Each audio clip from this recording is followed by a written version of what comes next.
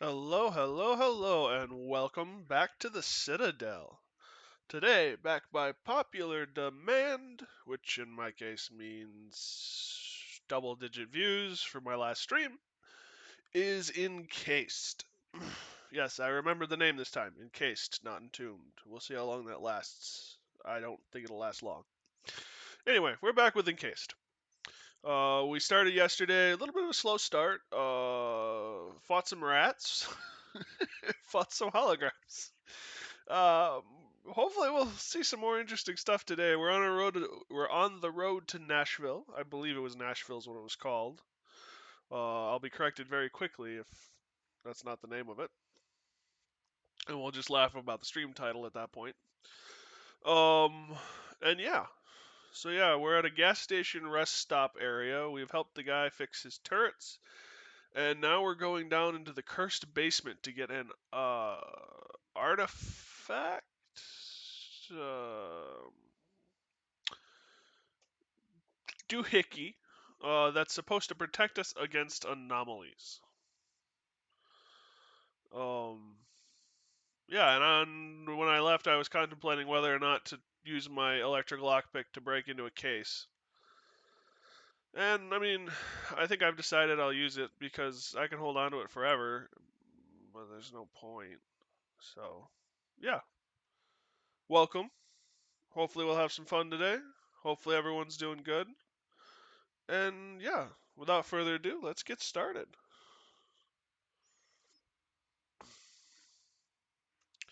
And I turn on the desktop sound. I remembered today. Booyah! It's the simple things.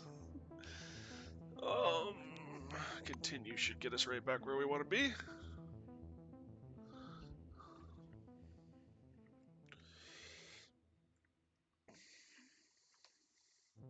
I will say, to a certain extent, I almost get like Fallout vibes from the game. I never played any of the Fallouts when it was a top-down game like this. What then is? I only played 3, 4, a little bit of New Vegas, and a little bit of 76, 67, 76. Um, I've never actually beaten any of those games. I always got distracted doing side content and stuff. But at least the general feel of the world and the lore is a lot of, you kind of have low grade equipment, but there's some stuff out there that with the push of a button or the swing of a sword or the thought of a maniac could destroy the world.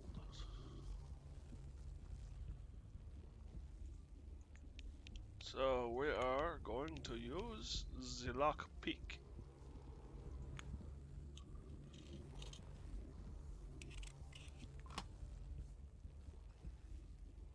A fixer and a pair of scissors. So not worth it. Did I break my lockpick doing it too?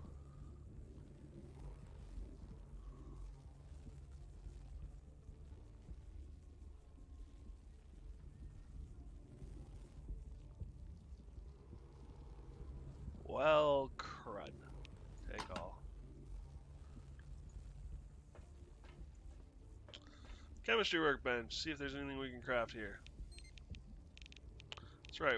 I made bandages last time we were on and used up all my goo. Go to rest.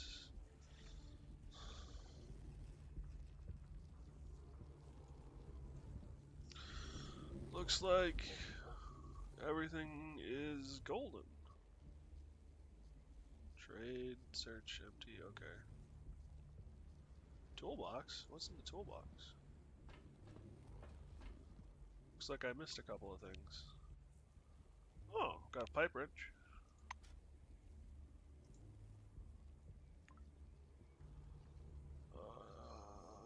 Antidote. There's another toolbox here. And another shovel. Oh, that's empty.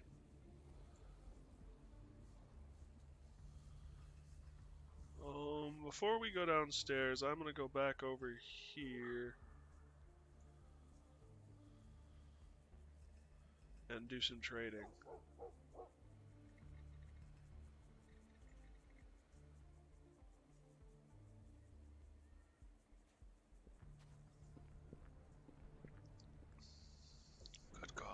Good coffee. The old man sits at the counter with his head propped in one hand. No food, no supplies, and the coffee is horse shit. Get out of here. Oh, it's you again. I don't need two of those.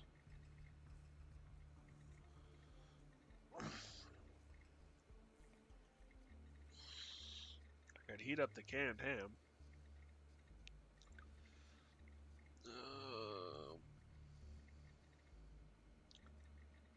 Oh, that gives me a tech modifier. Interesting.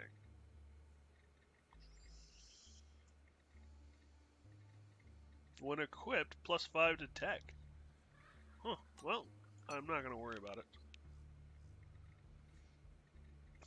Sleep grenade, cryo grenade. Got a couple of relics. That's what they're called. They're called relics, not artifacts. Ammunition,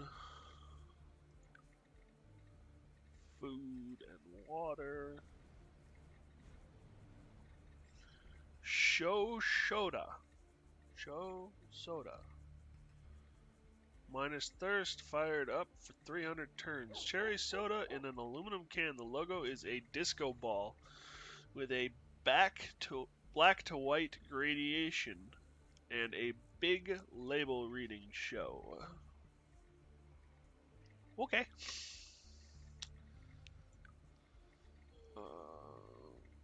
Medical.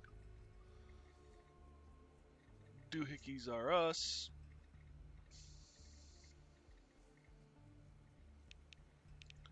He doesn't have. Yeah, he's. Oh, he has a little more. These eggs? Yeah, they're eggs. Cool. Supplies. Oh, his encumbrance is 52. His cash is 8. Well, that's not what I wanted. Although, I suppose I can just pick up more energy cells from... I'll use them.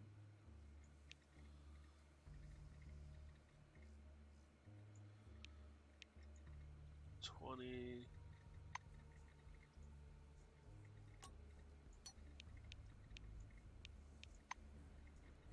28. You can get to 36. I can lose a couple credits on this deal.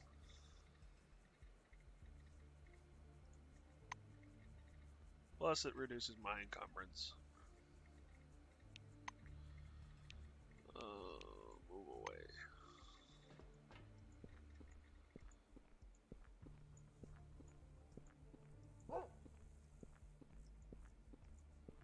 Wish I could figure out where the barking dog is coming from. Empty. Your personal box?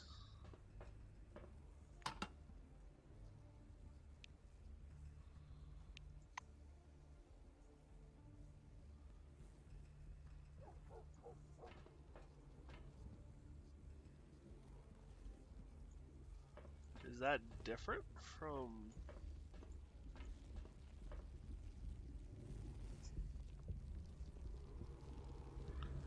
container? Yeah, it is. Well, let's go in the basement.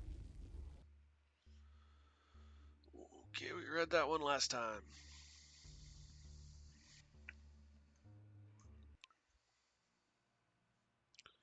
It would seem we are good to go. Okay. Sorry, I was double checking to make sure the volumes and stuff are where I wanted them. Oh, this looks healthy. Handgun cartridges, pistol bullets, and gunpowder.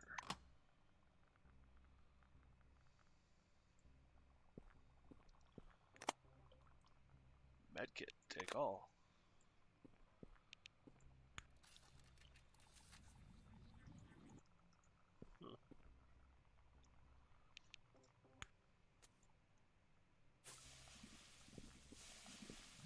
Ouch. Take all. So that didn't work. I thought the bolt was supposed to dissipate this stuff.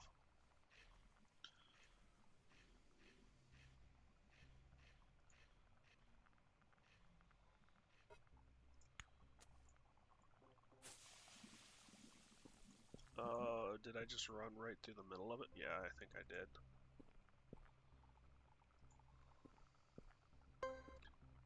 Ooh, secret discovered.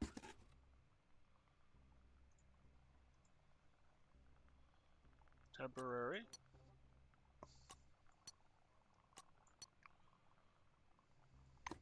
What was I gonna just hit take all?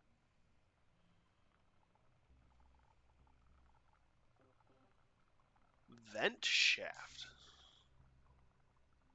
Oh. Oh, that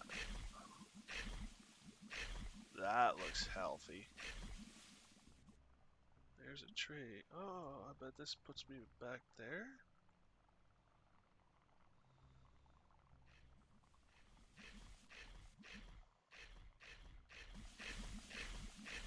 Old box.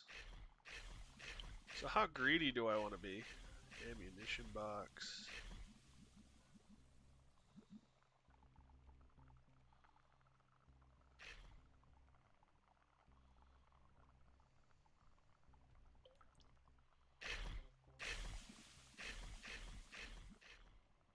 Uh,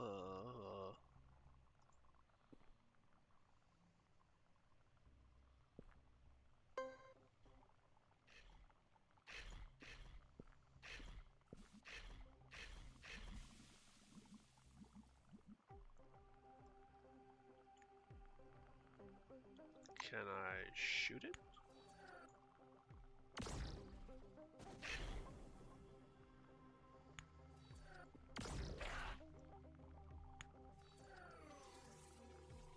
Oh.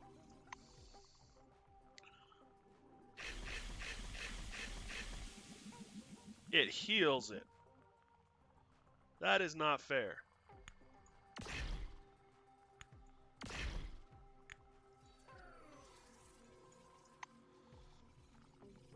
It's gonna hurt. Yeah, that hurt. Oh.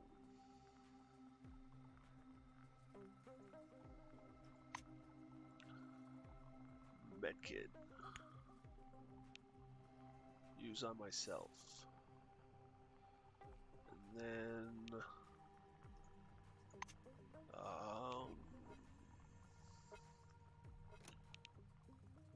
Size shock.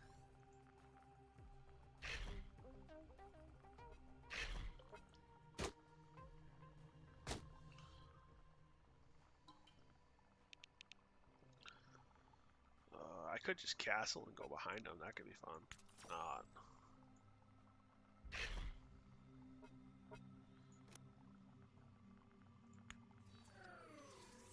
What does this do?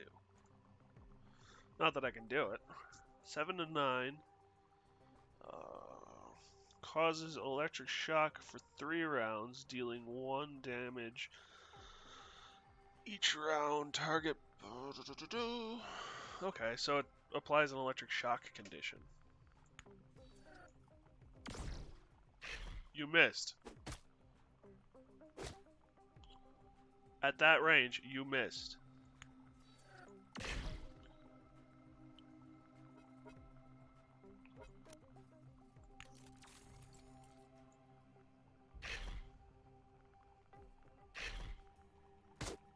And you healed, and that hurts.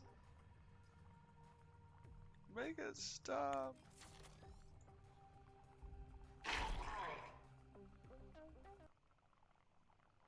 Alright. You have cigarettes. Okay, okay, okay.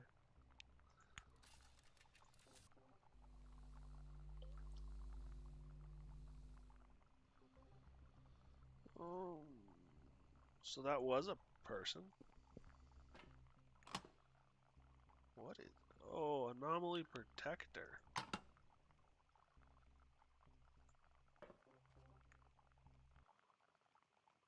Brass apple relic. Take all. And then we should also scan the tree.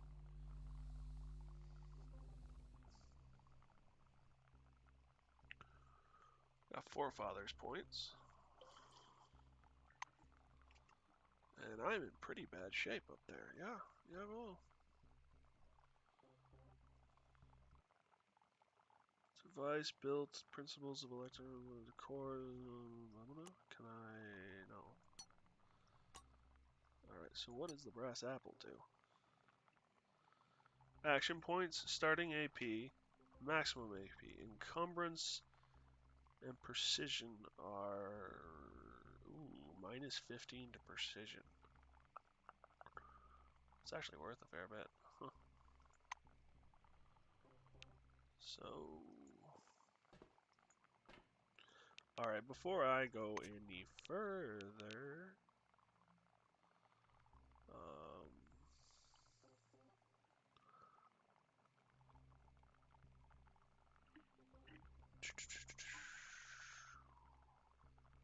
healing 5%. We don't want to drink the alcohol. How many med kits do I have?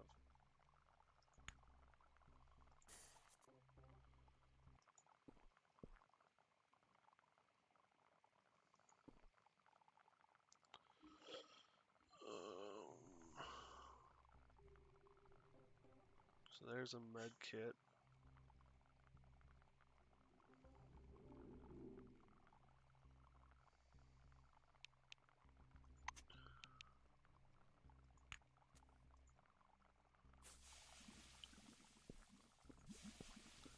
Ouch. Okay. We'll just run. Take all. Get in this little corner here. I should have in medical. Because this is poison, right? Toxic corrosion. Antidote. Detoxifies for 1 turn.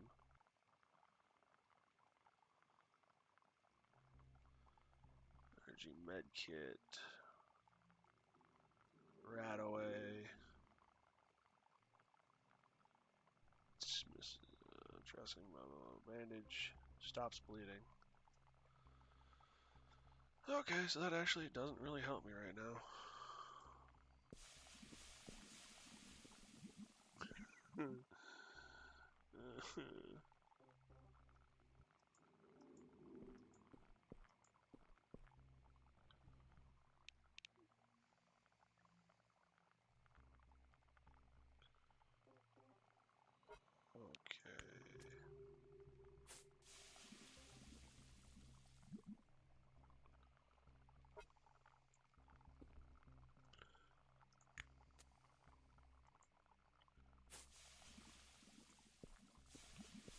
Really?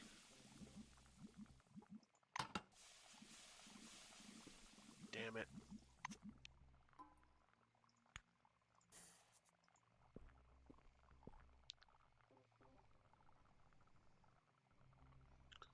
I should even have the negating goo, but oh well.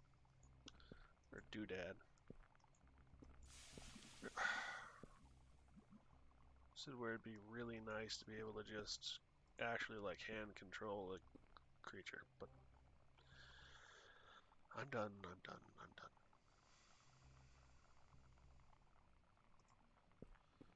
I need medical supplies, damn it.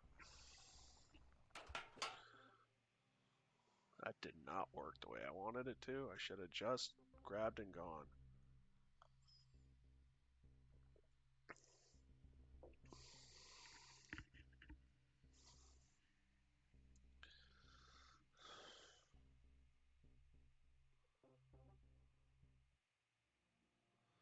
You know, the bolt thing doesn't really seem to do much.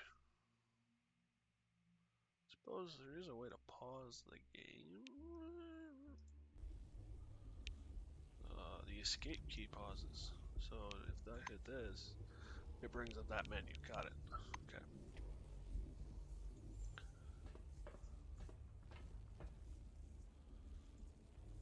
First, I don't want that, I want that.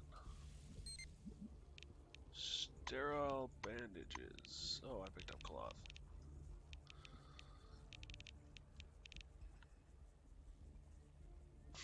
I've made a great plenty of sterile bandages. Let's save that stuff for something else.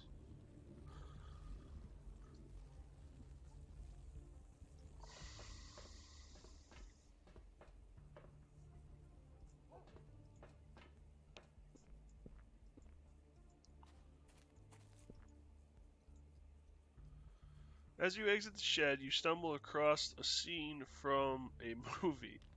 A dented Jupiter Moon parked by the roadside shop, with four strangely dressed tramps idling about.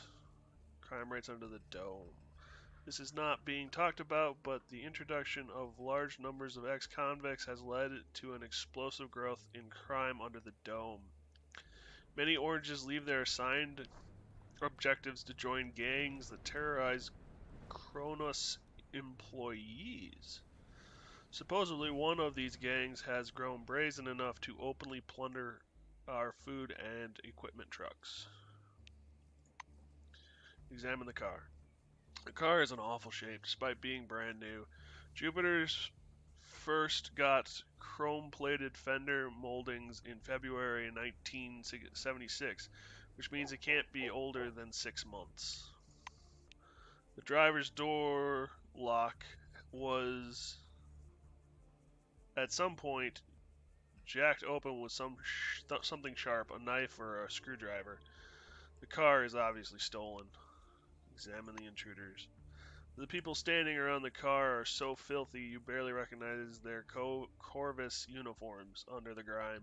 The name tags have been removed, of course, but the ruffians' tattoos make it clear you're facing oranges. Call them. Quietly call out, and the bandits turn to you. One of them, must be the leader, takes a step in your direction, eyeing your clothes. Well, well, well, who's this in the nice, clean uniform? He grins nastily. So here's the deal, guest. You and that old codger behind the counter are both going to chip in for our gas, and maybe I won't stress test your skull today.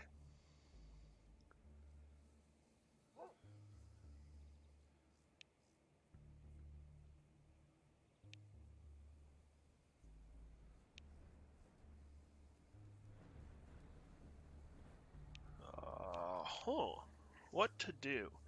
So I could just give him a canister of gas. I am not inclined to do that. In for a penny, in for a pound, and I don't want to give them anything. Ask for 20 minutes to cinch the deal. Say that you're ready to quote-unquote chip in. Answer that you've got a better idea.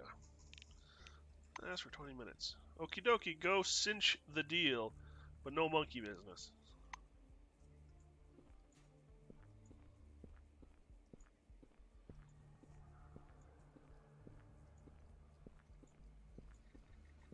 You bastards. Melville agitatedly examines the blue car through the dusty glass. They what? How did they... They already barged in? Well, that's no good.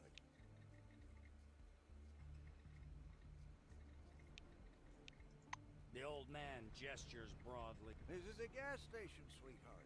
Try rummaging around. But don't you touch the dumpsters.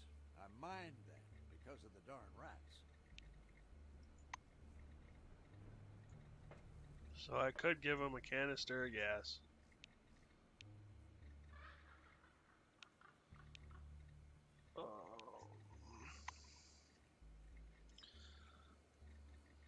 I'm getting kind of tired. I'm not very hungry or thirsty, so that I don't have to worry about.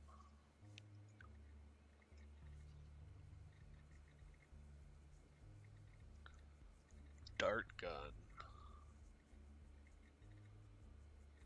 Damn, that's worth a lot. Reload is longer. Do I have any air power? Let's... Ammo. I do have airgun powerlets.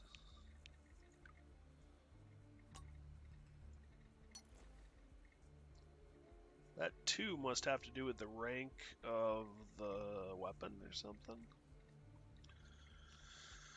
Weird.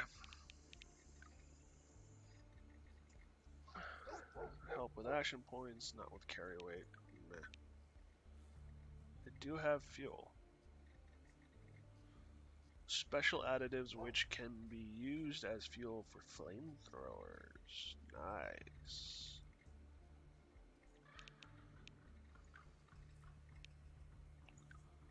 Oh yeah, I was gonna eat and drink.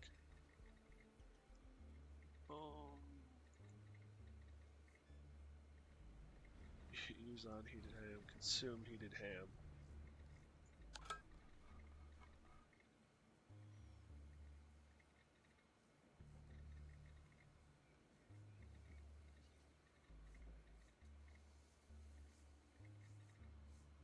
Thirst of 3.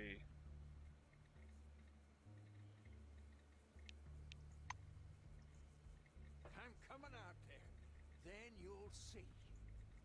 I'm coming out there, then you'll see.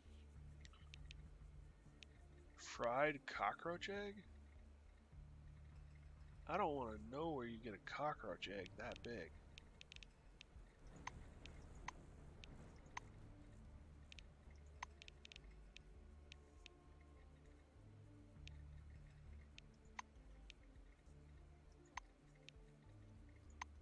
Boiled, fried rat tail. Not the... Oh, rat foot, salt, and an onion. I don't know how I feel about this. Ungodly salty food for... Ugh. Ugh. I mean, at least it's, like, ham.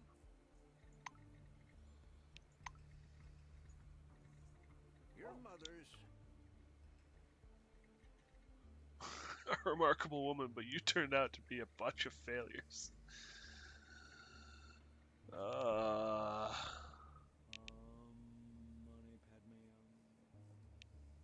So what do we got here? Is it just the 2 of them?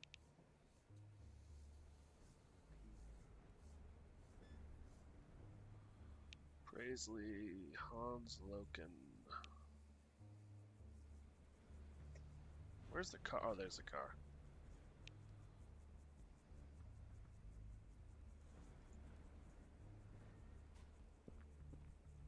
Oh, you again.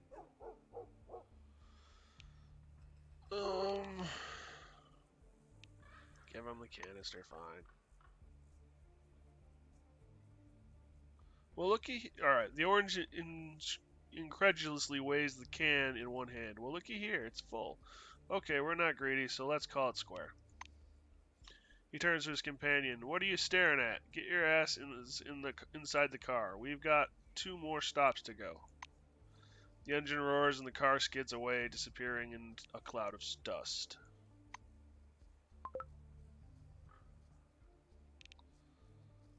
Yeah, don't sit right with me, none.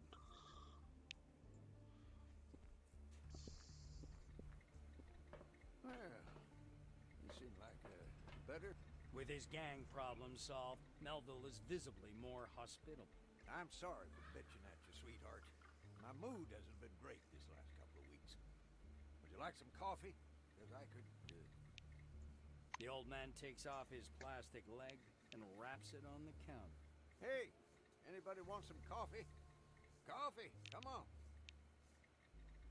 Ask how is it here. You can't tell if Aaron is coughing or laughing. Well, it's seething with life. People come and go. White wingers hanging around the swamp.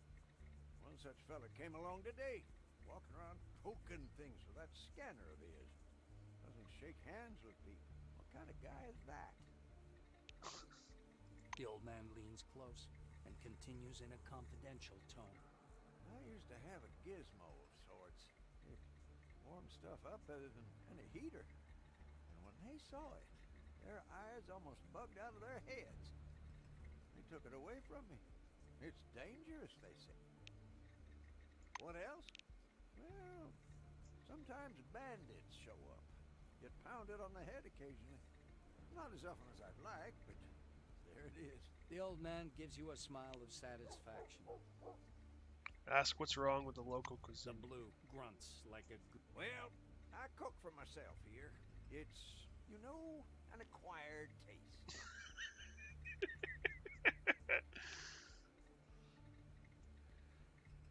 Tell him some strange creature attacked you in the basement and you killed it. The old man scrubs his bald... That'd be my stand-in, I think. And here I reckoned he'd gone and quit on me.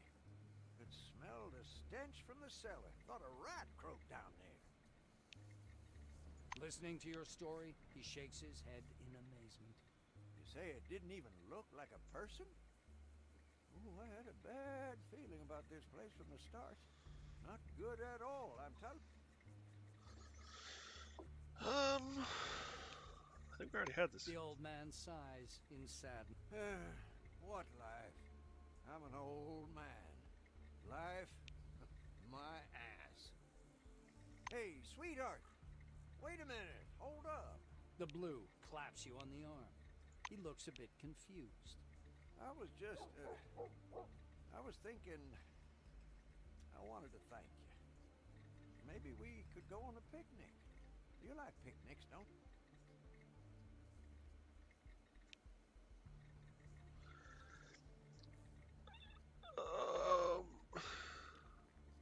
So I'll do it.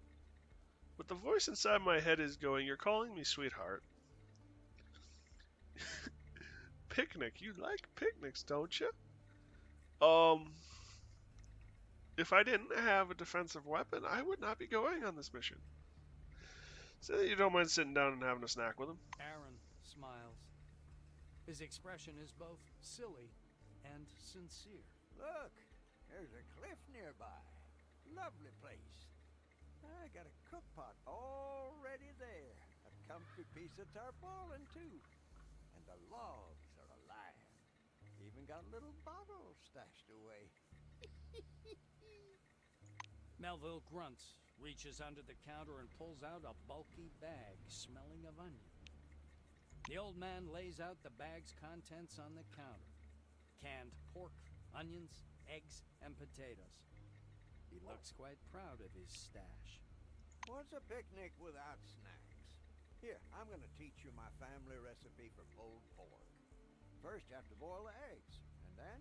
Gesturing excitedly, the old man reveals the secrets of Melville family cuisine. I'd cook it myself, but I'm sure you can do better. See the stove behind me? There you go. Use it. Go ahead and cook. The blue rakes the food back into the bag and gives it to you. Take the bag and move away. So, go cook pulled pork. I think that's what he wants me to make.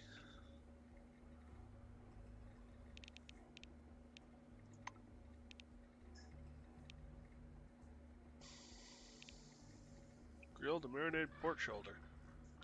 I mean, it's canned ham. I have a hard time calling it pork shoulder. Aaron stares into his screen and mutters to himself. Where am I gonna get all them pawns? You filthy dog. He notices you. Ah, it's you. Well, come on, speak up. What do you want? So you made some pulled pork with Melville's original recipe. Squinting skeptically, Aaron takes a piece of pork and tries it. Well, what do you know? That came out pretty good. He lowers his voice. There's that guy with the rock, the white by the swamp, and those two hippies. Ask them if they want to sit with us, too. If you got anybody else in mind, call them, too. More people, more fun. Say you'll invite others to the picnic and move away.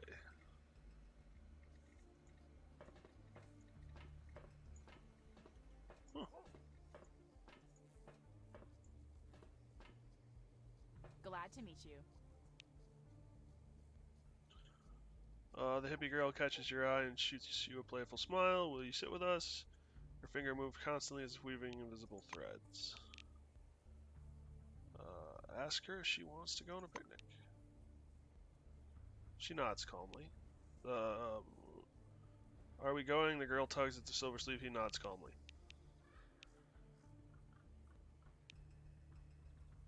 Ask about it. Whoops. No.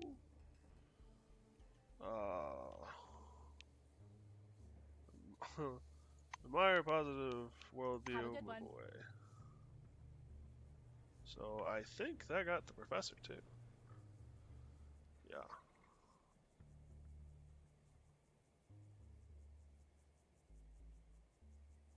So there should be this guy. Oh, he's gone.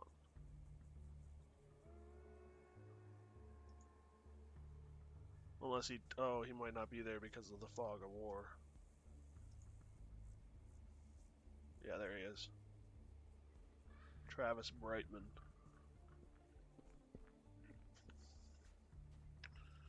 Oh, hello. Invite him to the picnic. The picnic? Seriously? With a grumpy old fart that can't even fry eggs? Sure, why the hell not? Ask his opinion on how you resolve the conflict with the Bangans. You have a way with words, that's for sure. Me? One look at those hard cases and I'd have turned tail. No way I'd talk to it with them. You gonna tell me anything new? Yeah, you already told me. Come back again.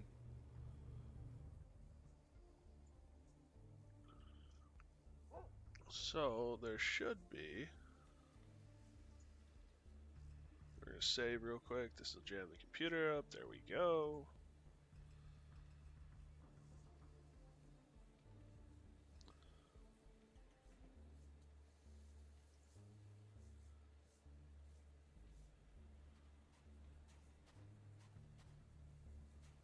Clara briefly looks up from poking around the engine. So, how's the situation? Sure you don't want some nuts? Water, maybe. I have some here. Ask her about our mission. The blue unscrews a nozzle from under the block, examines it, then screws it back in. Huh? The mission? I missed that part. Sorry. Kingsley told me to take you to your group. They've lost connection with them. You don't know anything about that, do you? Ask her how she ended up under the dome. The woman distracts herself from the repairs for a moment. It was what they call a divine providence. I wasn't content with my life. Felt like he was putting my faith to the test. I was angry with him and wished he would send me a miracle. She stares past you into the distance, her face One day, I suddenly realized the Lord had already shown me a real miracle. My false pride made me think the miracle should be for my eyes only, but it was for everyone to witness. Do you understand? Psyche 5, look into her eyes, you realize she's talking about the dome. Clara fixes her gaze on you. You see? Yes, you do. We are all witnesses to a great miracle. The Lord has given us all this to let us know He is near, watching us. She falls silent, but can barely contain her excitement.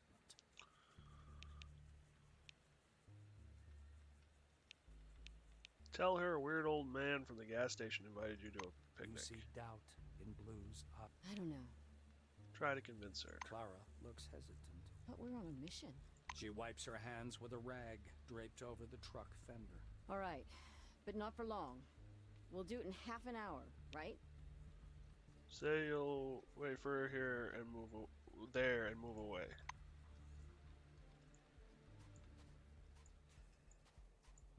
Time to go find the scientist. We'll see how much of a mess I've actually made of this by inviting everyone.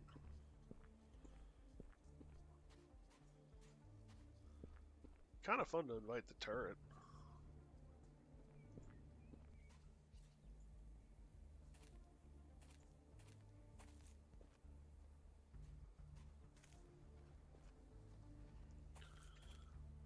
Glad to meet you. Ask if you'd like to go on a picnic. Yeah, why not? I'll be there. Hope to see you again soon.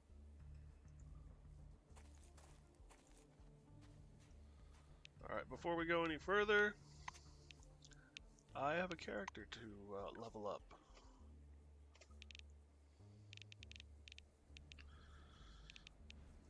Psionics. How many points do I have? 19 points.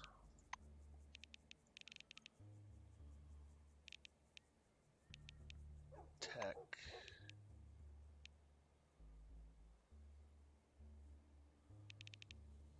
Influence. Survival.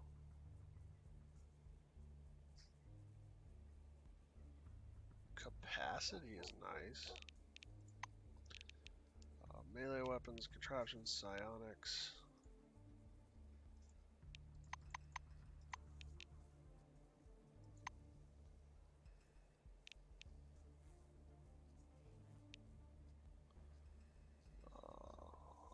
So I'm at 80.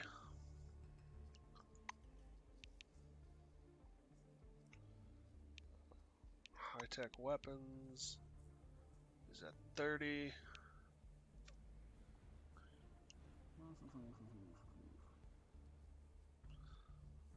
Darts.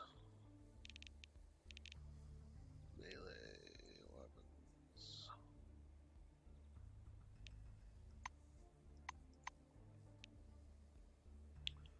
That's a 25.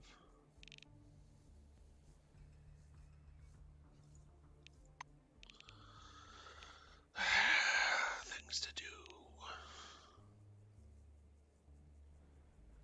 1, 2, 3, 4, 5, 6. Getting gunsmith out is a good idea, I think. Science. Ballistic calculations. Hacking. Oh, hacking. Password protected terminals, computers and networks. What are you at, 22?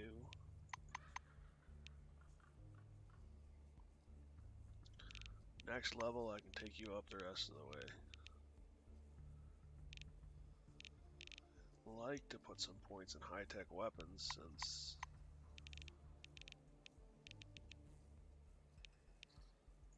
alright.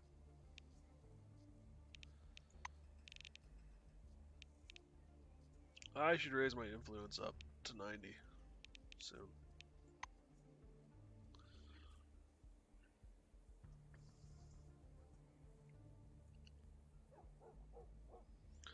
Save this puppy.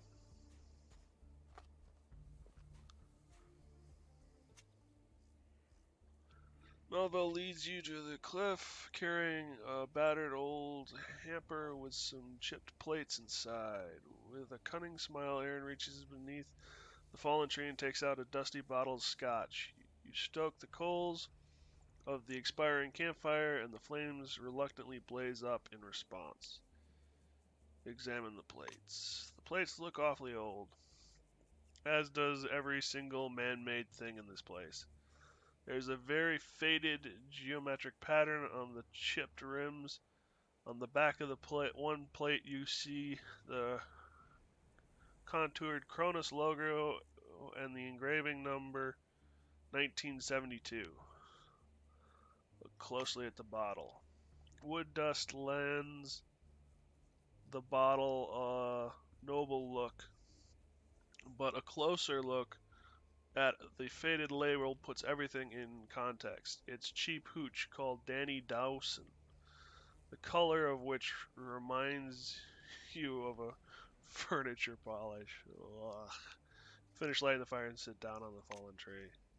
You sit down and stretch your legs towards the fire. The sun peeks lazily out from behind the clouds. Even the distant howling of the storm seems to have calmed a bit.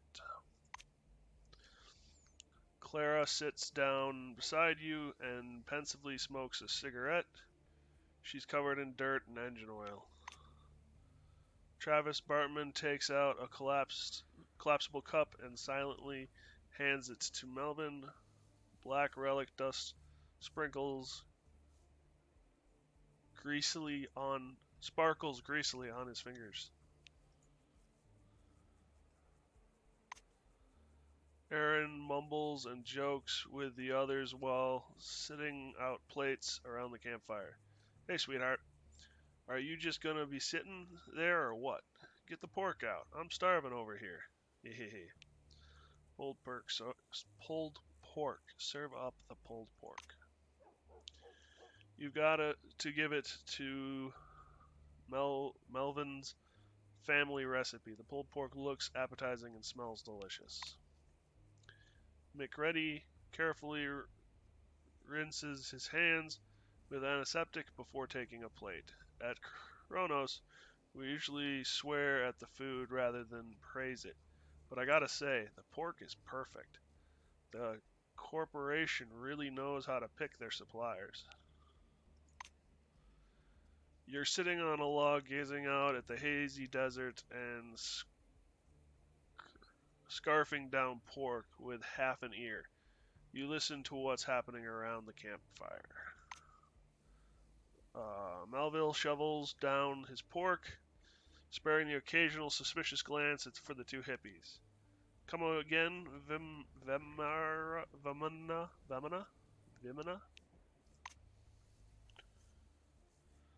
The Indian fella, I think that's Indian at least, slowly nods his gray head. Yes, exactly.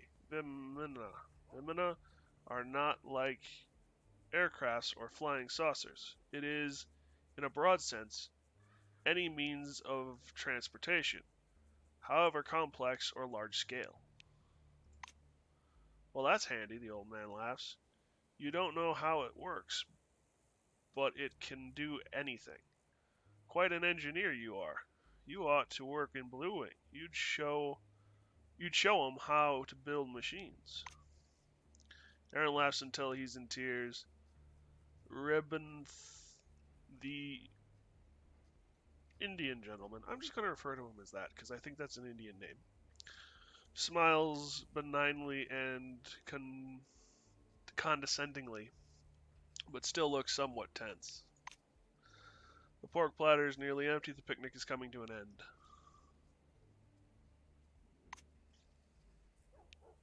Melville limps to the edge of the cliff and slips over the edge.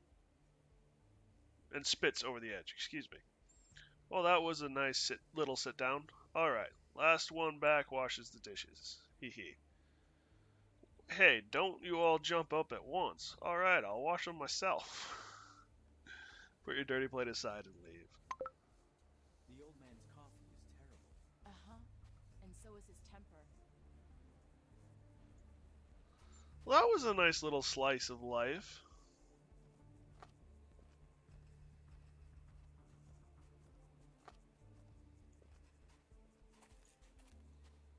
That was cool. Not much point to it. Quests.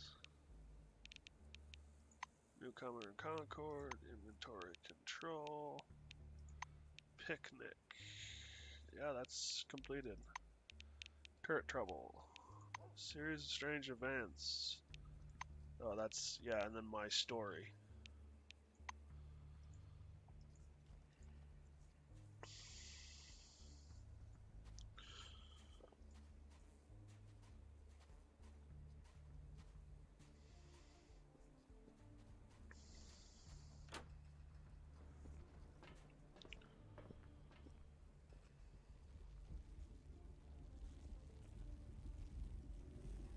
Oh.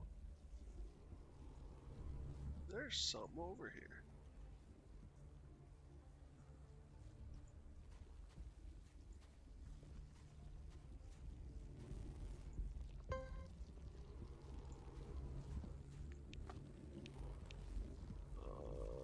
Trapping allows you to quietly install a bear trap.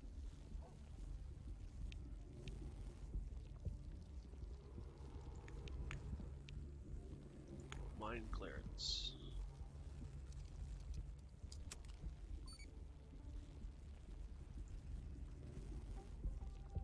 Encounter with some giant rats. That looks interesting, though.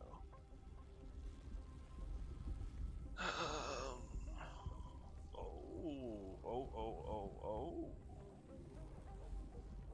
could make my life very easy. We're going to castle. Thank you.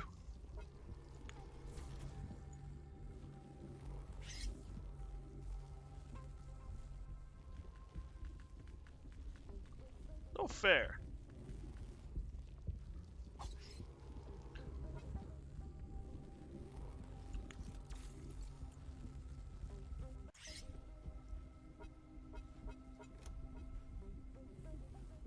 Oh. So I can't shoot you. You require too many action points. Interesting. We're gonna go back to the laser.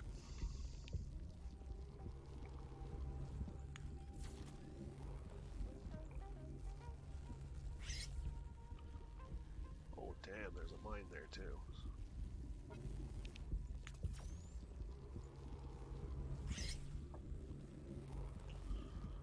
Not bad. Take all. Can I scan you? No.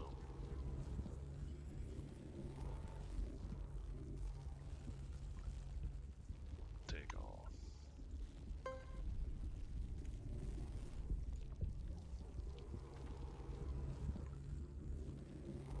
Ammunition. That's right, I gotta swap out my weapon before I forget. I wanna go back to this guy.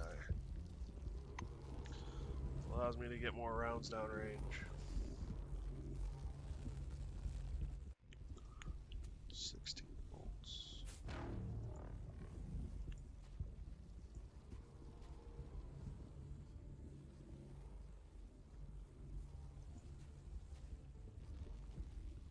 Oh great, I'm a little tipsy.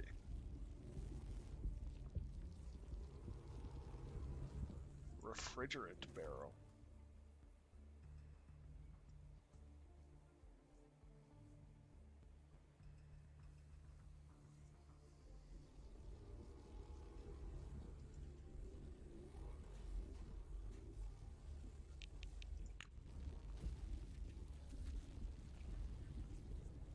So there's actually nothing over here.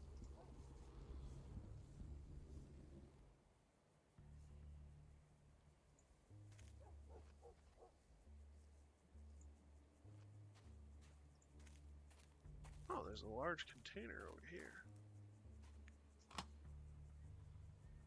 Meds. Ooh. Okay. Rust Eater radioactive hazard sign. So we want meds, thirst, rad force, minus to radiation, energy resistance, biochemical. So that just takes the radiation down.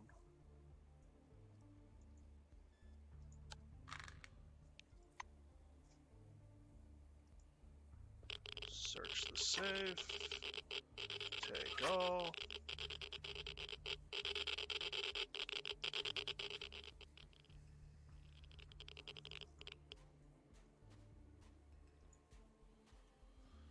Okay, so I just got irradiated.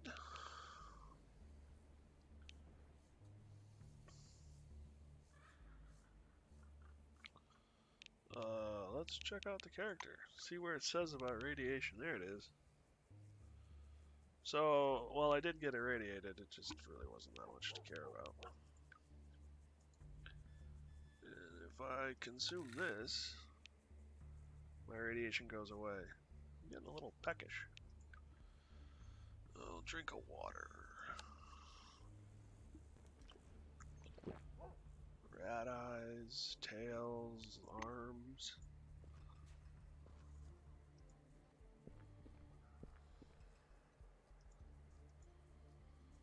See if we can cook any of this stuff up and sell it.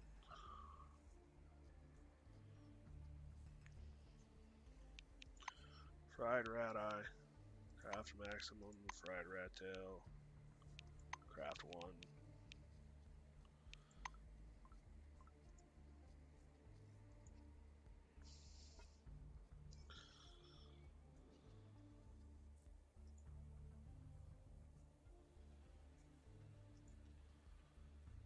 Get over here.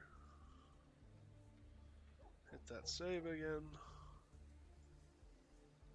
Move on our way. Clara briefly looks up from poking around the engine. So, how's the situation? Sure you don't want some nuts? Water, maybe. I have some here. Say that you found a relic that protects against the effects of the anomaly. Really? That's good news. We could have been stuck in here for a long time. Radio's still not working. Say that you yourself will install the relic into the Clara truck. slides off the truck's caterpillar track, letting you get to the motor compartment.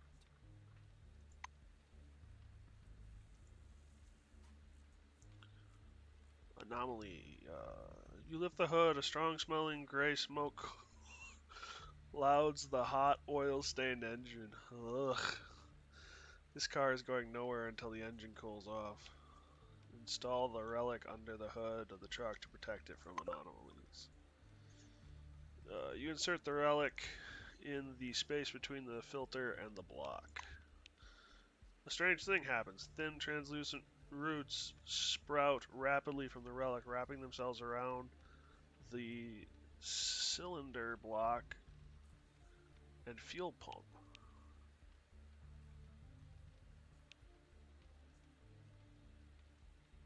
Head for Nashville.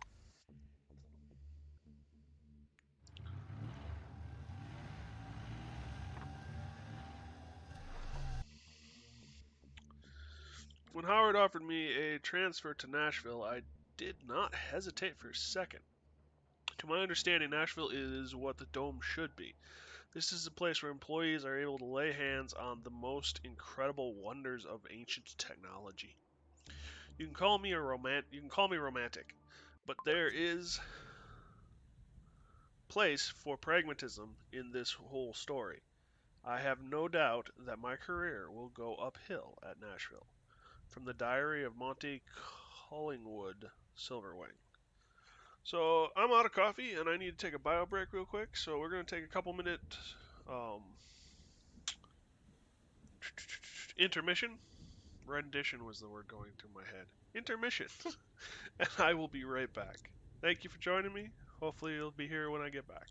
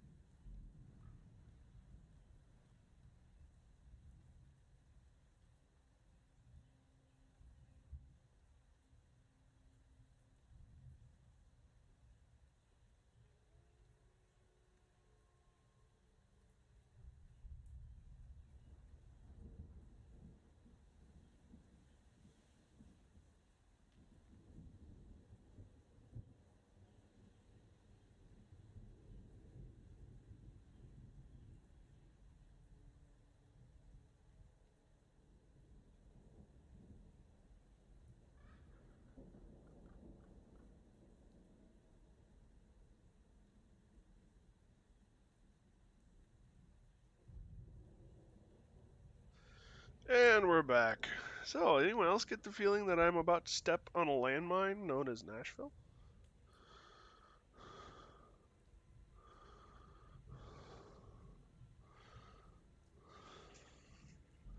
This to me seems like a poor decision, but hey, what do I know? Actually, I know absolutely nothing. As you approach Nashville, the realization hits you that something is definitely wrong. The boom at the security checkpoint is up, and the turret indicators are glowing red. Black smoke rises over the parking lot. Oh god, oh joy. The automatic guns beep and direct their gun barrels at your vehicle. You and Morgan exchange concerned looks.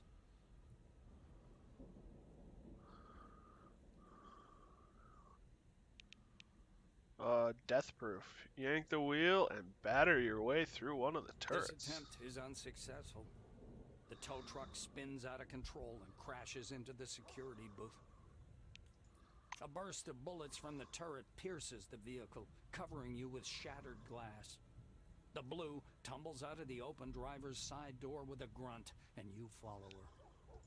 Sitting beside the truck track, you lift your head to see Nashville ablaze. Black smoke billowing overhead and intertwining with the maelstrom above the station. It whirls slowly and majestically, hundreds of tiny green lightning bolts flashing silently in the epicenter. Okay, so we found hell on Earth.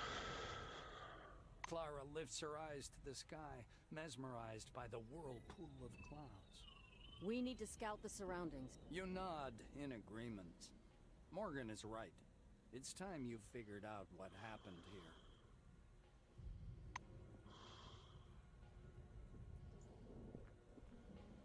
Salutations. You bend over Claire where she lies beside the bullet-ridden truck. Her pale face is splattered with blood, her eyes half-lidded, seems to be unconscious, but when you lean over her, she grabs your hand with her bloody, slippery fingers. Claire struggles to fix her wandering gaze on you. Repeat after me. Depart, O Christian soul, not of this world, in the name of God, the Father Almighty, who created thee, in the name of Jesus Christ, the Son of the living God, who suffered and died for thee.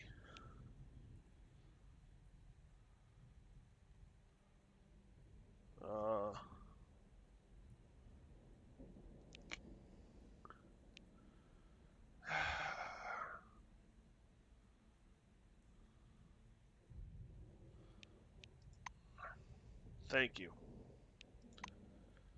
In the name of the Holy Ghost, who sacrificed thee, let peace come to thee this day, and let thy abode be in holy Zion, in the name of the Blessed Virgin Mary, Mother of God, in the name of Blessed Joseph, in the name of angels. Her head falls on her shoulder, and she closes her eyes. Only her chest, heaving abruptly under the blood-soaked jacket, shows that Claire is still alive. Accident victim. Talk, examine. Is there anything I can do for her? Like apply medical stuff? I have bandages. Can I bandage you?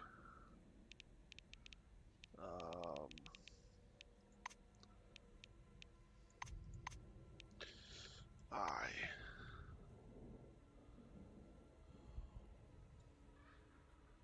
What are these? Irradiated gloves. Nice. Go to medical. Use. Add sterile bandages to belt.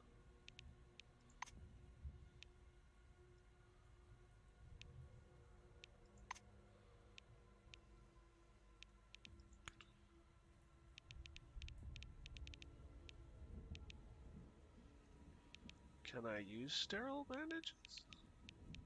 There they are.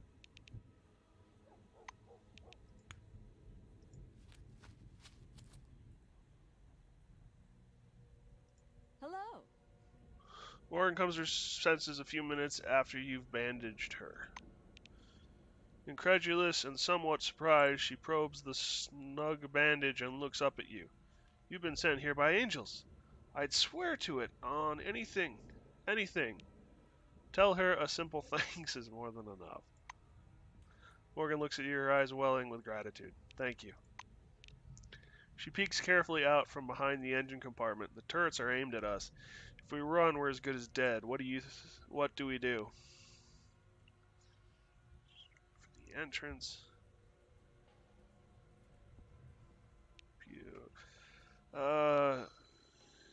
While you handle the turrets.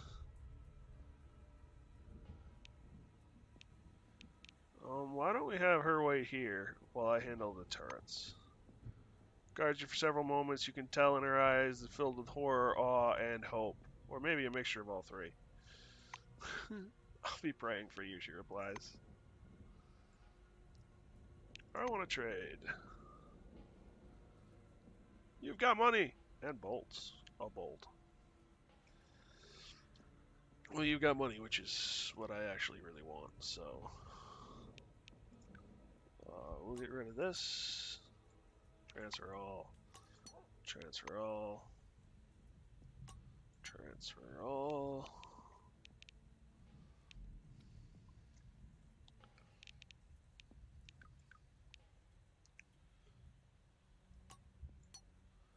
Give you a wrench.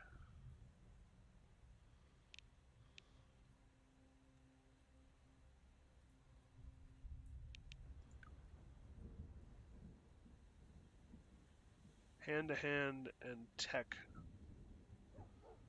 High weapons, science. Okay.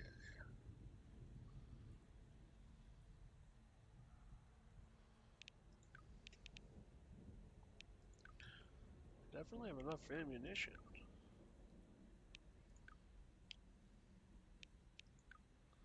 But of course I've been trading for ammunition for a while now. Equal out the balance. And accept. Leave. Alright, let's see what we got here. There's a turret. Throw a wrench. Oh, I don't have a wrench anymore to throw.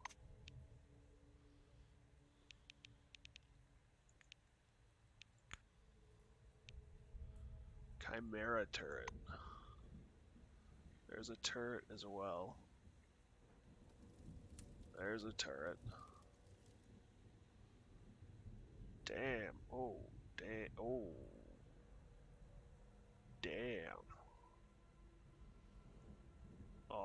Okay.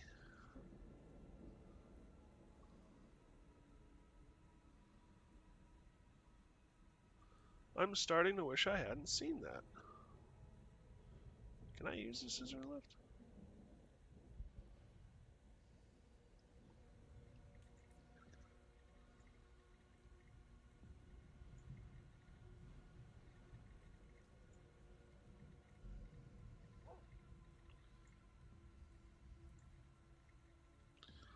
Why won't you?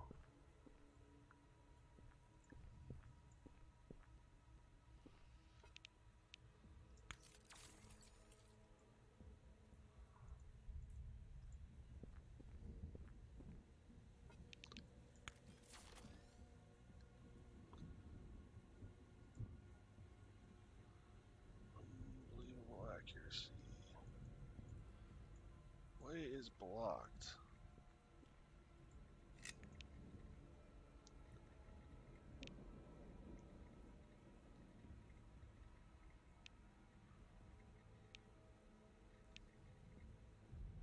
Required tool.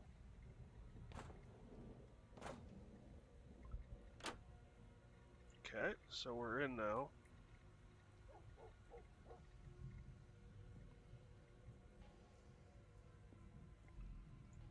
Military grade. Take all. Ammunition box. Take all. Locker. Ooh.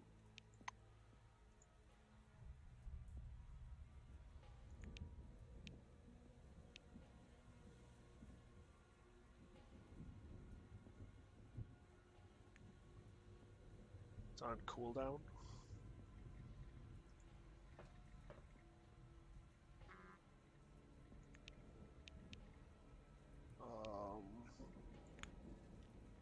Access denied. Insufficient score? Damn.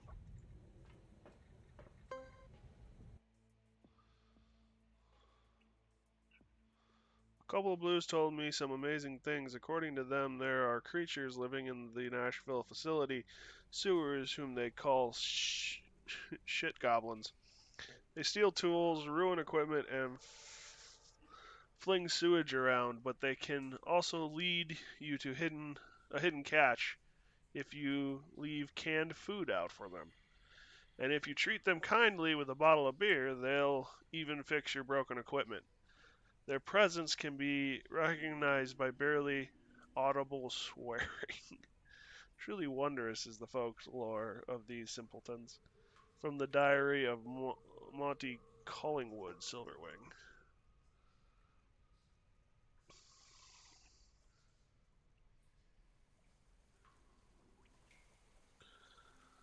Well, I've found myself a happy place.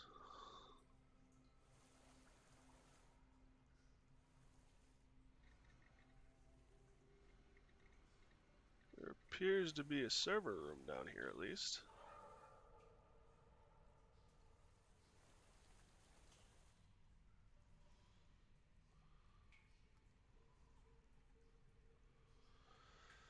Okay.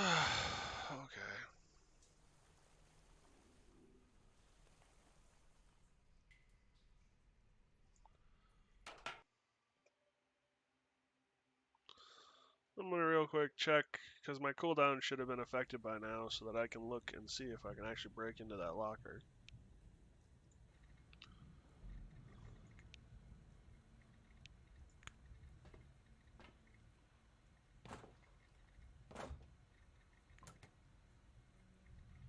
More ammo.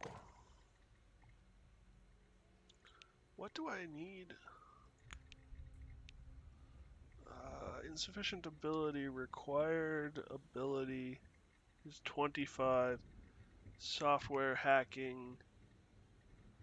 What is the ability itself, though? 15 of 25, because I might have the ability to boost it if it's technology.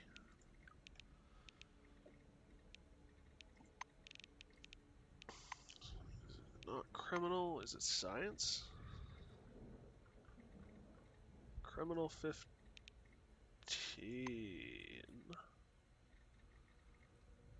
Tech 15. Oh.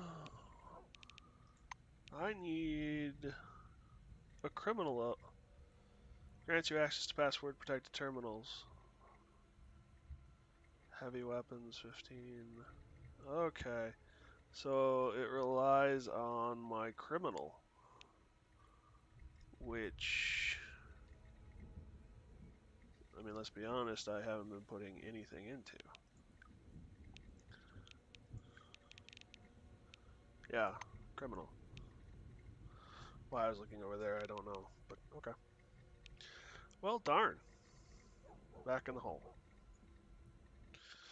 Because with that many turrets, there's no way I'm running around with my pants hanging down.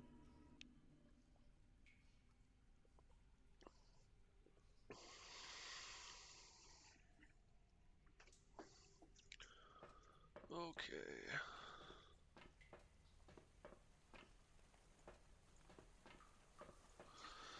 Seems like a happy place.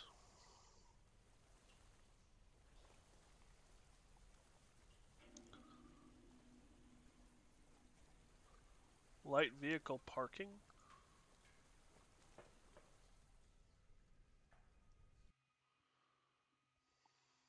Let's see what's in light vehicle parking.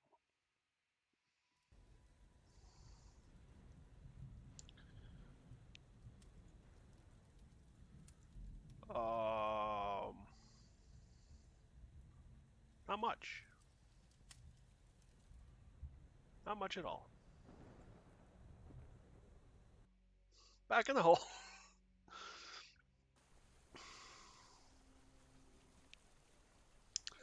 Although now that I've said that, I think I saw a corpse, which means I want to loot the corpse.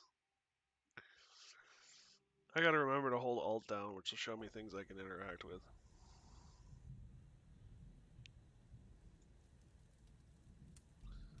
Yeah, Blackwing employee. So we're gonna go into stealth.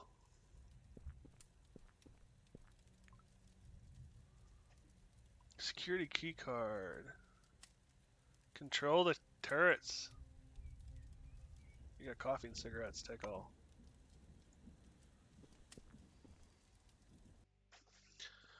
Good. It's a good thing I double checked. Alright. Well, let's explore down here a little.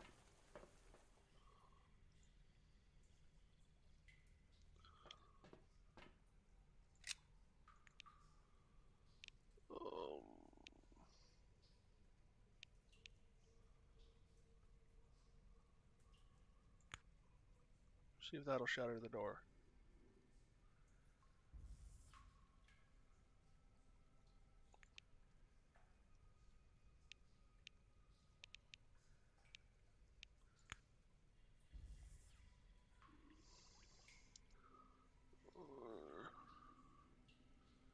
Energy damage. So if I keep doing this, will it die eventually?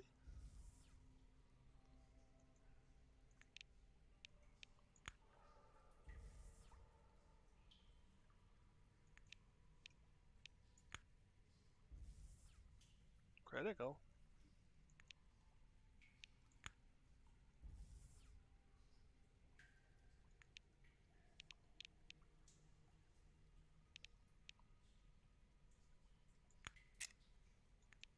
Oh yeah, its health is decreasing.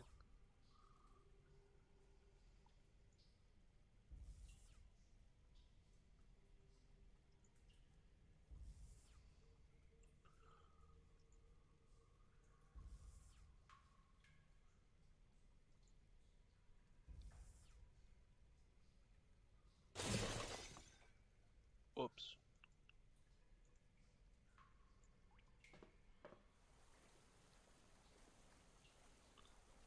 Read.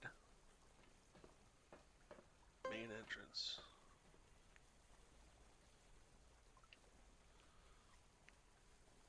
Skylar, Try, and others. After reading this note, leave it in a conspicuous place.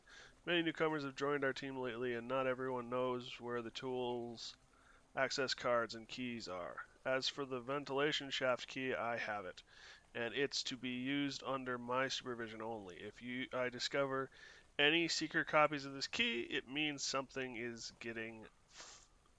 is getting fired. Okay.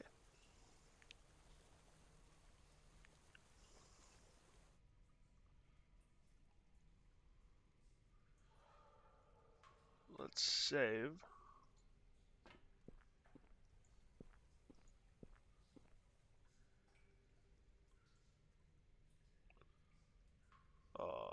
Roach. We can call that a roach.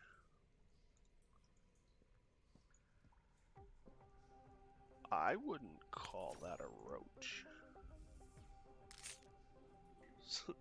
Suspects something. I would hope it suspects something.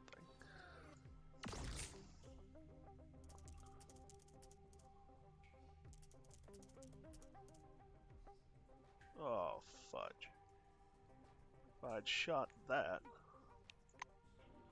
this could be all over by now.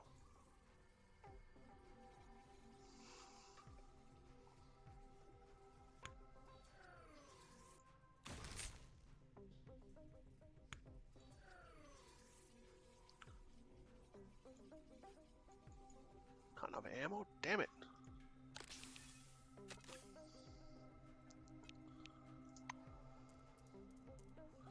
So it's stuff. Oh.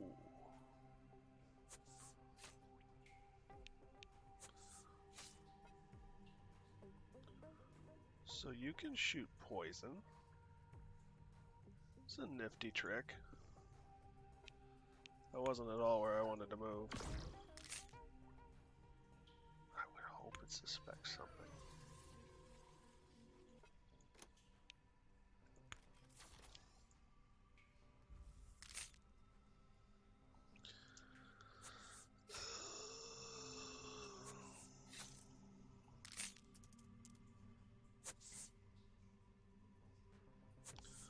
I need to pay better attention to my surroundings.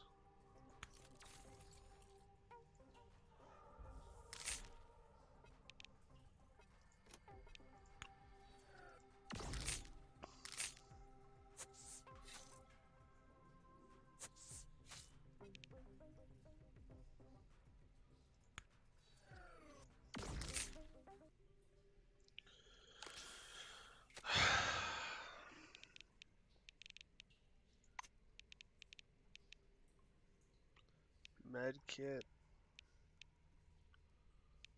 Alright, we're just gonna bring up the list here. It's easier than trying to figure out what one of these does. Consume sterile bandages. No longer blood loss, so that's not actually gonna do anything to help. Fine, I'll consume a med kit.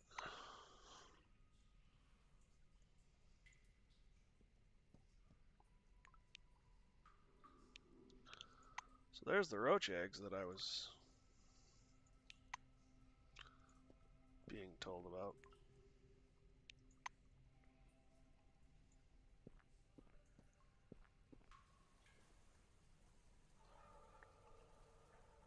Boxes?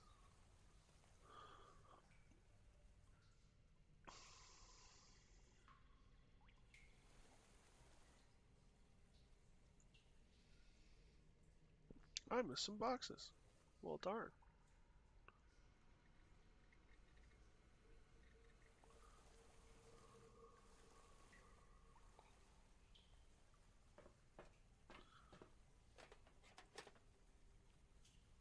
Nothing found. Well, drat. Oh well.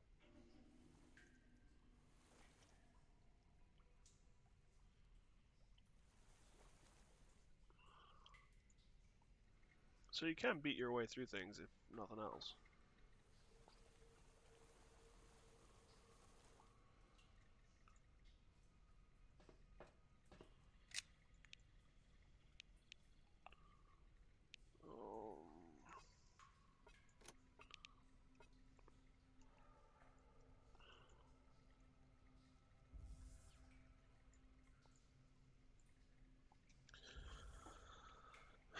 Coming through.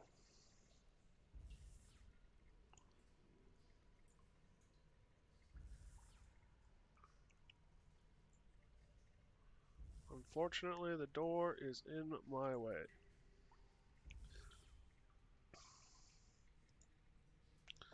To the server room. Oops.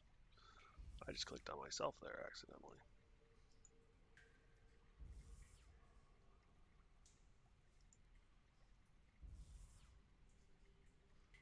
Can I also just point out that I think everything I've done up until now has been completely and utterly illegal? Nice thing about using psi abilities that I just realized is it doesn't use ammo.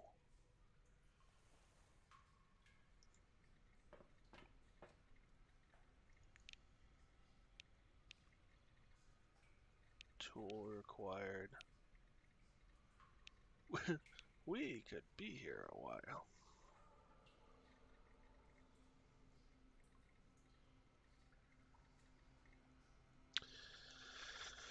Okay. I think the facility, well, hopefully my damage to the facility isn't going to be that obvious when you compare to the damage that's already been done.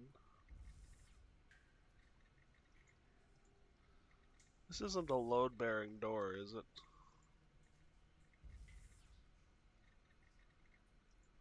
I hope not. Critical. I suppose without psi abilities, this would all take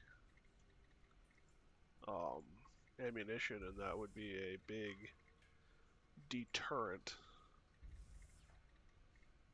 to do it.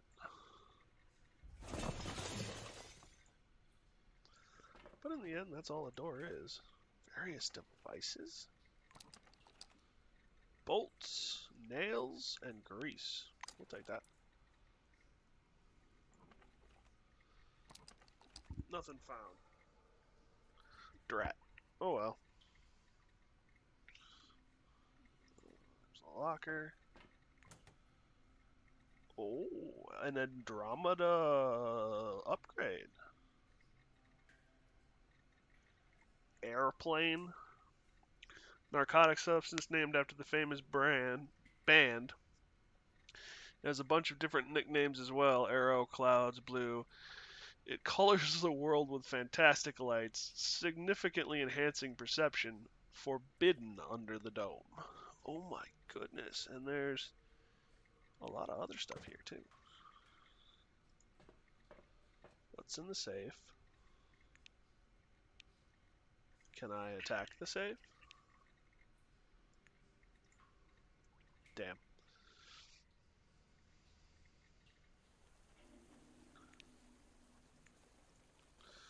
Just want to search that. There's more ammunition and stuff.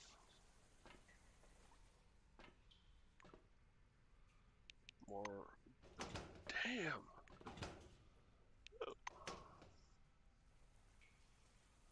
And there's a terminal here. Wonder what's in the terminal.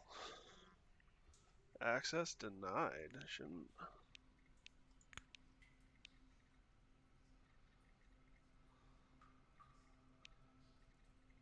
Hacking.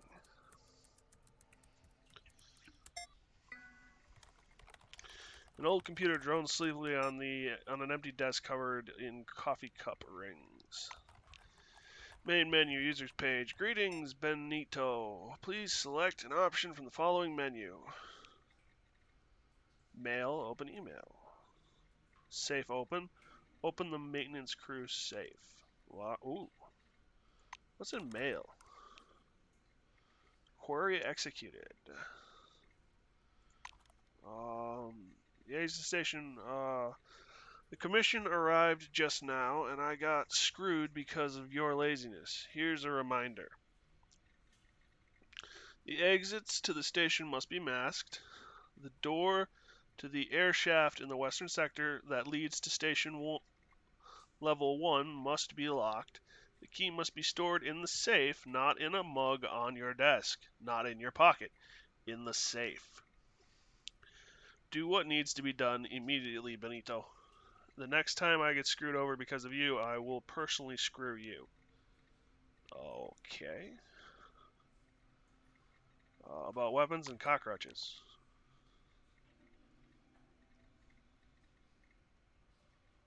Vincini. Kara and I picked up some guns from the armory yesterday and went down to help you guys deal with the cockroaches. Mitch complained that so many critters had spawned there. He couldn't deal with it. So, here's a note. You can mow them down with bullets, but the flamethrowers are like fire to them. That pun's kinda dumb. Huh. Their shells don't protect them from the heat at all. For the same reason, energy weapons only affect them in thermal mode, but they're very resilient to regular energy beams. P.S. Get well, man. Benito, I'm sorry, okay? Please don't ignore my calls. I'm feeling pretty low right now. I constantly dream of pizza. Don't laugh. But these dreams are very frightening. I must be sick.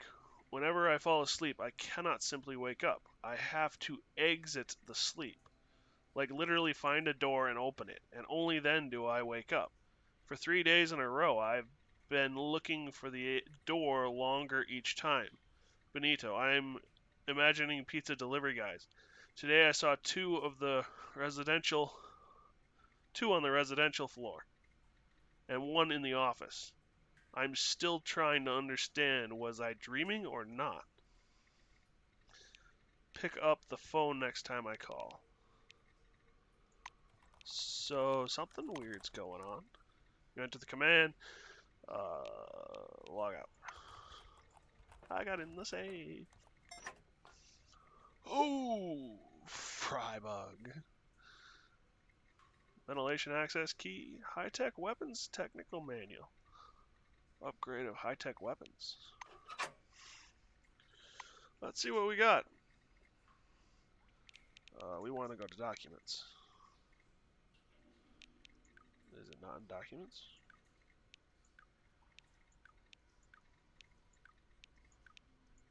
Did it go somewhere already?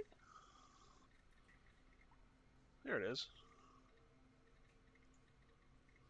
Allows to perform upgrade to high-tech weapons. Overview. Doesn't weigh anything, so I might as well hold on to it. It doesn't count as... Is it a quest? No, it is not a quest item. But damn, do I have a lot of keys. Actually, before I get any further...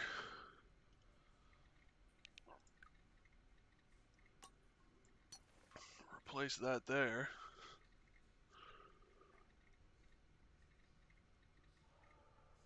So flamethrowers count as high-tech weapons. Good to know.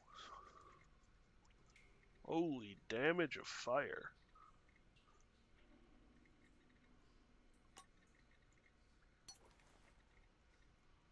What do my loadout look like?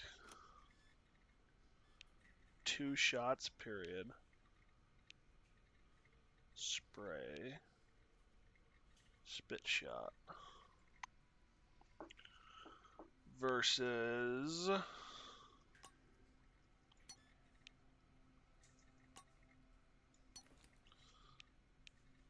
energy shot and ionize.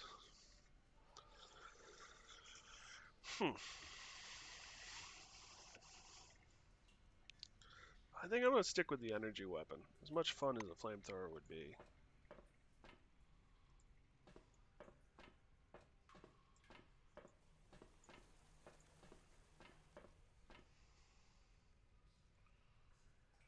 Ladder to the generator.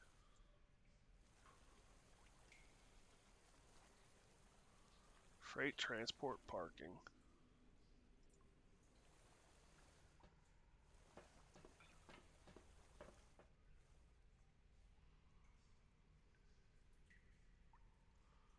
Freight transport parking.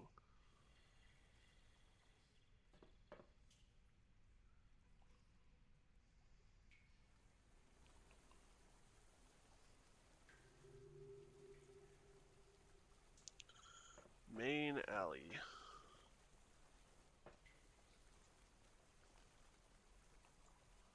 Ammunition box.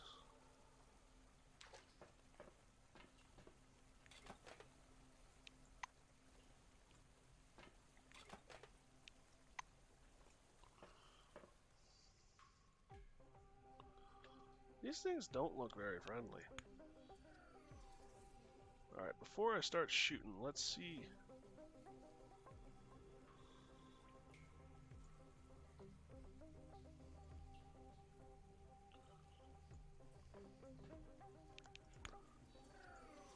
Not in the firing line.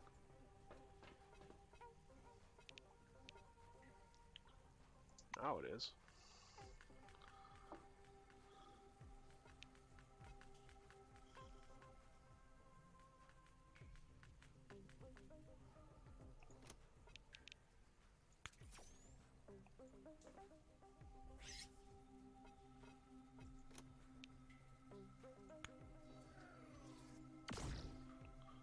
Damn.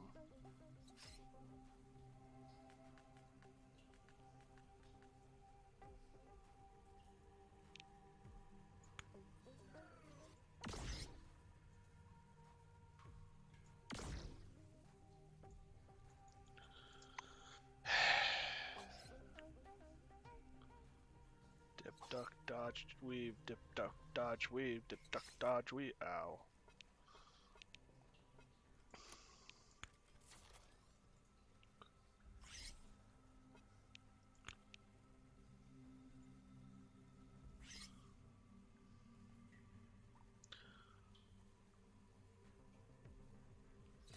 So my glove is the way to go. It does the most regular damage.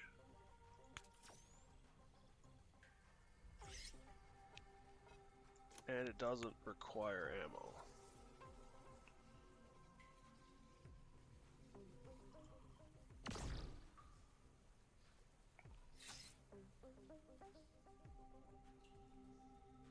This is this ladder to main alley.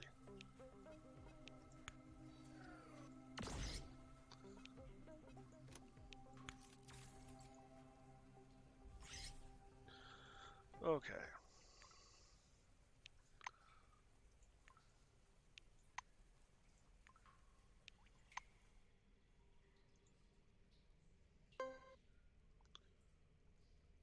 Something was discovered? Large container. Drop. Nope.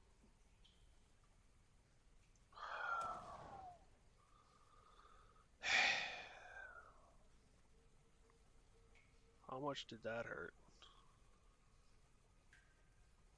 Well, I got a level 2 pipe wrench out of the deal.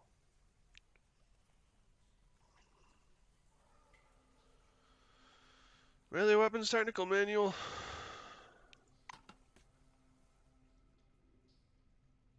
I gotta pay a bit closer attention to stuff.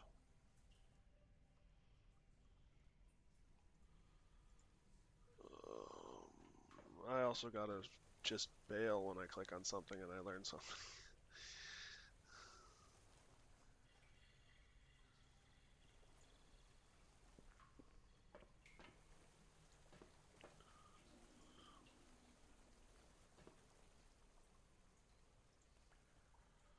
Alright, so I'm gonna go up the ladder to the checkpoint because I think with the black wings key card I can shut down the turrets.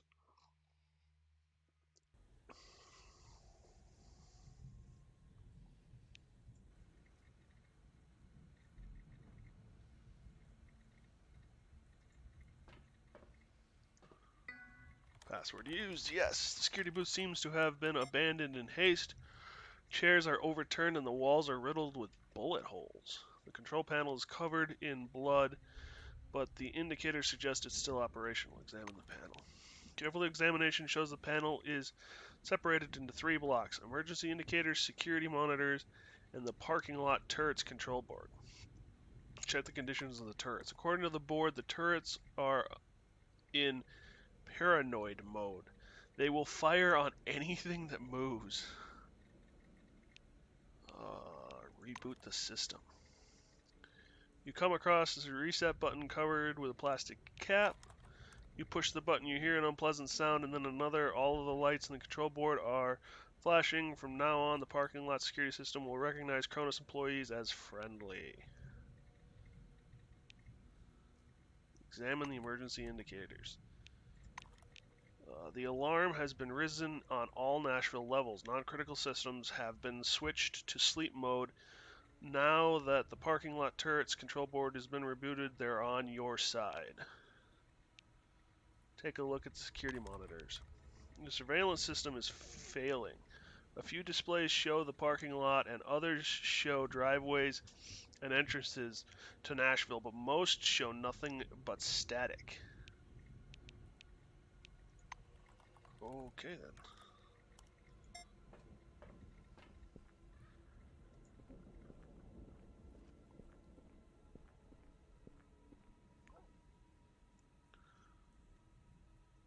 Serrated blade.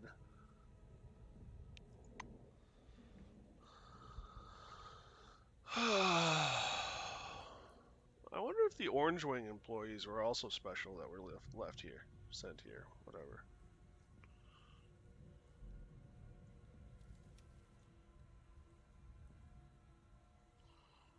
Let's see what's up here.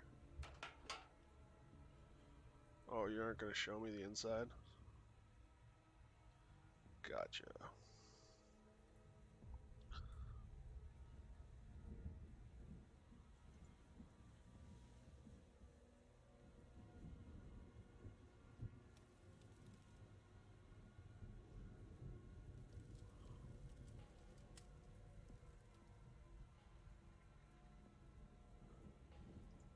Good day to you.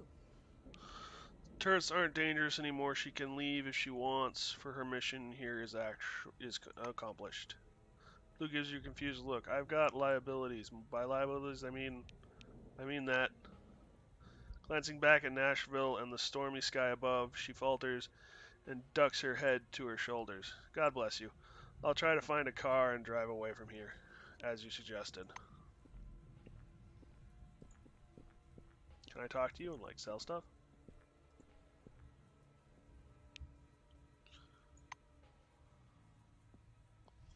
You still got money. I don't need transfer all. Transfer all. Transfer all. Cockroach eye. Okay.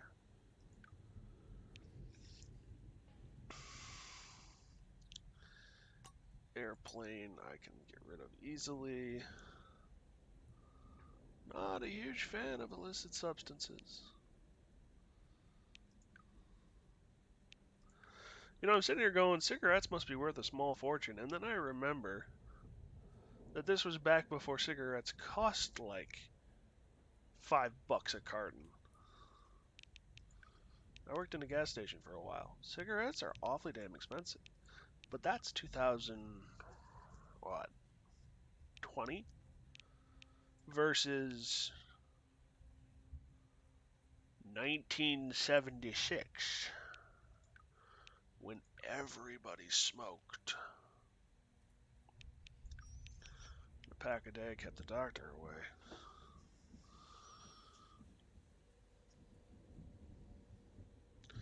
I'd like to get rid of the pipe wrench, but I'm not going to be able to get nearly anything out of you from the pipe wrench.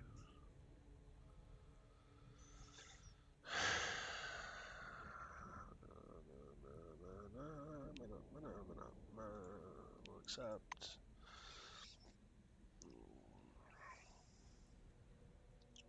250 versus 200. What is that's worth 50.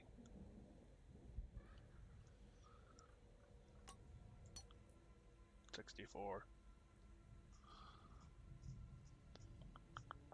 0.3 versus 0.5. And then I can throw wrenches at people. 10 meters. I don't really think that's worth it.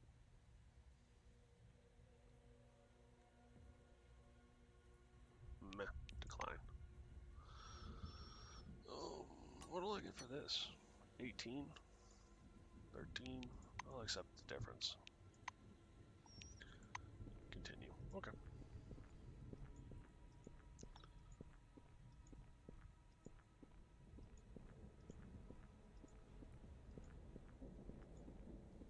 Oops, I don't want that. Blue Wing employee. Plumbing closet key card. It's a quest item. Take all.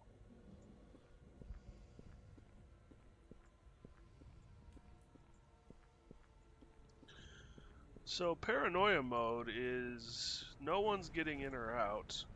Have a nice day. Pleasant. And I thought, there's a comm link? Bobby, where the hell are you? Over. Bobby, I really need your help. Over. Maria's dead. Ron is acting weird. You pick up the dead soldier's walkie-talkie. Listen closely to the walkie-talkie. Put the device carefully, crackling noise. There's nothing but silence at first, but then you distinguish a variety of voices. Yes, these must be human voices, but they sound weird and scary. Bursting with bubbles of boiling water. Nobody ever speaks like this. Nevertheless, that's what you hear. You put the device on the ground and leave. The walkie-talkie is silent except for the background static. Fudge! I need to. Autosave. That's probably, hopefully,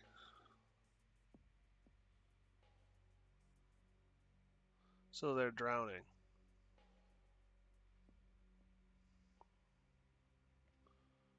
I don't know, I thought I had more time or something. I don't know.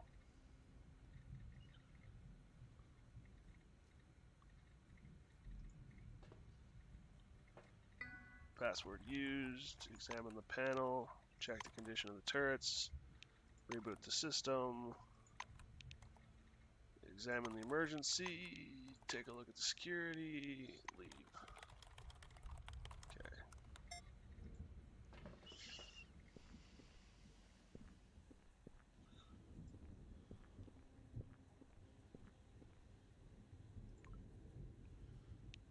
Take all.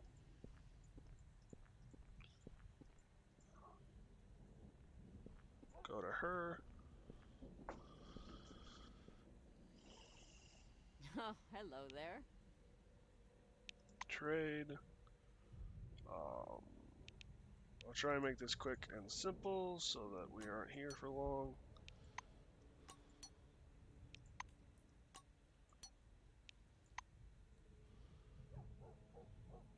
Morning Dunes beer.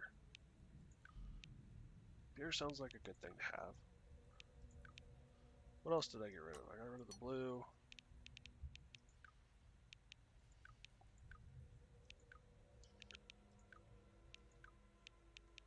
Weapons, that's what I'm looking for.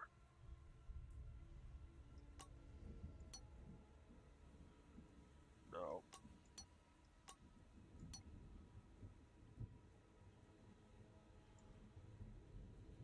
48. Tell her that the turrets are done. Continue. Alright, this time let's save. I'm not used to quick saving. I get wrapped up in what I'm doing and then it's like, oh yeah, I should have saved, damn it. Excuse me.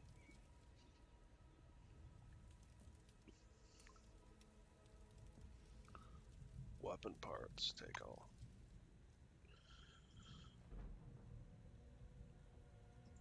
Oh, and in case you couldn't notice, I am a pack rat.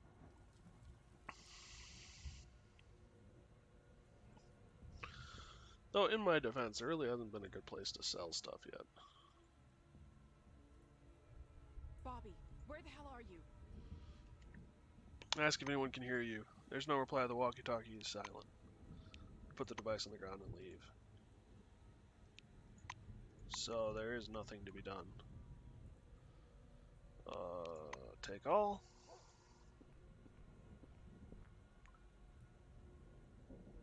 Take all.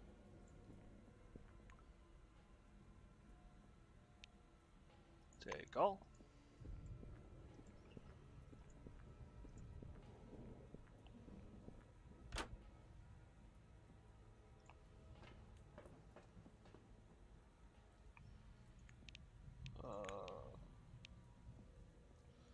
Dang. Ooh, there's ammo crates too. Take all. Take all.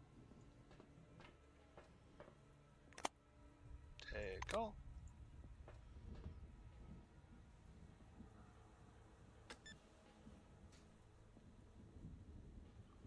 Door creaking open.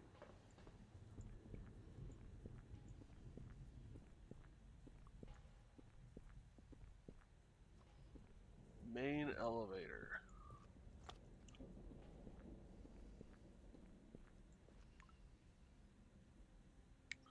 Locker key.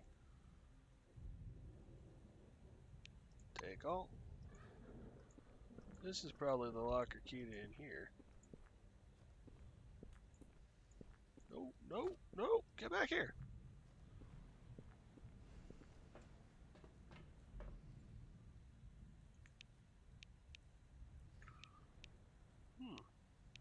So it's not the locker key. Interesting. Not that locker key, I guess I should say. Oh, there's stuff up here.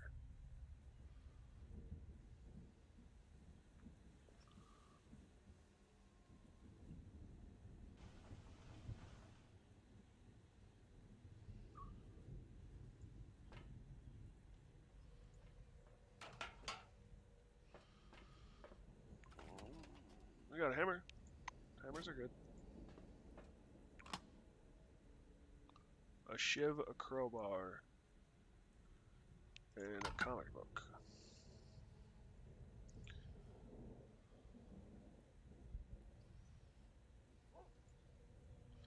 Store is apparently barricaded from the other side. Other side again. What's up here?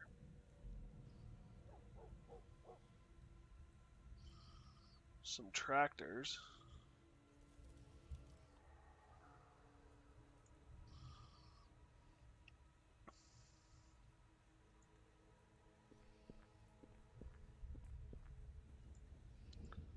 Wait. Silverwing employee. Maybe you'll have some. No, cigarettes and coffee. Not the worst way to die.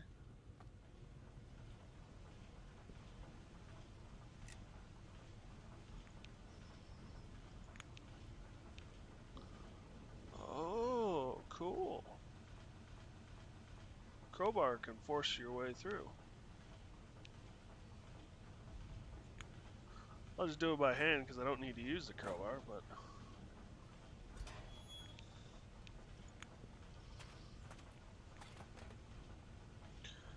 Ammunition stuff.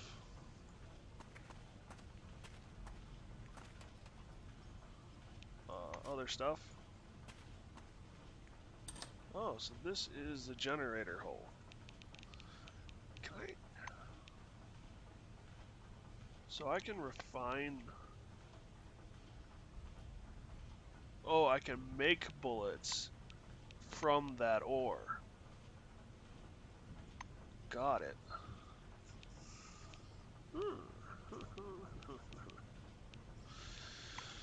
Okay, is there any way I can strip stuff down? Like, strip.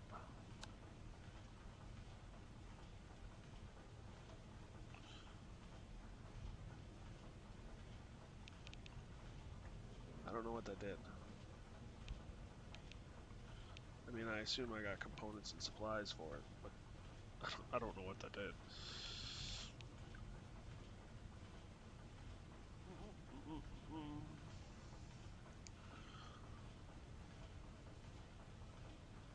Upgrade weapon? Can I? Upgrade weapon. Oh, cool. Okay, so I need the high-tech weapons manual. The gun cleaning kit. Oh, interesting. To upgrade it to a level 3 weapon. Cool. This is a neat little system. What about something like this? So I still need the gun cleaning kit. Why does... I mean, okay. Huh. Okay, cool. I like that system. That's a nice little system. That's empty. I know. I clicked on it. I'm sorry.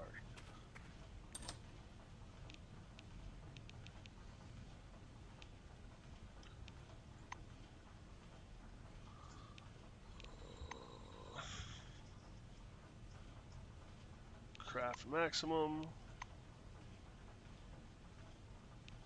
Craft maximum.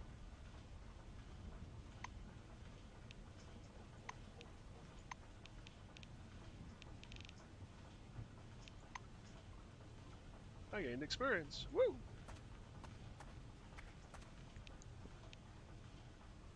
Object use. I'm gonna wait on touching stuff.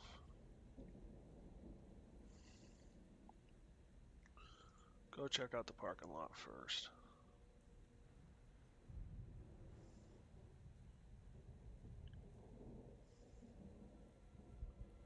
Any of these interactable? There's some cans over here.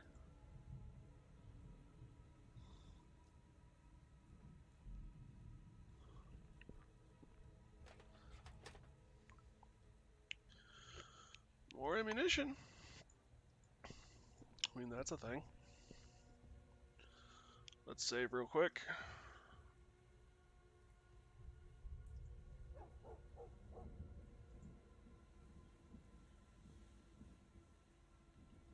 There's the manhole.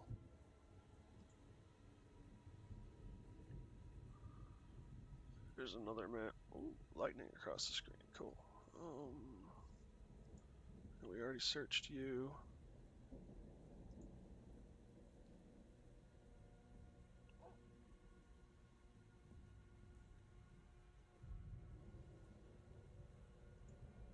Main elevator.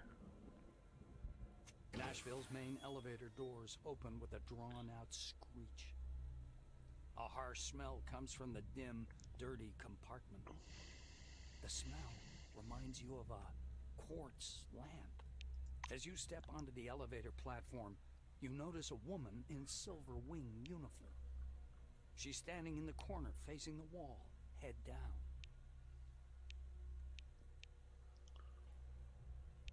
Examine her more closely. You examine the chevron on her jacket sleeve. Apparently, she's one of those responsible for the Nashville site excavate. Your eyes are drawn to her hands where dozens of tiny lights are moving under her skin with a faint twinkle. Grab her shoulder. The stranger makes no reaction, even as you grab her shoulder and turn her around. She looks weird.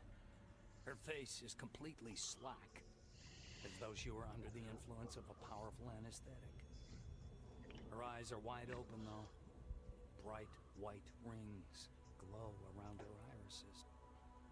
Okay. There's a thud.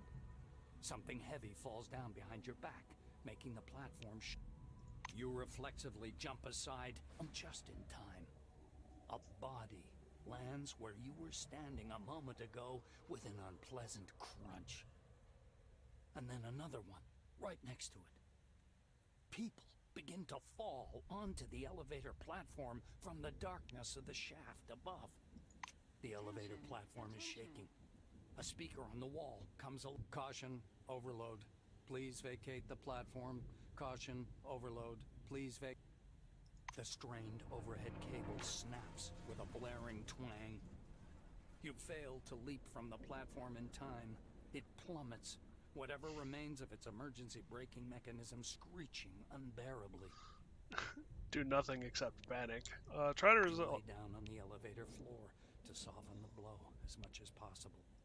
The elevator car comes to a sudden halt as it crashes into something soft with a loud splash. Faint emergency lights illuminate a heap of torn limbs and crushed torsos smeared on the floor. The smell of blood is thick in the... Okay, we just walked into hell. You stagger to your feet. The elevator door opens onto a dark corridor. You have arrived at your destination. Welcome to Nashville. Population 1. If there were any surveillance cameras in London as in the Nashville facility, crime would disappear entirely. I've never felt so safe. Everything here is based on sound principles of design and order and organization. Elevators never get stuck, Blackwing is always polite and competent, and the walls are thick enough to withstand an atomic blast. Fortunately, there's no one to go to war with. From the diary of the same guy.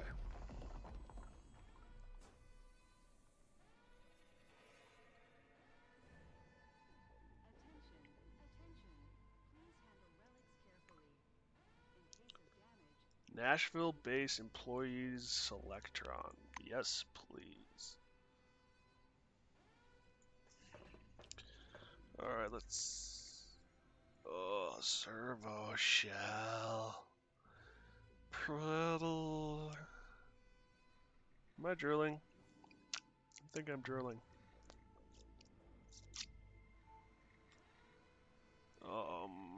Save.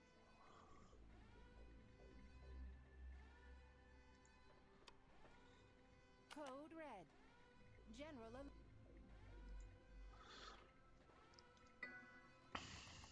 Main menu, final protocol, isolation mode. Attention, levels 2 and 3 are now in isolation mode. Use the security terminal to unlock doors and elevators. Enter a command from the following menu. Bulletin board. Announcements for all staff. Status check. Bulletin board. September 7th.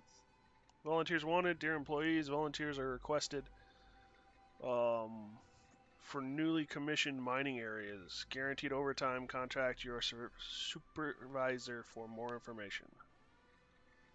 A week-old announcement appears on the screen. An announcement dated September 9 appears on the screen. Entertainment. Dear employees, a concert featuring our local rock band, the Funky Forefathers, is scheduled to take place in our event hall tomorrow, September 10th, 1976, at 8 p.m. All are welcomed. September 11th, Universal Medical Checkup. Dear employees, due to increased reports of employee sickness, a medical checkup for all personnel has been mandated. Please visit the infirmary immediately upon reading this announcement. 12th. Dear employees, all male employees are to report to the infirmary for mandatory castration. The operation will be performed with 2 bricks. No anesthesia. Thank you.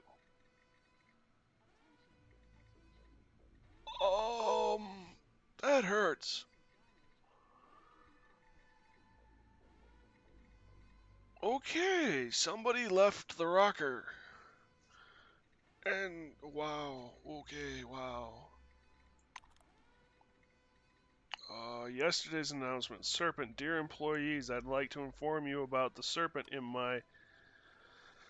Okay, he speaks to me. He says he's tricked Eve, and I am Eve. Help me get it out of me. Okay, today's announcement. Dear employees, die, dwy, niches, I hate you, guck. Thank you for your time. Okay. So the rails, the station, the train, it's all gone. Poof. Bye-bye. Whoever had control of the system was losing it bad. Or lost it bad. Status check. System notification, the door is locked. Enter open to unlock the door. I'm gonna regret that. Let's log out.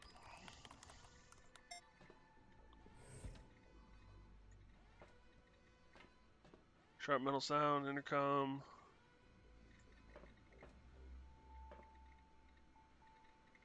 The ringer sounds unexpectedly unnerving amidst the silence. An orange light ominously flickers in time on the intercom.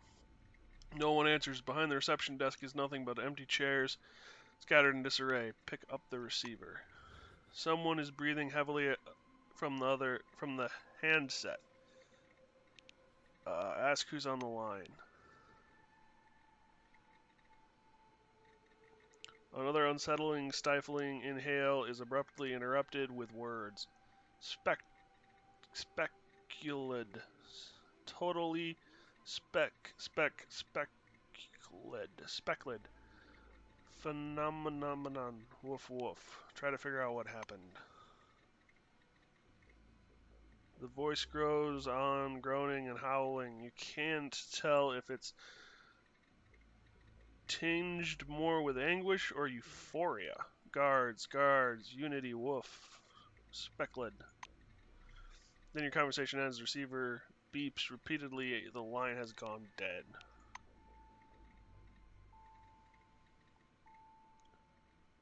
Terminal. Access denied.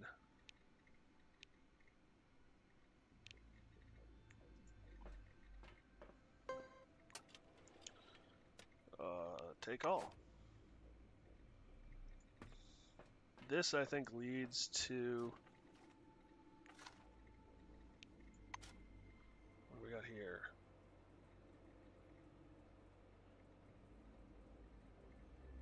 Mild psychotic irradiation.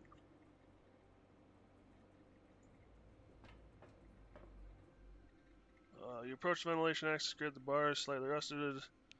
Occasionally drips from. Oh, leave.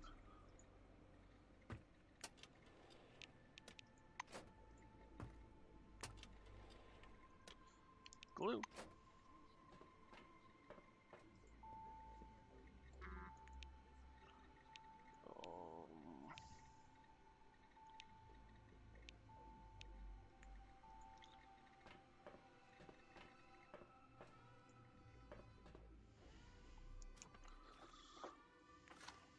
Some more money. I'll take it. Especially after what I did to my money. Rec room door. Let's save again.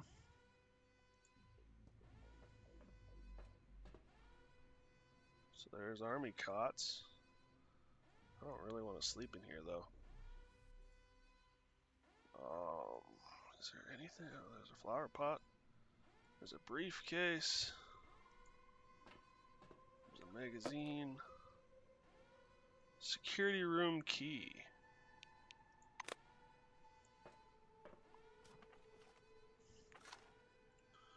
More money.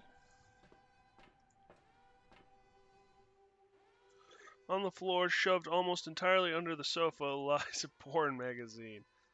A glorious blonde winks at you from the cover, except there's something wrong with the picture. Take a closer look at the cover. The glossy picture is covered in small but recognizable symbols. Back in the day, these symbols shook the world. Glyphs, the forefathers, and pornography, the ultimate combo. Flip through it. Someone's covered the pages in line after line of forefather glyphs. The ink has made the paper soft and rough. The details of the naked bodies are barely distinguishable through the hundreds of symbols. Check out the inside of the cover. The first and last pages list things like a table of contents, publish information, distribution numbers, contacts for ads agencies, and pictures of knockout women, of course. But you can't make out any of that. Every square inch is filled with forefather glyphs. Occasionally, they even overlap. Check out the centerfold. It's a bunch of people having a lot of fun. It says the forefather glyphs tried to follow the shapes of the naked bodies here, covered into spirals, bending into waves. Interesting. Spine. A dense line of glyphs runs along the spine. Something about them seems familiar. Taking a closer look, you recognize some of the writing resembles the Latin alphabet. Suddenly, something illegible emerges from the foreign characters. Help, help, help. That's okay. I wasn't expecting it to get creepy. At least not this creepy. Ventilation hatch.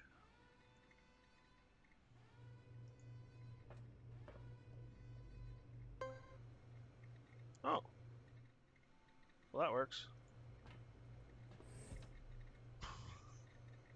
That works too.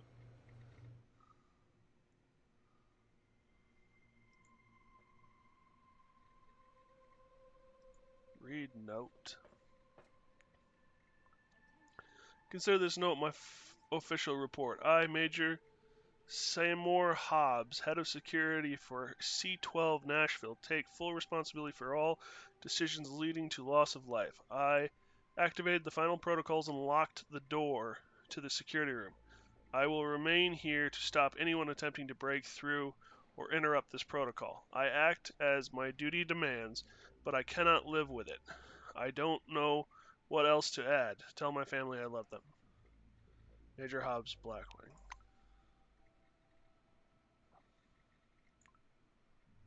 A repeater. Shotgun. security key card, shotgun shells, shotgun hulls. So he held the line. As best as he knew how. I may not agree with what you did, sir, but you did what you thought was right. To the last. What's in the broken vending machine? Can I get free soda? Not available. Shoot.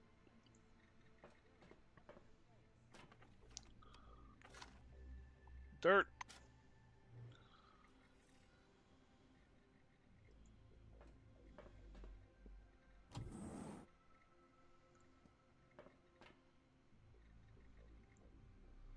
Elevator terminal.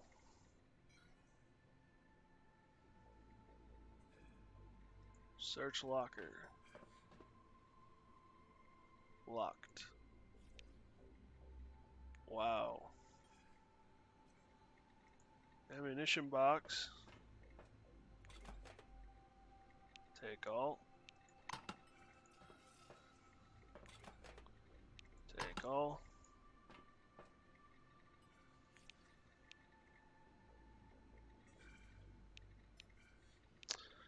Well, drat. What does this do? Sir. Equip.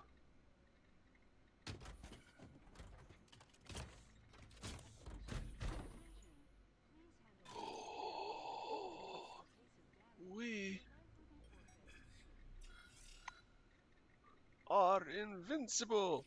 Motorized armor is logical continuation of ancient traditions in the era of modern technology. Muscle +5 defense. Energy resistance, evasion, and critical hit chance go down. Alright, let's check out what we got. I think we're going to stick with the weapon we got.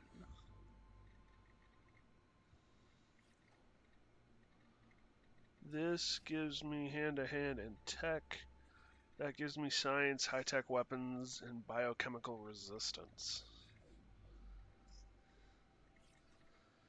I don't use hand-to-hand, and while the tech would be nice, it's just not really worth it. I have a 40mm grenade. Okay. I wasn't expecting to have found those.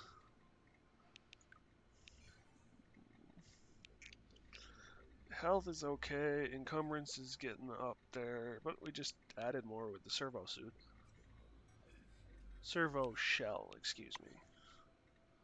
I like my title better. The screen is filled with lines of unusually bright red text. The main menu is a bit unsettling in this mode. Main menu, Final Protocol, Isolation Mode. Attention, levels 2 and 3. Switch to Isolation Mode. Final Protocols engaged. Use the terminal to unlock the doors and elevators. Under a command, enter command select.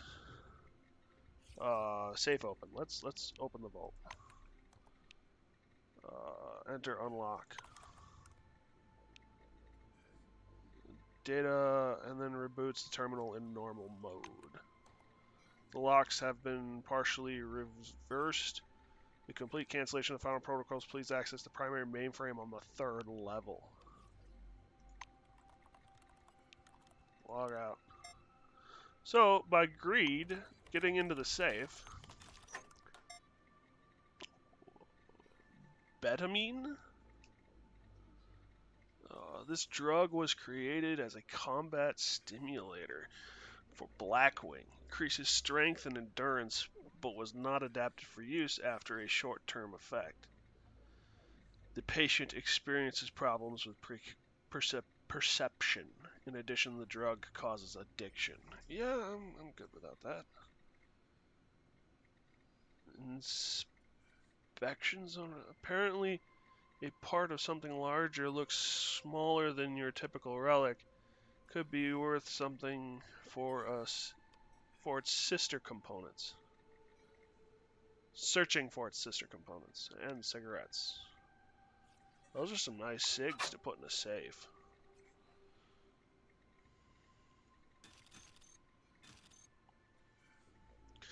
And we save. Ooh. Sound effects is kind of nice.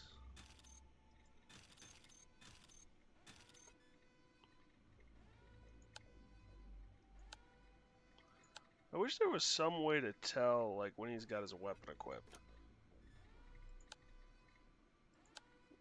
Oh, there it is.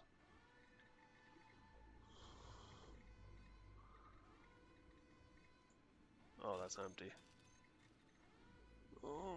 Surveillance camera. I could probably break it.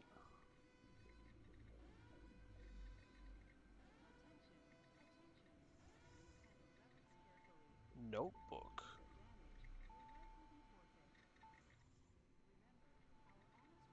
Oh, let's check out the the monitors.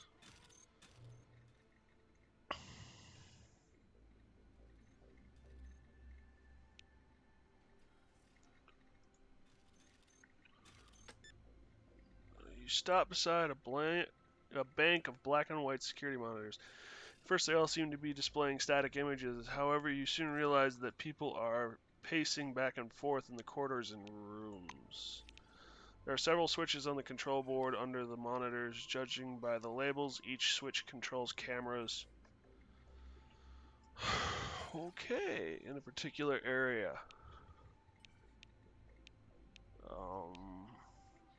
Parking lot. Cameras on the surface. The monochromatic footage almost makes the picture seem less sinister. The employees' bodies strewn across the pavement resemble speed bumps. The flames ravaging the overturned vehicles intermittently blind the cameras. Ugh. Level 1. This level is not as big, and there are fewer cameras installed. You push the button, and all four of the six monitors, and only four of the six monitors respond. The remaining two go dark. You can see yourself standing beside the bank of monitors in one of the screens. The black's body lies behind the door in the nearby room. 2. There's barely any light on the residential level. You glance over the displays, they all seem to be showing an almost identical picture. An employee stops and looks up into the camera with mad, glowing eyes. After standing there for a bit, he disappears into the darkness. Soon after, he returns, gazing into the camera again, and leaves. The fifth monitor displays something more interesting. An orange is pillaging the bodies of his dead colleagues. He kneels beside a corpse, rummaging through its pockets, and then moves on to the next one. Push the level 3 button.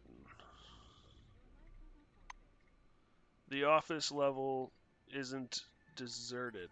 Vague shapes stand beside glowing screens and pace up and down the dim corridors. The third monitor displays the computer room. A scientist in a white lab coat is sitting at a desk, gazing into the terminal. Every now and then he turns from the screen and jots something down in his notepad. You can see an office on the fourth monitor. There's an armchair in the middle of a room. A woman in a silver uniform sits in it with her legs folded beneath her. Excavation. The monitors are all distorted with strange wave-like ripples. The static looks very odd. So, something activated?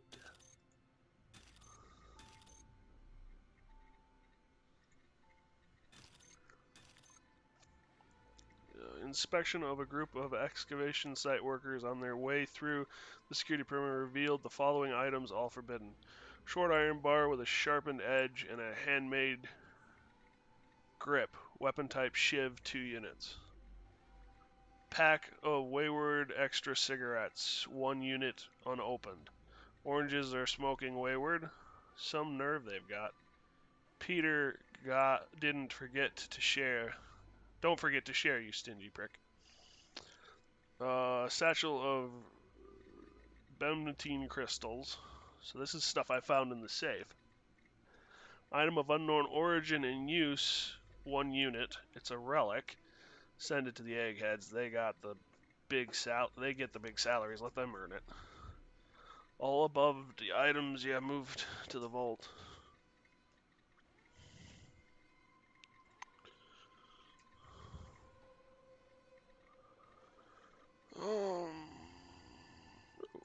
Can I use the broken vending machine now that I've got the servo suit? Yes, I can.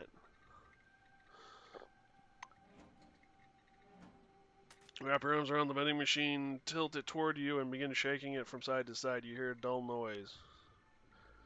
Shake it a bit harder.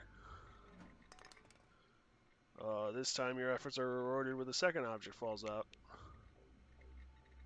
Shake the vending machine like an English nanny. Suddenly lose your balance, the shaking, with a sinister creaking sound forward and crashes down on your foot with all the weight. You scream and fall to the floor. The tray hatch snaps shut right before your face, and the miniature guillotine, like a miniature guillotine, the tray must have been blocked. You probably can't get anything else from this vending machine. You stand up, brush yourself down, and limp away. What is this? Unidentified radiation somehow sharpens the senses and causes a slight weakness. So it's a location effect.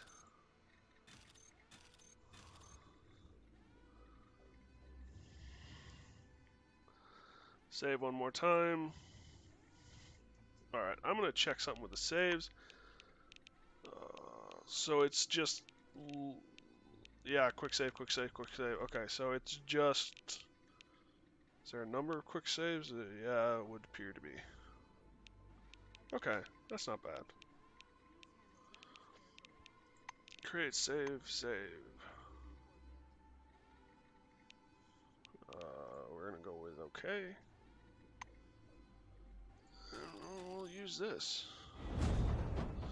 You press your Selectron to the elevator panel and press the button. The speaker hisses. Please select your level. Let's start at the top and work our way down. Oh, we need to go to level 3 to unlock everything, though, don't we? Magellan is, frankly speaking, inferior to Nashville in all respects. What accommodations we have here. The apartments are mansions compared to the cattle pens we had to huddle in before, and the salary. Soon Mallory and I will have enough to buy our own car. And every Tuesday and Friday night, we're drinking champagne and eating shrimp in our favorite restaurant.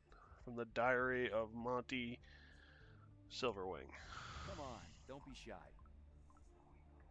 As soon as the elevator touches the interceptors, a bright flash blinds you. The flashlight is pointed straight at your eyes, preventing you from seeing whoever is in front of you. The light flickers. You hear the slide of a gun being drawn.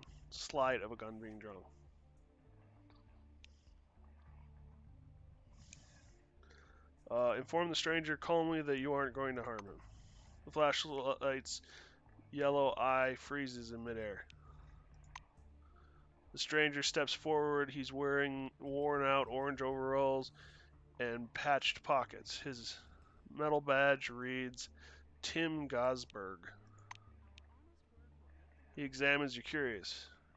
Hey, Tim, man. Has your brain been cooked yet? Give a nod or something. Repeat that you're here to reestablish contact with your group and provide assistance. Barks out a short, spiteful laughter. Provide assistance? Yeah, be my guest.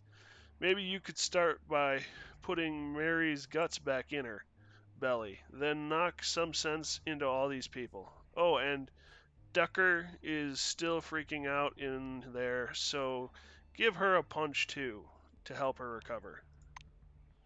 Except it won't help for shit. Here, take a look. The orange directs his flashlight at the blood-covered floor. Gosler points his weapon at you once again. I have no idea who you are or what you're doing here. Frankly, I don't even care. I'm getting out of here, and you'd better do the same. Get in my way and I'll shoot you down. No offense, right? Tell him that such an action would be in direct breach of his contract, warranting a severe punishment. Tell him to calm down. You don't care what he's doing, and you're not interested in stopping him. I'm gonna go with the Silverwing answer. The orange shrugs, his gun still aimed at you. Try me. you fancy suit. I'm pretty sure my contract doesn't say anything about the crazed, man-eating undead. So do me a favor and step aside before I off you. Guzzler walks past you into the platform and hits the button. The elevator ascends, leaving you alone in the corridor.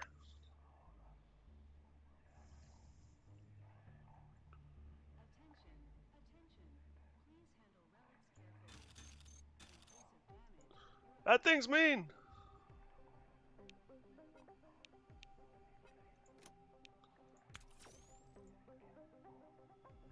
Violator. Stop the attack.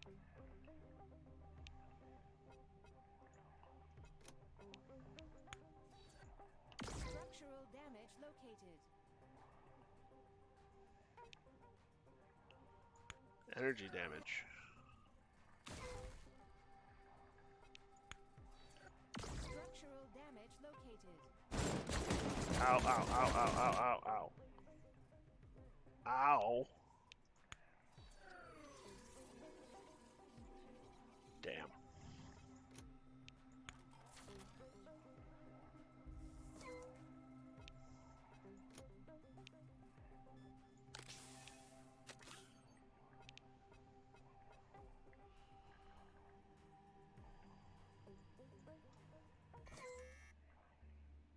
Ha.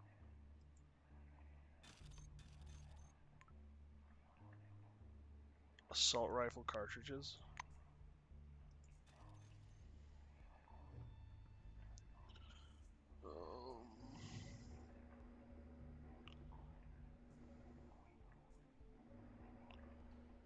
Okay.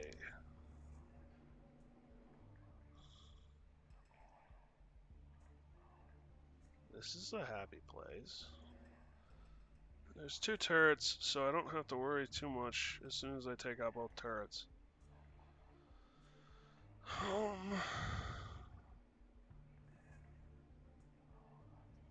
Terry Bates.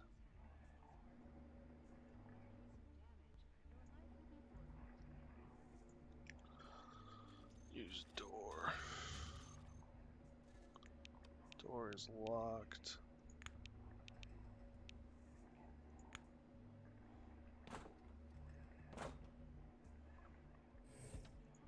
Gained experience. Flower pot.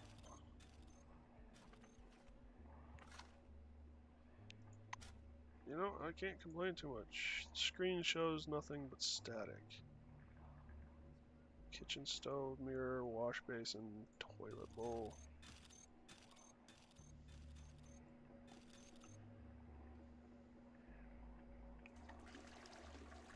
Relieved. Wash up.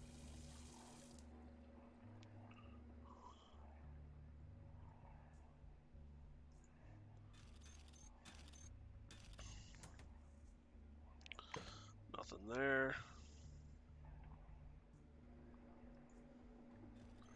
Check out the fridge. Got some eggs and some canned ham. You know, I get the distinct feeling that food around here is kind of whatever you can get.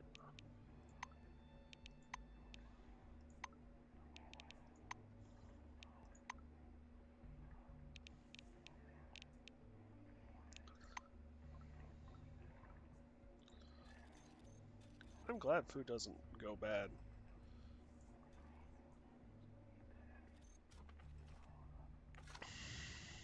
Dirt. I'm glad I found the servo shell. Servo shell. Servo shell. Ugh.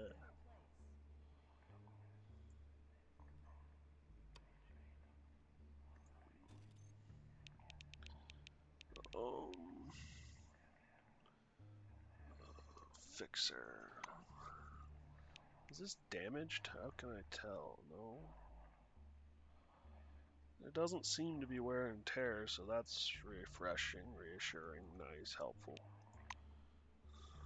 Sort by weight.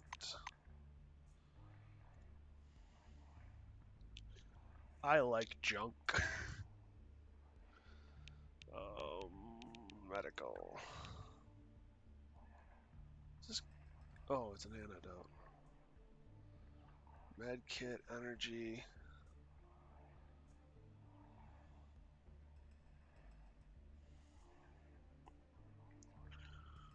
Can be addictive. Oh, addiction. So that doesn't have addiction on it. Drug's effect is instantaneous, increasing the patient's intellectual abilities, but unfortunately it can be addictive, so I gotta be careful with that. I should get rid of that. That is fine.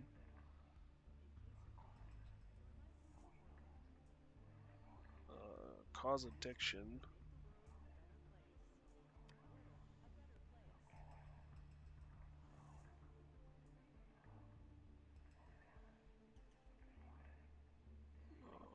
Do not use during the recovery period.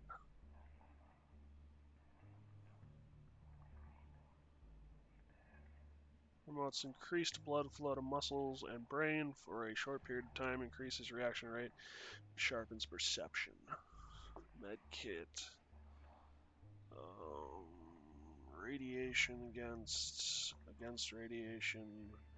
Detoxifies for 1 turn.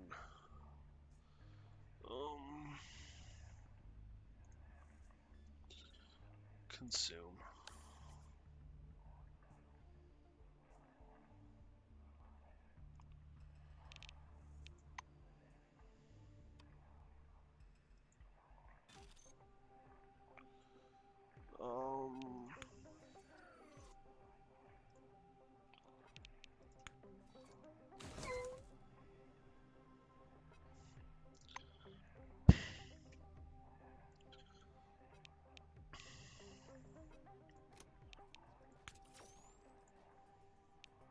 Violator. Stop the attack. What? Can I? Okay.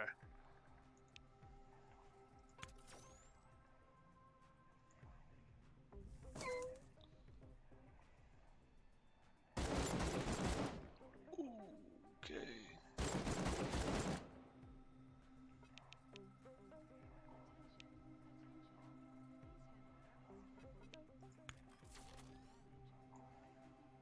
Violator. Stop the attack. Structural damage located.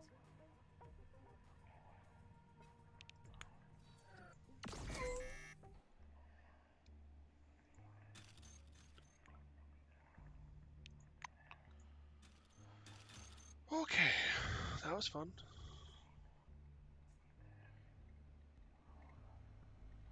Oh, that looks like a happy place.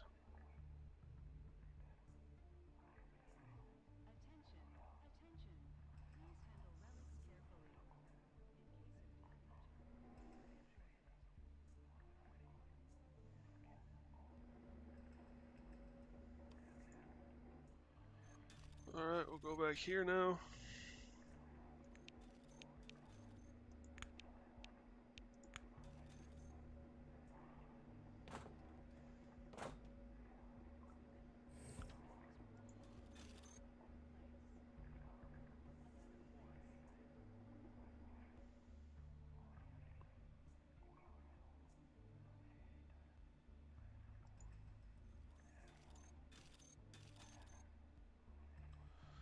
A lean, attractive, dark-haired man in a business attire is leaning with both hands on the sink and gazing into the mirror. A touch of self-satisfaction occasionally crosses his face. It looks like he quite enjoys the view. His expression mars the impression he makes, but only a little. Try talking to him. Your diligent attempt to start a conversation is in vain. The man keeps staring in the mirror. He ignores every greeting, shout, and taunt you throw at him. Take a closer look.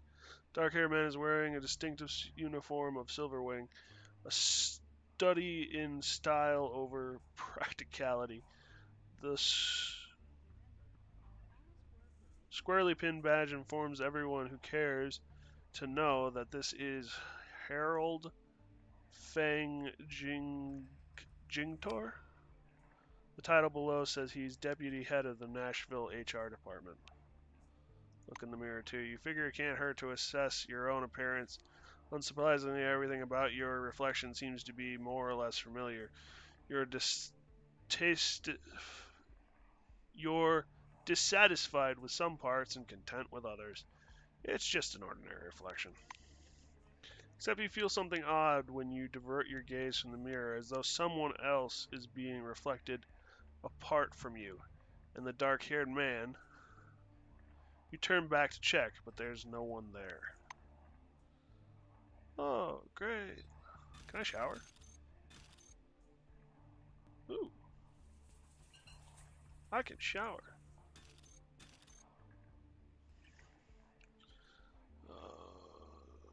Oh, I can shower there too. Stove. Doesn't seem to be anything in here to really take a look at.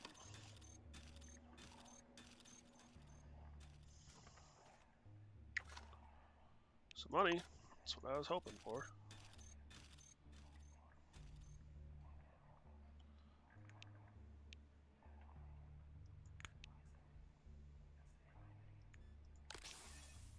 Reload before I forget again.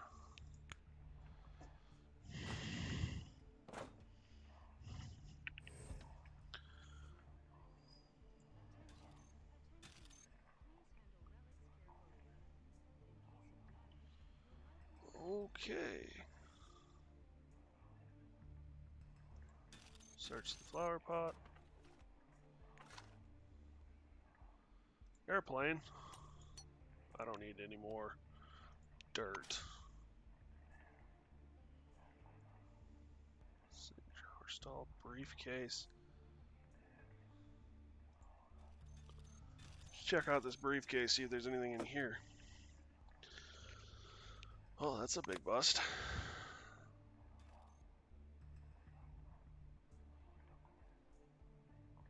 You see a dark shadow in the poorly lit corridor. It's scribbling on the floor with a clump of something damp growing. You approach and set foot in a puddle of blood.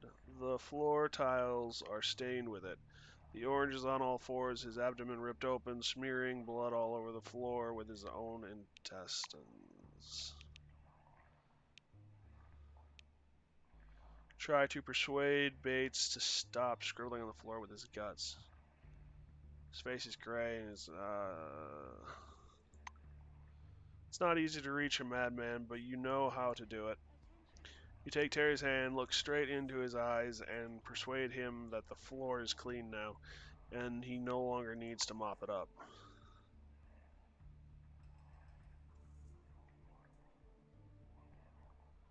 The orange is running his hands through the splotches of blood in confusion. No, it's too wet now. Water bears bones. I'll take another rag. Bates suddenly stops dead, looking up at you. He's furious. Where's my mopping cloth? Major, you spat on my floor. You took my cloth. You brought that beetle in from the desert.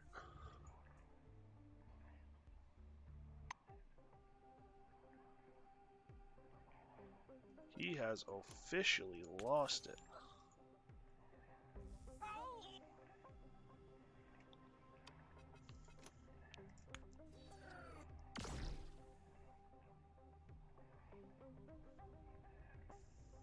A wrestling stance. Ouch. Ouch. You know, for a near dead guy.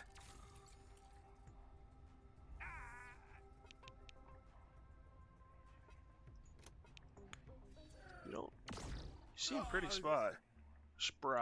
Bleh. Sam fish cakes, simple lockpick, criminal. Take all.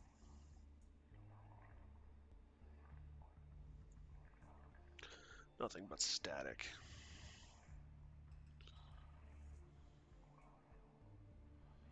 So I'm not going to lose any sleep over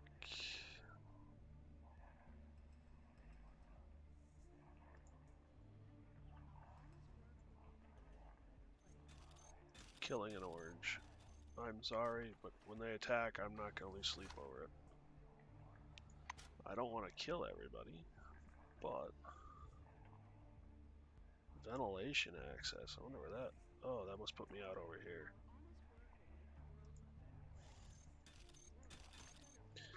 If I was trying stealth. Oops. Dink, dink.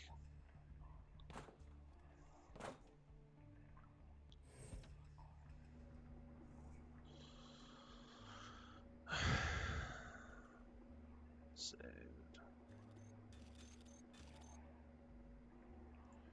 Search the locker. Piece of cloth. Piloting, hand to hand, and criminal. Okay.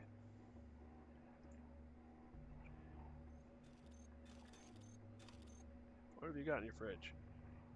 You got anything worth? Meals. We'll take meals. Thank you for the meals.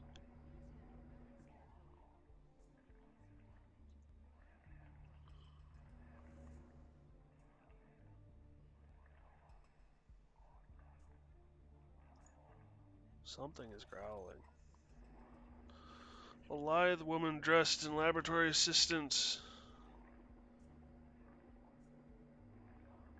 dressed in a laboratory assistant sitting dressed like a laboratory assistant, cross-legged beside a beefy man from Orange Wing. She seems to be watching something with a skeptical smirk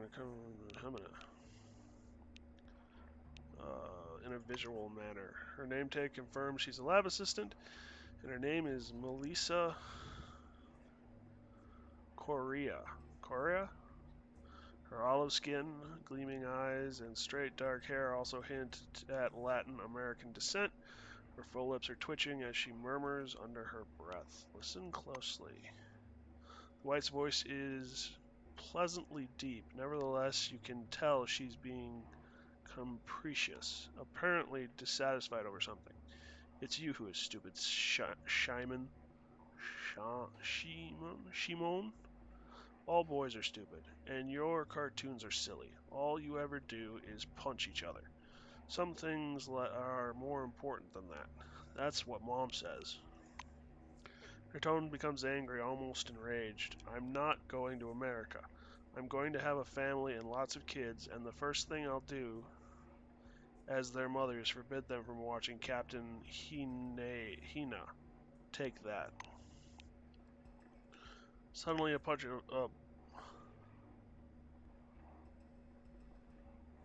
Suddenly a touch of panic rises in her voice.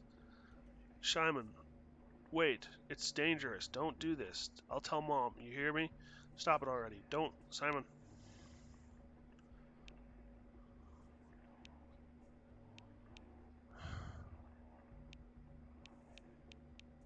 Leave.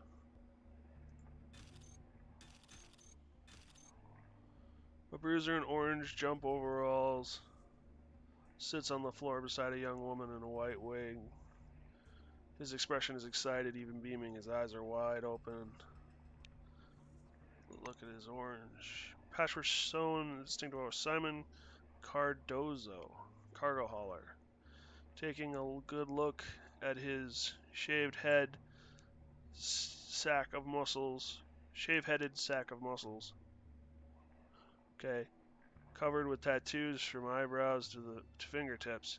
You can't help but shudder at the thought of just what kind of cargo he has to handle. Yeah. I'm gonna leave this. They're trapped in their own little worlds. I don't wanna disturb that any more than I already have. Nor do I want to agitate it and have to kill them. We have another mop. Oh, soap and a rag.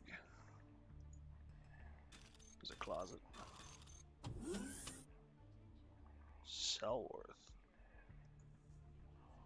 A woman in blue wing overalls is standing in a closet. She looks like she's pondering whether to give the floor a good wash or just mop up a bit. Though the soapbox she's examining is empty, she's raising and dropping the lid monotonously in her hands, a rhythmic, useless, aimless action. Take a closer look at her. The woman's badge says Marjorie Stallworth. Below her name, Ordnance Technician, is inscribed in a smaller font. Her dark face glistens with drops of sweat. The whites of her barely blinking eyes stand out round and bright. Talk to her. You greet the woman, introduce yourself, and ask if she's alright. She almost ignores you, almost, because she eventually fixes her gaze, struggling to focus. Perhaps this is an invitation to chat. Ask what happened. Your would-be conversation partner is silent. Her eyelids and lips twitch, fear and confusion plain in her face. The hand that keeps raising and lowering the box lid misses a few times. Try to see if she's alright. The woman would probably sigh if she could. She pulls her shoulders back and lifts her chin a little. Well, what do you think? Touch her shoulder. She pulls away, slowly but determinedly. Her eyes regard you steadily, as though she wishes to tell you something, but for some reason can't. Scare her to try and snap her out of it? Let's leave her alone. Save. Scare her to snap her out of it. You throw your hands up and yell. The blue's body convulses once, and she glares at you, first enraged, then confused, and finally in understanding. Yet neither of you is any better off than before. Leave her alone.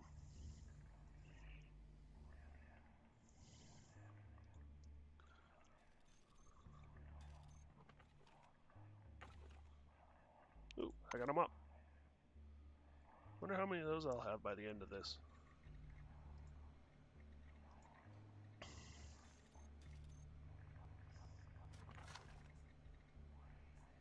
Unidentified relic.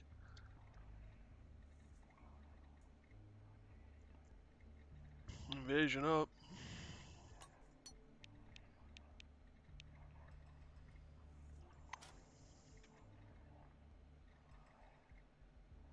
Empty janitors. Door to the infirmary. This looks great.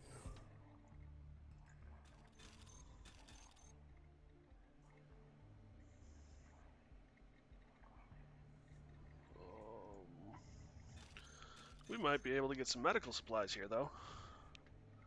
Restore health, remove radiation from the body, cure radiation sickness, walk away. Oh, but we did level up, it looks like. Go to our character. Alright. So, tech. Science? Yeah. 1, 2, 3, 4, 5. Unlock the hacking ability. We're gonna need it. So we'll be able to improve it on your own. So at 60 is the high tech. Okay. Tinker. I'm gonna want to get a lot of these up.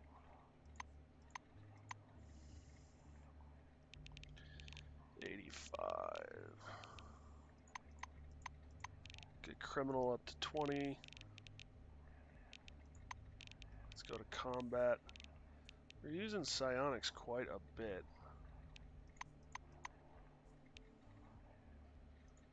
4.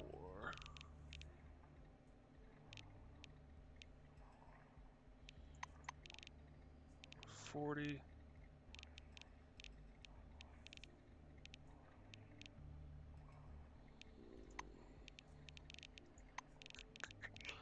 How do we like that? I mean, it's okay, I guess. So I've got the servo shell, steel man, as a bag of hammers. You believe you are a character in a popular comic book who gains superpowers by wearing their mechanical suit. Nice. So you need to have an intelligence of 0 in order to activate that. But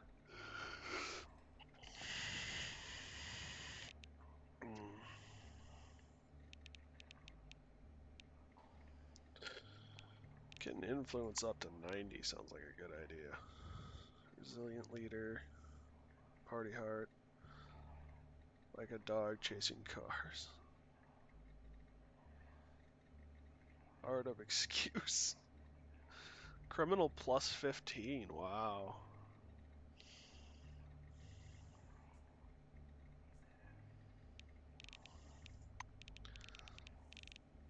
I did put some points into high-tech weapons, so there's that. And my psionic abilities I put points into. So yeah, we'll save those. I'm satisfied with that. Okay.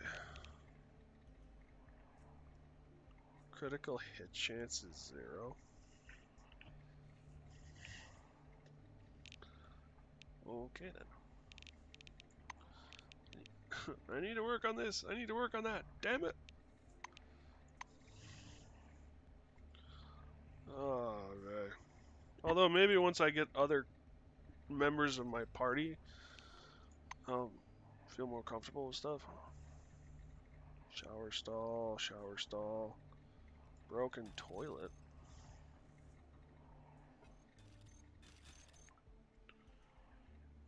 Empty beer bottle. Broken toilet thingy.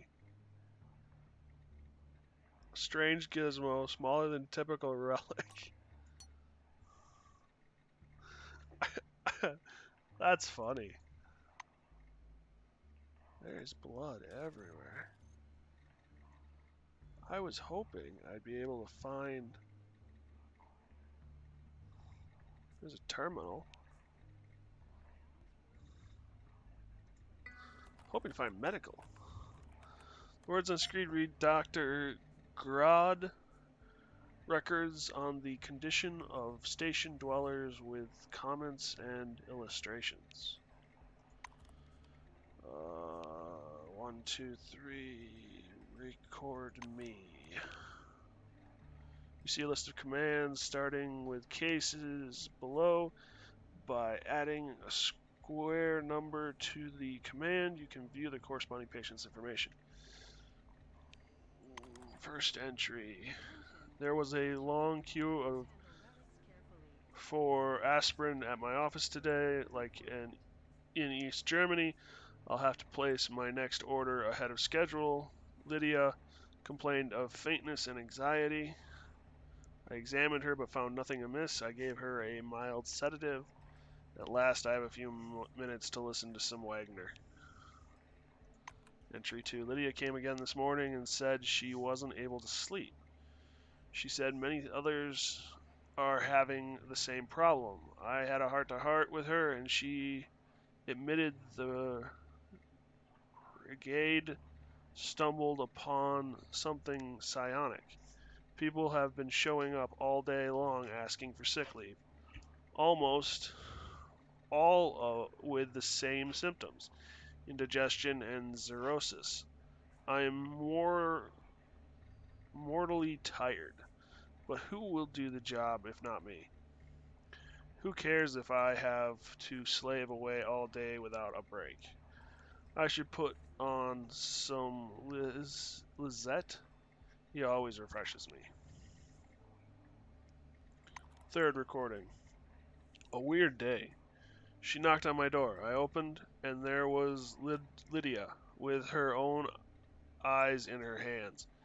I looked around, and everyone were just passing by as if nothing had happened. I asked her what happened, and she said she didn't deserve to see. I tended to her wounds and sent her to the Magellan at once. It's awful. I'm going to listen to some Bach.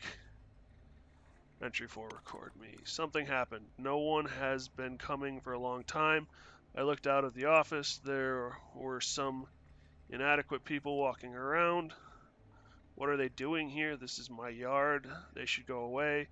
Dr. Grow came with complaints of solitude. I prescribed him all the medication I had left and stabbed him with my scalpel in the stomach.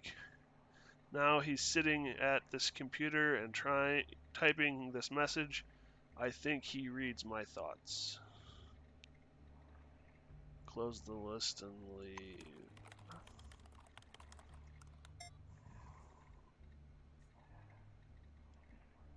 Do not disturb the water? This is getting creepy.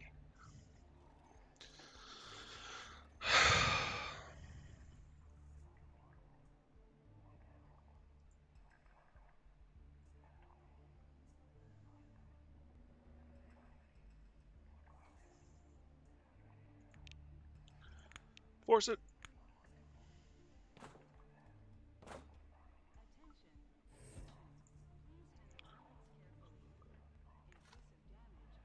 So if I'm correct, I'm actually getting really tired from forcing all of these locks, yeah. But I think the refresh condition cannot sit well in a servo shell. I can take a shower, but I can't sit down.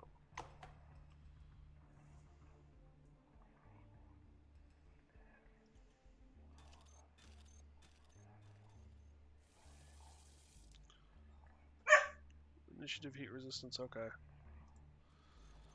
Locker. Boy, someone was storing up for a rainy day. Damn. Well, as I'm sure many of you can hear, the dog is barking in the background. So, I am going to take this opportunity to take him out, maybe get myself a little more coffee and a bio break. Thank you for joining me. I'll be back in 5-10 minutes at most. So, see you soon.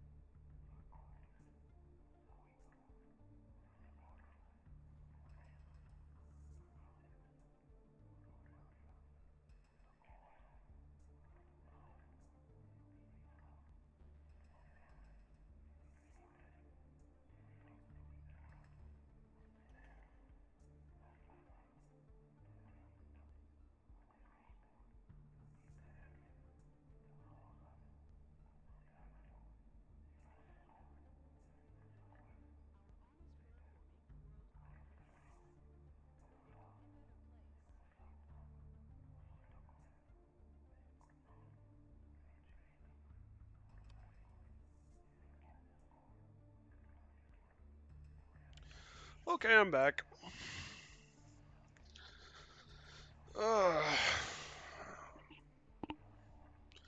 Hit that button there. And away we go. So,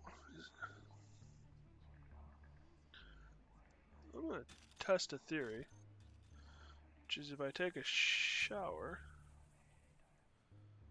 relieved. Small amount of radiation has been purged from your body. Okay.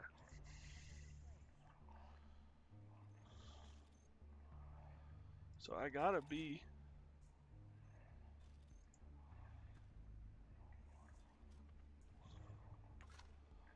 careful with fatigue.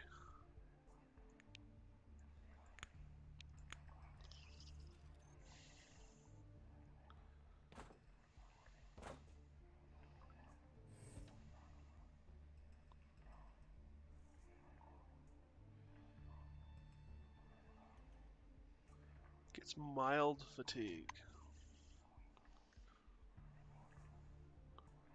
-1 to guts.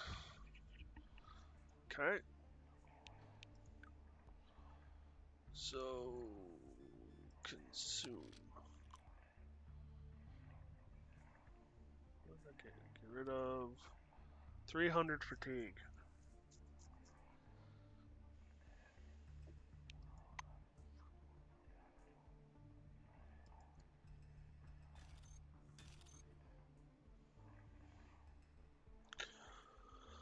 Okay, screen nothing but static. Whoops, wrong button. You don't have trash bin.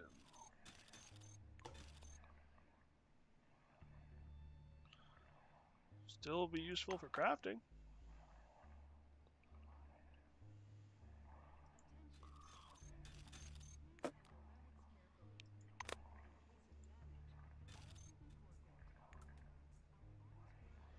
Ooh, crayfish candy. We had one of those at the beginning of this whole thing.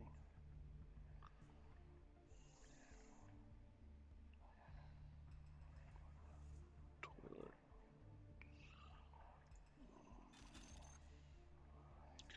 An angry woman is standing in the middle of the room, flapping her arms and speaking to someone in a loud voice. That someone only exists in her imagination, though. You are the only other person in the room. Examine the woman. Short, pale, lively-looking woman with short hair dyed bright red. Her name tag says Elizabeth Nadasay. Nadasadi. Excuse me. Internal security. The Blackwing uniform confirms this. Try talking to her? She simply can't hear you. To her, you don't exist. The woman keeps pointing her finger at someone. This digit might well pierce you if you step any closer. Where's my pizza? I placed an order half an hour ago. Is it being delivered from China or something? Ugh, and once again, no anchovies. Those damn student part-timers. Pizza's on the way. The woman freezes in her tracks. Her fingers dart over to your face. Her mouth turns down at the corners, and tiny droplets of sweat appear on her forehead. Wait, no. Where? She shakes her whole body like a dog, wipes her forehead with one sleeve, and resumes her aggressive attitude. Anyway, I'm still waiting. If a delivery boy isn't ringing my doorbell within 10 minutes, I'll be on the phone with the head office. To the head office, capiche? So there are ways to snap them out of it.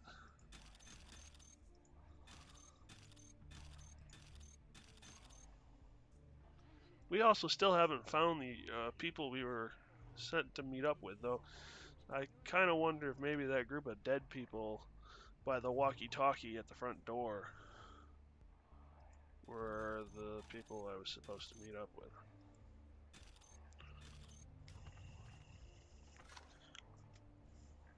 More money?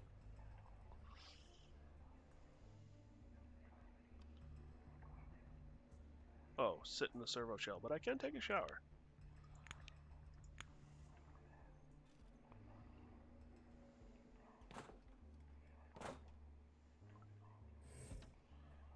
gained a little bit of experience.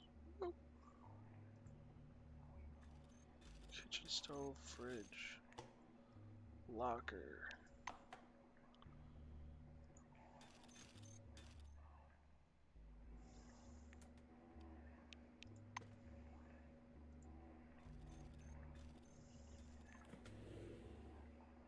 Canned beans, Morning Dunes beer, master key. Keycard for emergency reactivation of engineering systems at C-12 Nashville facility, only to be used in accordance with proper security protocols. Okay then. A man is standing beside the open refrigerator, lost in thought. He's holding the door and mumbling to himself. His eyes are glued on the shelves, unblinking. Examine the man. This is a ruddy, robust, blonde man with whose badge says Jan Kovacs, mechanic. If he wasn't ignoring you so persistently, you'd say he was doing just fine. Try talking to him. You give a wave, introduce yourself, and gently touch the refrigerator aficionado's shoulder. No result, except he starts mumbling a bit louder. Omelette, yes, clearly, or pancakes. Nah, that's too much work. How about a salad? Now there's a good idea. Good idea. Take a look in the refrigerator. The fridge is as bare as Mother Hubbard's cupboard, and yet its semblance to the cupboard from the famed nursery rhyme doesn't dissuade its owner from examining the shelves with razor-sharp focus. Okay. I am sufficiently creeped. Time to leave. I'm kind of glad this is top-down.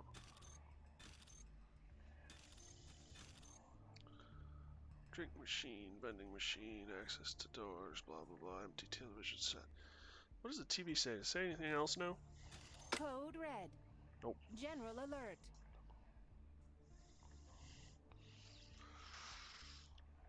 If this was first person, I'd be terrified. Petrified, terrified.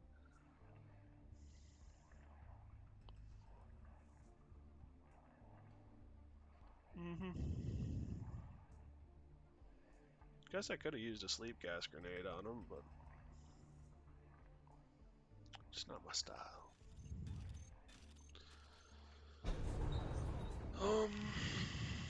Offices, computer room.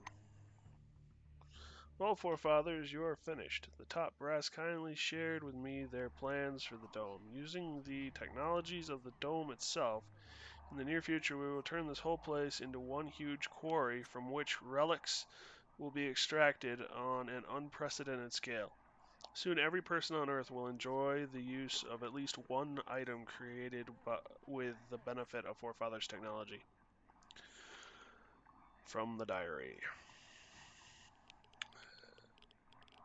I don't like that sound. As you reach the office level, you hear a quiet crackle. Your Kairos is registering an increased level of anomalous radiation. According to the readings, it initially appeared on the first level of the complex and has been increasing since then. You hear a chewing sound from somewhere close by.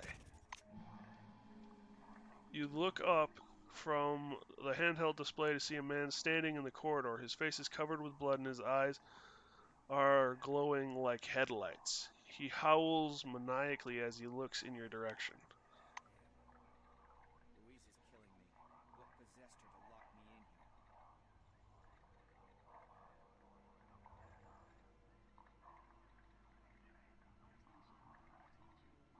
So you can't go through ventilation shafts while in.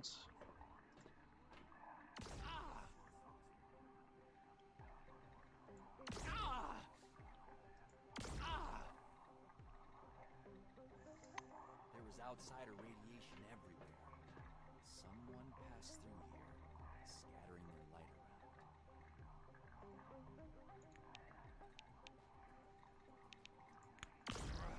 Maybe I didn't need to just open fire.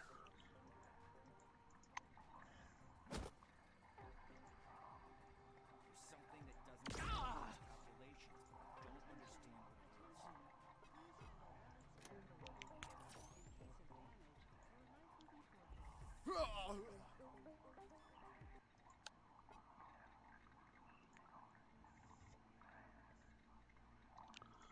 Take all. I can't scan him?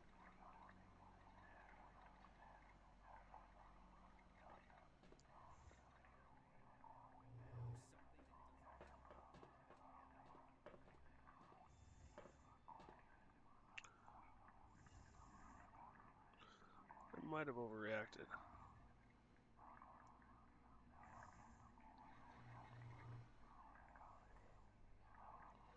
Something else of crucial importance. The ammunition wasn't. Supposedly, it has abruptly increased during the last couple of days. How do I get in there?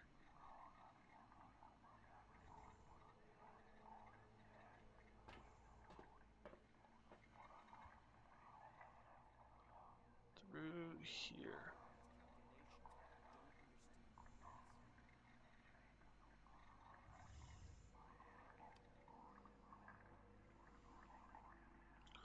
Let's try and keep the casualties to a minimum.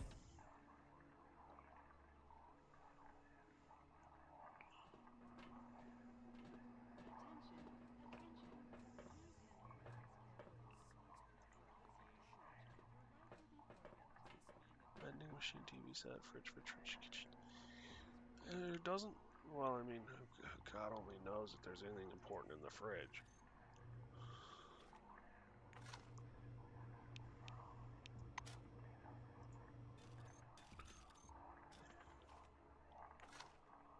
Money.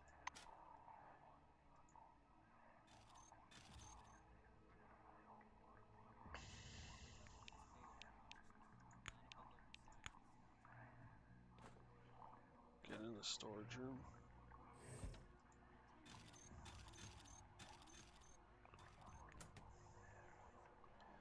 Some money, some matches, stuffs. Locked.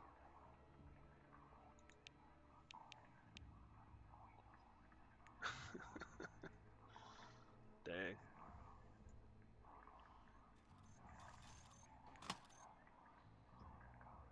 Shotgun hull, cleaning rod, empty parlets.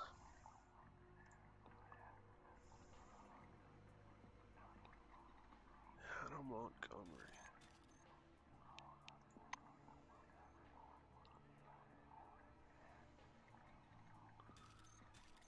So we got a main conference room, we've got a server room.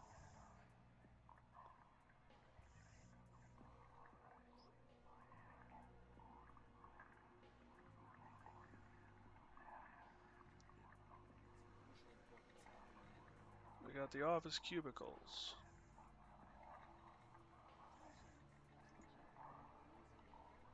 And we got a door to what appears to be an elevator.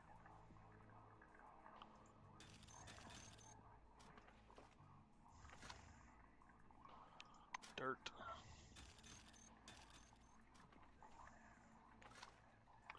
Money. Not much money, but money.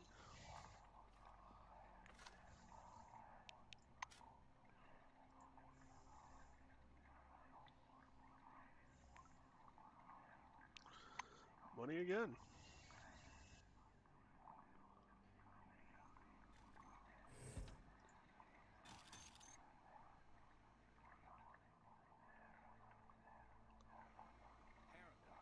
Public terminal. Bulletin board. Is this the same? Yeah, this is the same logout.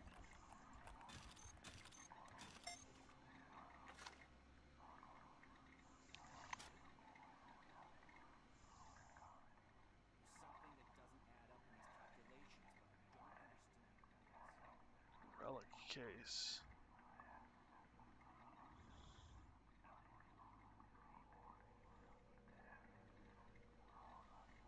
Can I stealth? Not while in a servo shell. The emanation abruptly surpassed the level that is fatal for consciousness. None of the local scientists had time to take notes.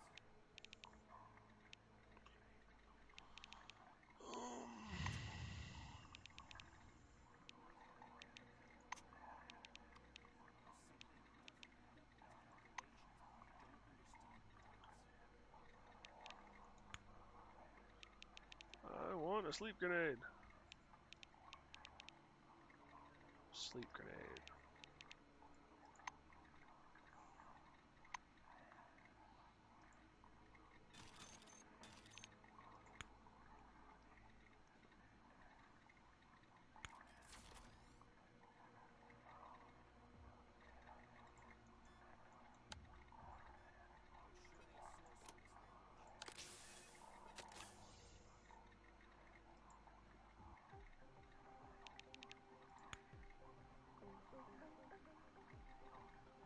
Can I not use the sleep grenade?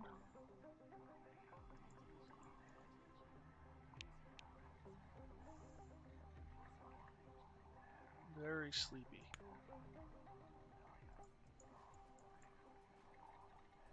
I should have saved, damn it.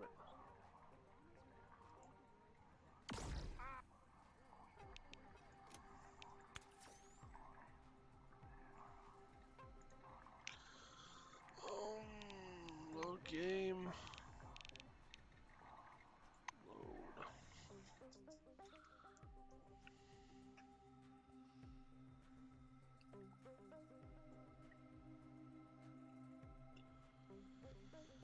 This sounds like an area where someone took science and went, let's forget ethics and go overboard. Okay. Pop that.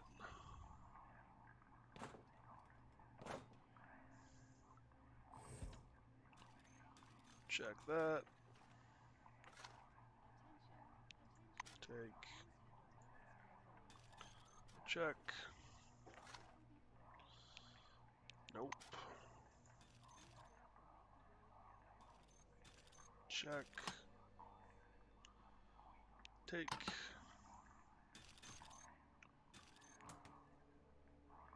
Take.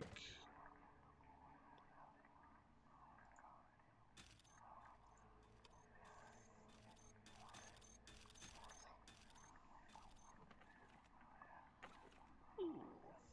Take. Do I have a stun gun? I do. Salute taser.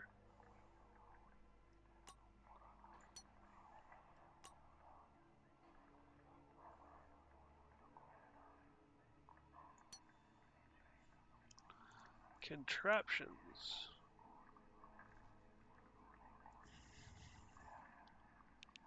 So it goes on the belt?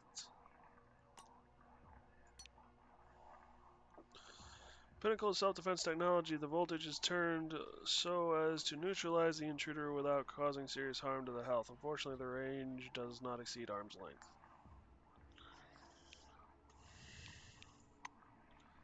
So, if I'm reading this correctly,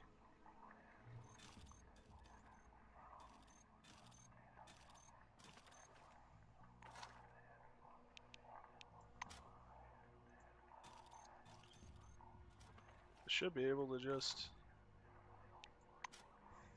zap them.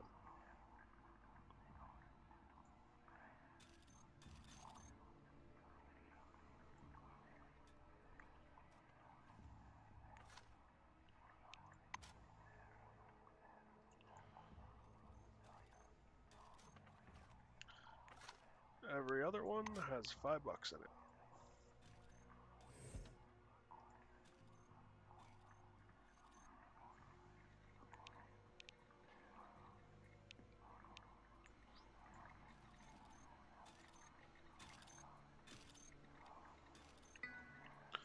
What does this terminal say? The Kairos logo is flashing on the public terminal near the transition zone. Right below it, the cursor is blinking. Enter login details.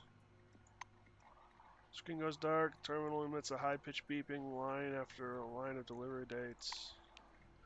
Received case of small relics, 20 pieces. Wayward cigarettes in cartons, 1 box. September 3rd, sent. Small and medium-sized relics in cases, 15 pieces. Dead high-capacity batteries, 50 pieces. The 7th received firearms ammo, various kinds, 5 boxes. September 8th, sent. Archaeotechnical device elements. Mobius type. Small container, 1 piece. The 13th, Blackwing Cargo classified. Medium-sized container with independent power supply. Ew. Login. You log in as a Silverwing employee. The menus blink and the options appear. Access their Silverwing channel. Looks like there's enter classified. Query executed. Messages flash once and disappear. The conversation log appears on the screen. Read the log.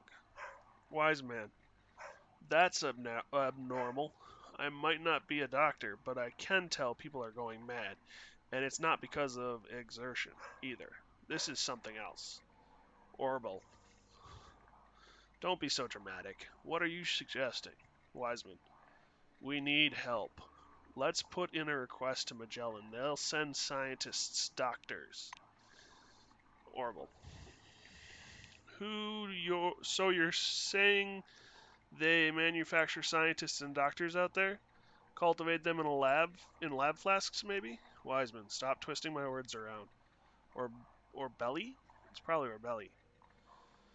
Look, what we really need is to avoid a panic. I spoke with Doran, and he agrees with me. Rumors could destroy the entire project. Wiseman, you don't see that guy. You didn't see that guy, did you? Those screams. It was something inhuman. As though they plugged a speaker into his throat to play with the settings. Volume, frequency, or belly. Ugh, alright. We'll play it safe. I'll issue a quarantine order for the base and put the security systems in paranoid mode.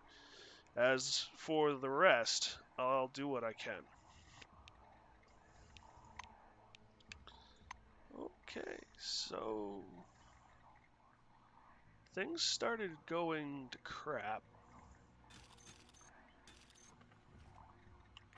Let me just search the flower pot real quick, boys and girls. Save. Alright, now, is there some way I can use the sleep grenade? Can I not use contraptions because I haven't put anything into it?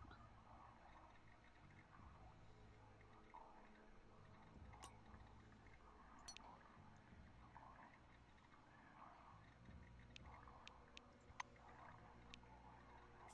else of crucial importance. Oh, cool.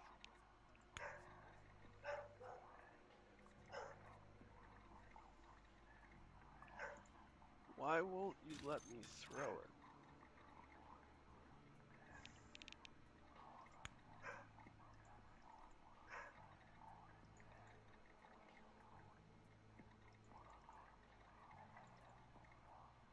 I want to get in this room. I don't want to kill you guys.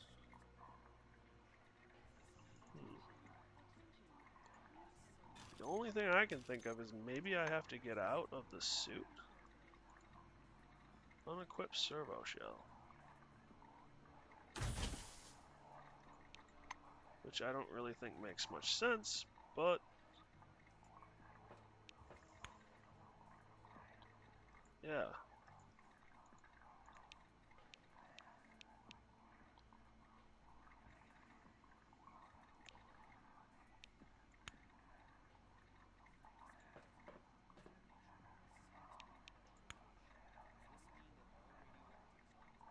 Why can't I use...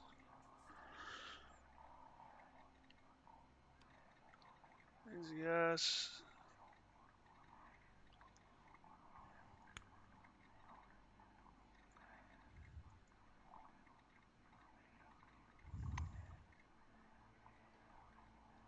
Do I need... It's a weapon, do I? No? So how do I use it?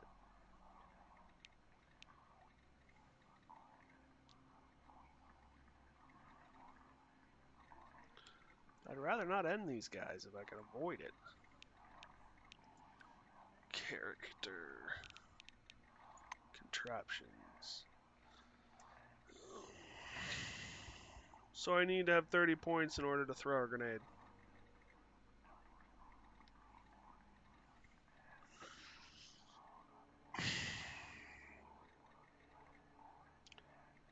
That's frustrating.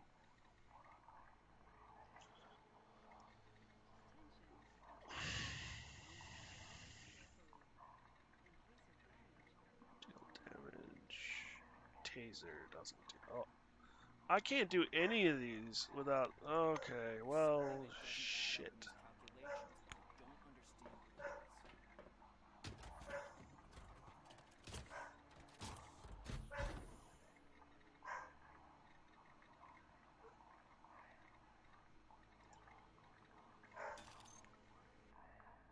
Glue and money.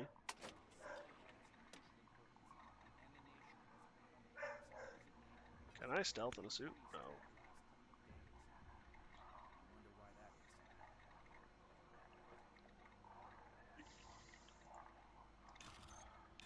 Let's try something else out.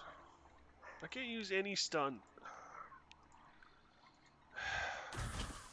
I would have done things differently. There's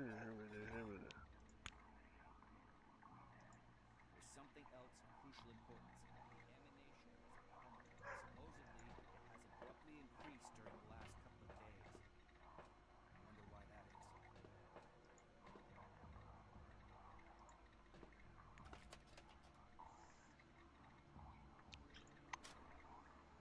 Slight encumbrance. Really, you're just gonna walk right into the middle of them. Store all. Whoops. Take all.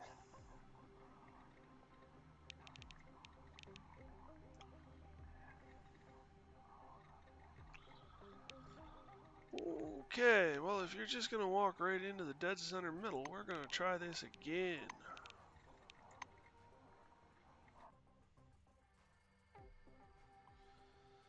It's less than helpful.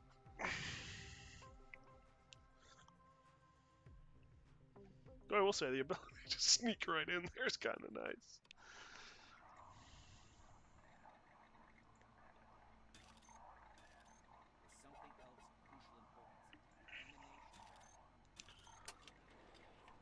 Take all.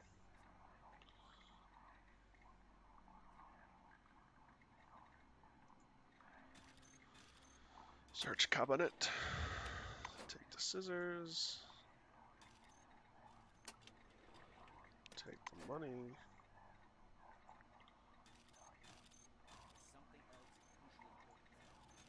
There's a flower pot in here?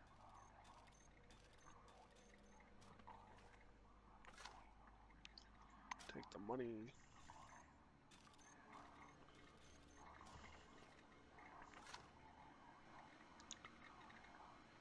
Inactive relic.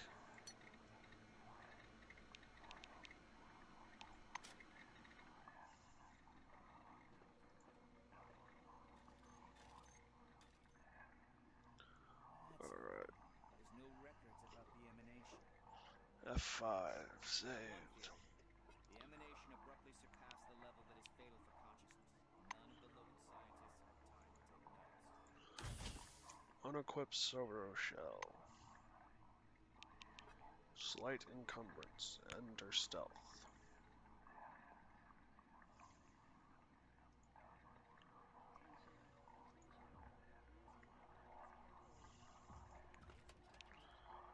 Take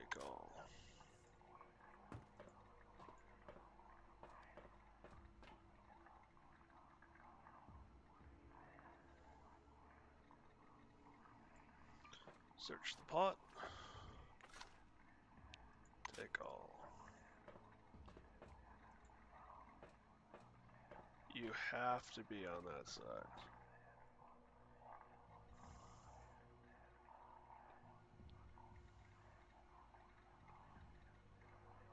Detection penalty of -3.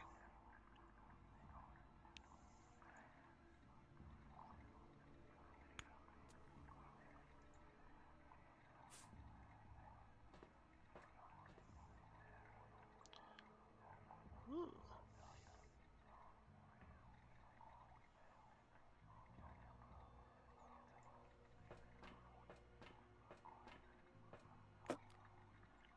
Take all, sneak out. Aw.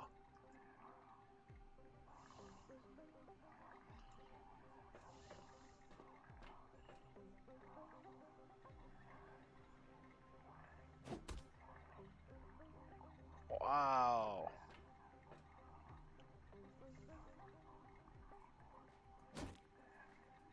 Okay.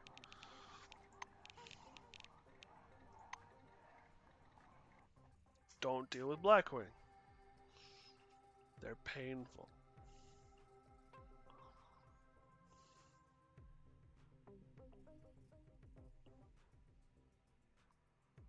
That's And no records about the emanation. I have one theory. put damn near every point I have The level that is fatal for consciousness. None of the local scientists had time. into contraptions at the end of this.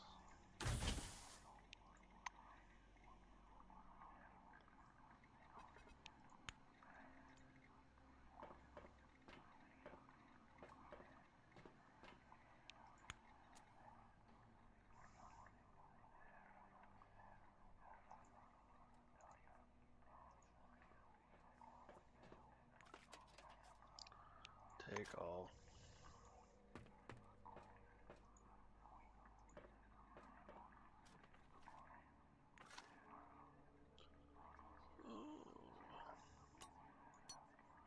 Okay.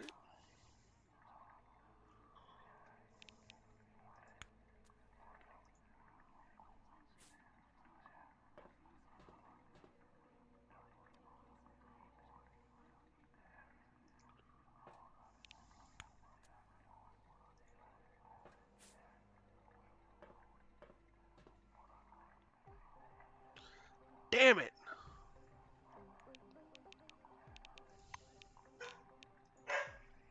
So close.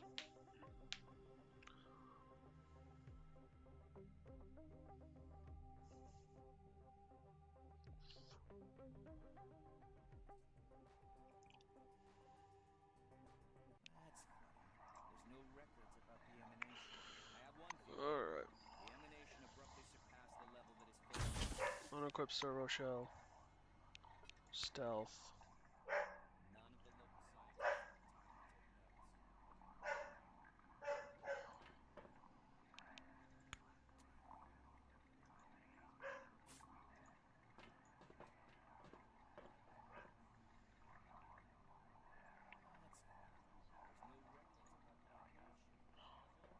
So,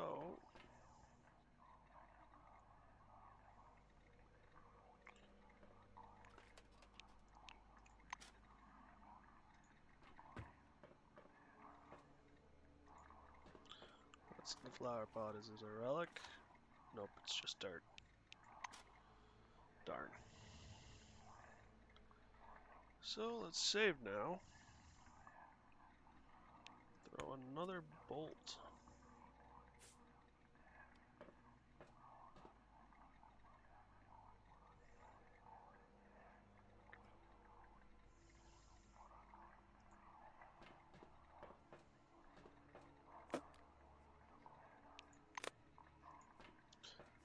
And get the hell out of here.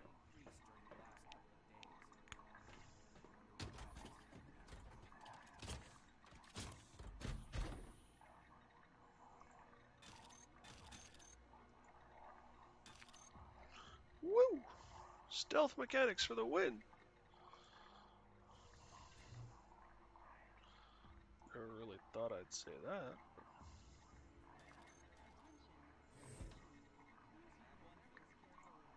Terminal. Access denied. Hack. Hack it.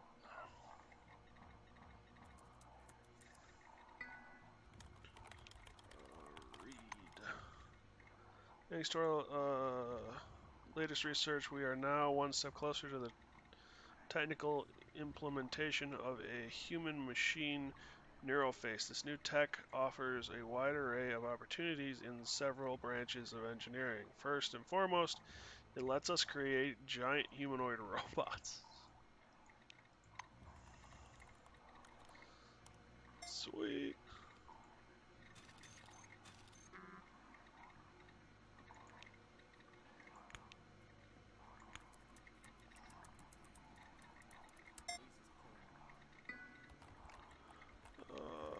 To read. Psionics. The nature of the so-called psionic effect exhibited by a subset of relics remains obscure. For all we know, the hypothetical practice upon the hypothetical particle upon Scion in our doubled dubbed Scion in our laboratory might be completely unrelated to the four known types of physical interaction. Way over my head. And I can't read worth a damn either. It doesn't help.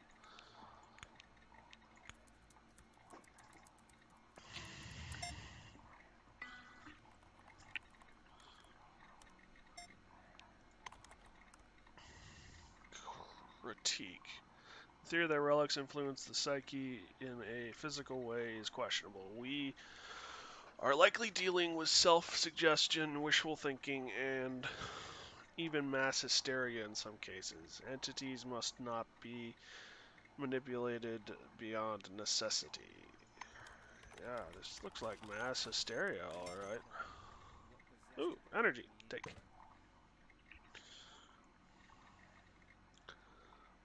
Someone wanted into that locker awfully damn bad. Filing cabinets. Louise is killing me. What possessed her to lock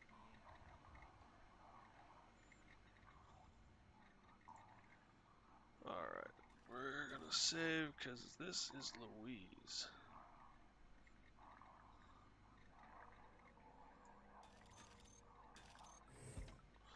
Door opens quietly, almost inaudibly.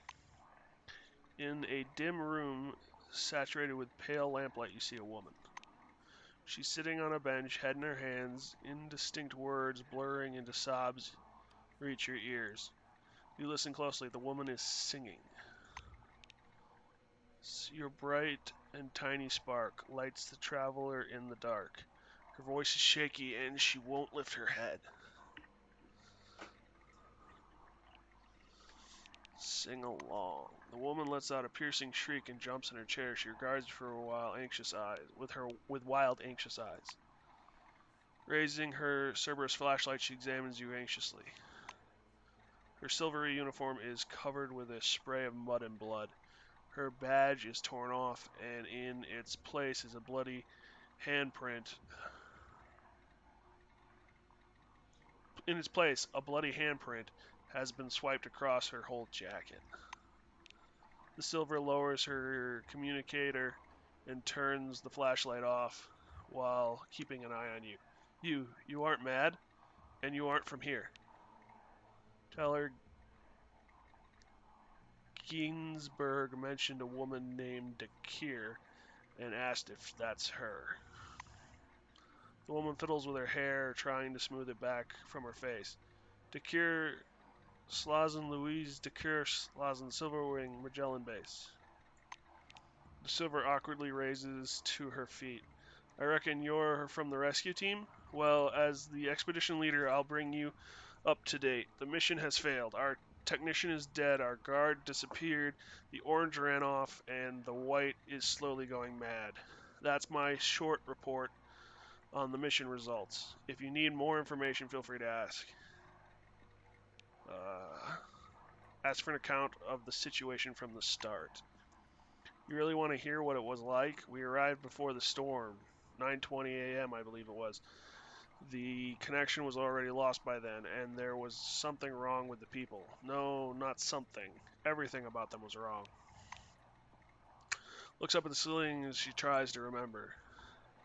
Seymour Hobbs, head of security, he greeted us. He reported that communications with Magellan were down and needed to be restarted from the command center on the third floor. He gave no details, just said there was a problem. Silver blinks repeatedly. Hobbs took us to the third floor, then went back upstairs. Maria went to the command center, and those people, they just rushed at us. They devoured Maria. Bob shot several of them and locked the rest in the hallway. They're very weird. They don't seem to feel pain at all. Lowers her eyes. What else is there to say? Now I'm here. Giselberg yelled at me and ran away. Bob went for help, said that until they arrived we had to talk to Hobbs, activate isolation mode, and seal the bunker. He still hasn't returned, and Ron, something's going on with him. Didn't I mention that yet? Did I? Oh, I keep forgetting things. Learn more about the group member's fate. Ask how the technician died. Mira Warner, they ate her. Find out how the black went missing. Decker was already thoroughly dejected, grows even darker. It was me who gave the order, sent him to go find help. He was still able to connect us when he reached the surface. Then it was too noisy and the connection was lost. He never replied after that.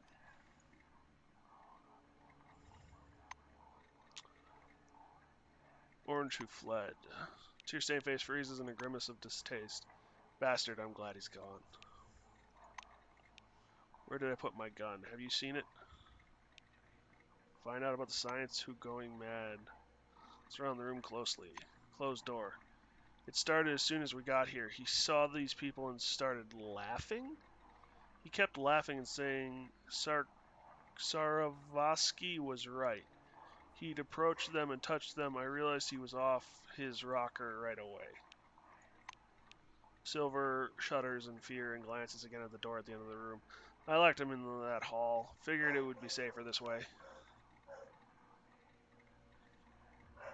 Ask about this Saravsky the scientist was talking about. Seems confused and even irritated. Does it matter all that much right now?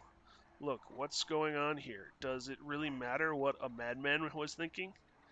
Ask if you could talk to him. A glint of concern appears in her eyes. Talk? Okay, he's over there behind the door.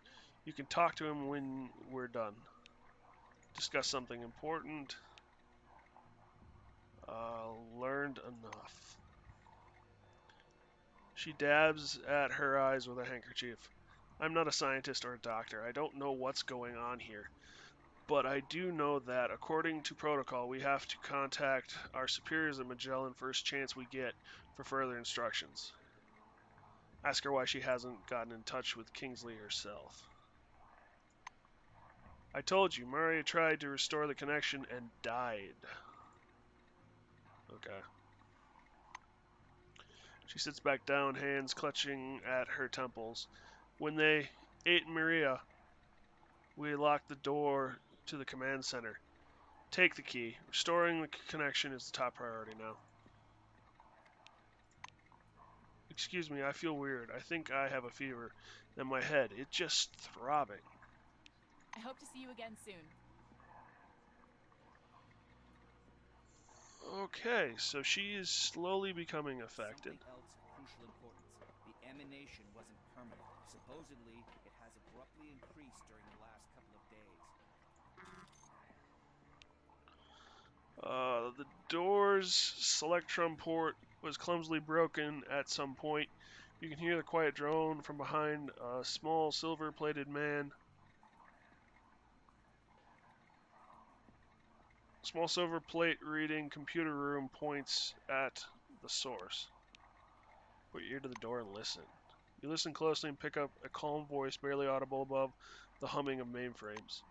You can hear a keyboard clicking, the very voice is pensive. The dependence is linear. That much is clear. The differing reactions of different organisms can be attributed to physiological factors, psychological factors, excuse me. I don't know, one of the two. Obviously not weight, and physiological, yeah. Not weight, and apparently not age or gender. Well, use this formula to calculate. Another click follows. After that, the voice is silent for a long while. No, maths won't work here. Knock on the door. You hear footsteps in the room, quiet but heavy. The man locked inside approaches the door. Is that you, Louise? Open the door already. Enough of this idiocy. For now, try being professional. Introduce yourself. Silence hangs in the computer room for a few moments. I'm glad to hear you aren't Louise. As you can see, she and I aren't quite hitting it off. The door slides open an inch. In the dark computer room beyond, a pair of spectacles reflects the light. Ronald Steele, White Wing. I'm a member of the expedition crew. Apparently a former member. My colleague decided I was dangerous and locked me in here. The scientist regards you through the gap between the doors for some time. Look, I don't have time to prove I'm normal. Just open the door. You don't have much time.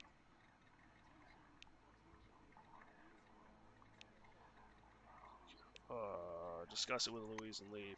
I've already tried discussing this with Louise to no avail. Whatever, go ahead.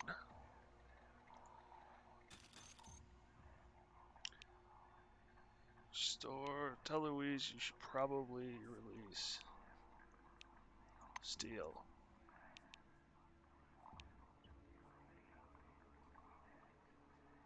Are you insane? He's like the others in the corridor. He's gone. He's mad. Do you understand the risk? Medicine. Are you going to lecture me the emergency protocol? Yeah. You think I don't know that? Silverwing approaches the door, presses her selectron to the broken panel. A green light flashes. Silver returns to her bench, keeping her eyes on the doors as they slide open. Hi there. The person who emerges from the dark computer room looks nothing like a scientist. His broad shoulders and military bearing resemble those of an elite forces officer. Only the silver badge that says Ronald Steele physicist, and the lab uniform suggest he works for White Wing. Steele shakes your hand. It's nice to see living people for a change. Even you, Louise. Dr. Decker Schultz is watching him intently. She snorts a laugh. Do you think you look normal? You were laughing and chanting. Saravsky was right. Saravsky is right. That's because Saravsky was right. Everything he said was right. This halo eye effect isn't an autonomous phenomena. It's a link in a chain of symptoms. If anyone but his colleagues listened to Gabrielle, none of this would have happened. Ronald spreads his arms in agitation. His angry outburst ends as quickly as it started. Anyway, let's decide what we're gonna do. We're sitting in the proverbial ticking time bomb. Ask Louise what she has to say. Should we reestablish the connection and wait? Silver turns to face you, disappointment apparent in her eyes. I thought Magellan would send real help. I'm sorry.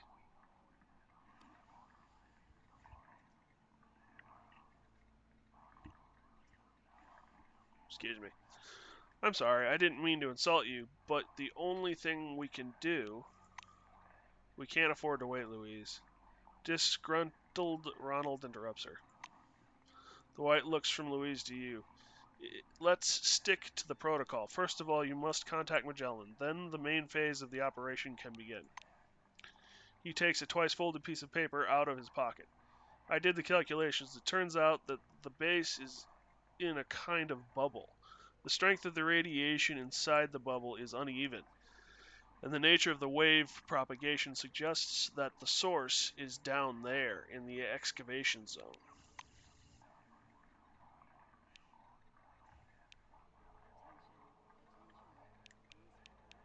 Oh. Out of the corner of my eye, I see someone walking over here. And every time I see it, I think it's a reflection off of my monitor to something behind me. So I stop reading and look behind me, trying to figure out who's walking up behind me. I apologize. That's what's been going on. I found some notes regarding. When I was done with my calculations, I found some notes regarding relic excavation. Apparently, they did find something not quite ordinary. I just put two and two together and came to a conclusion. That finding caused all of this. Ask him how to contact. Ask him how to get to the excavation site. What exactly? What exactly did they find during the excavation? I can't say for sure. They assembled a special research crew to study that relic, or rather, they were planning to do that. Everything happened too fast. Dangerous to approach the radiation source directly. Staying here is just as dangerous as touching that thing with your hands. How to get to the excavation area? Yes, a good question. Turn right and follow the corridor. You'll find an elevator that will take you there. It's supposedly blocked, but you can run it with the master key. It's in the shape of a card, usually kept by one of the employees. I'd try searching the residential level first. I found that already, so we're good. Contact Magellan. All the complexes are built alike. The security measures are similar. Take the left corridor, find the main computer, disable the final protocol, and re-establish the connection. There must be a conference hall nearby with a large screens. We've seen that when I was looking around in it. It's actually meant for communication between bases. You can contact Magellan from there. Any questions? It's settled. Actually, before it's settled, I want to barter with you and see what you got.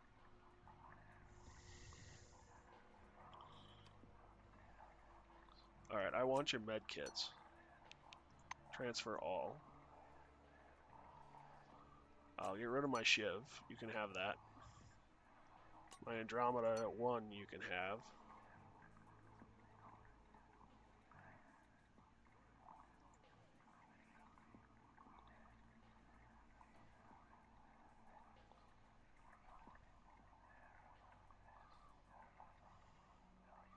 My mop you can have.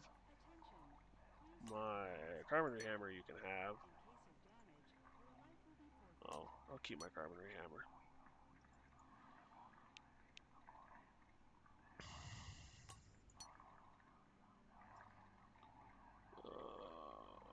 Can be addictive. Great.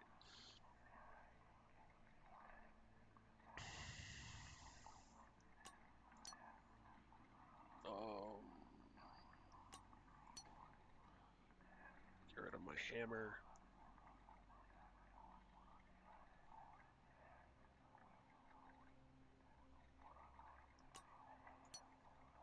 Transfer all.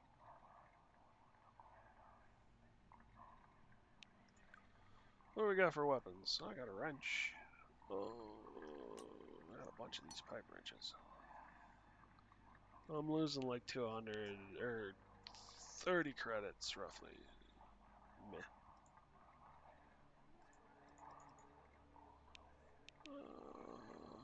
I'll accept that. Settled. Wells turns to silver. Good. Let's go quick, Louise. Are you ready? I can see you're not feeling well. Do you need to pull yourself together, Louise? Crows. Shaker. Silver lifts her head. Rings of white light are beginning to flicker in her eyes. Did you see how many of them flocked to Nashville? Some even managed to make it down here. You and the seller exchange looks. A grimace of frustration spreads over the white's face. Shit, let's hurry it up. The relic is down there somewhere.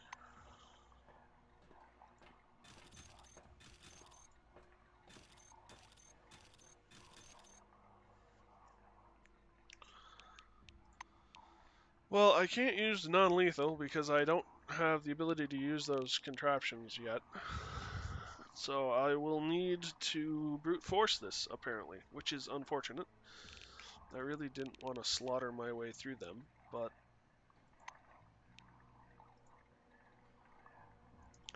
S-T-R-E-E-M. Okay, that works too. Stra. Okay, save. Attention, attention. Please handle relics carefully. In case of damage, your life will be You have a flower pot over here. With some money in it.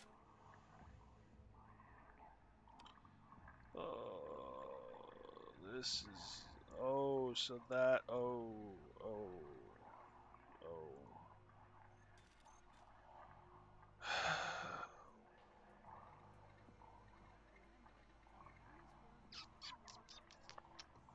I might be able to sneak by.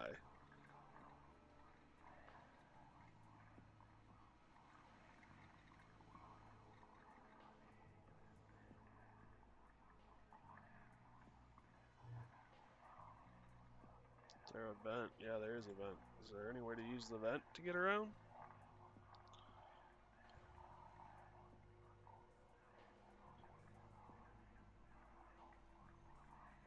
Doesn't appear to be.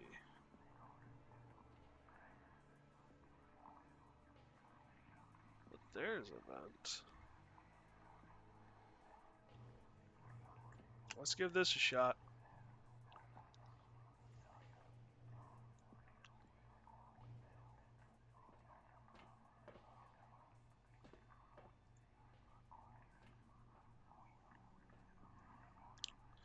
Quick save. Open the inventory. Unequip the servo. Shoot. Let's see where this leads us. Oh, right down here. Got it. Well, that's not worth it.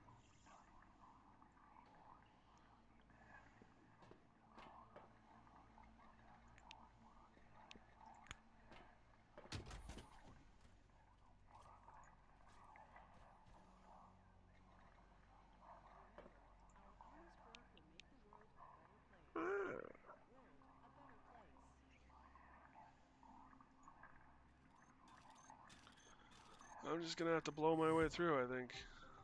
Yeah.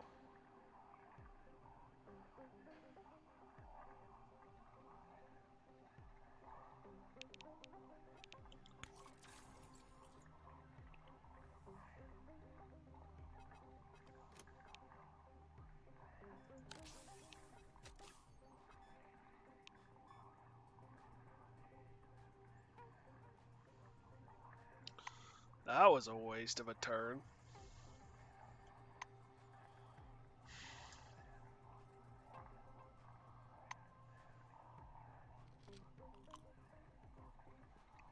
Ate something. Ouch. Ouch.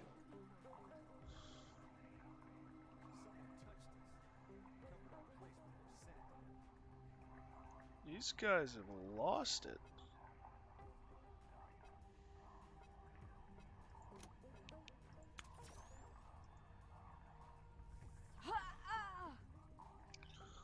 Sorry, lady. There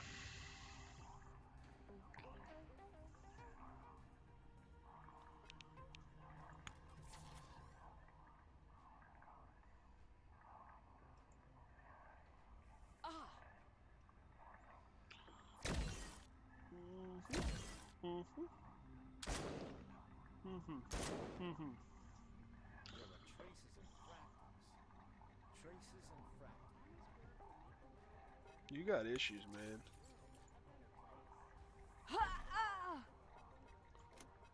Not that I'm much better.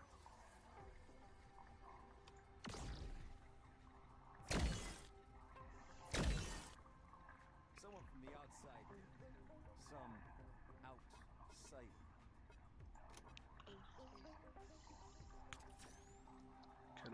castle with you? I can castle with you.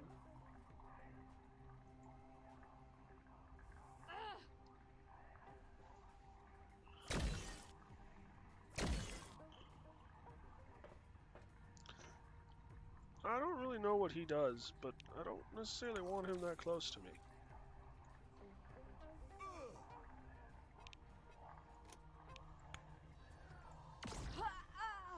There's outsider radiation everywhere.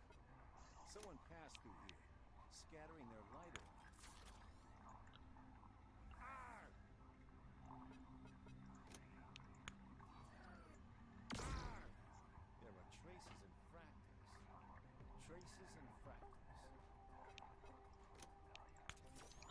Okay. How far into the game are you? I am... I mean, I guess I'm hours into it. I have just reached Magellan Station. Or not Magellan, wow. Nashville Station. I'm almost... Well, I guess actually I'm pretty far into Magellan... Or Nashville. Nashville. I'm pretty far into Nashville Station. Sorry, I'm getting tongue-tied. I'm just about to reestablish contact with Magellan.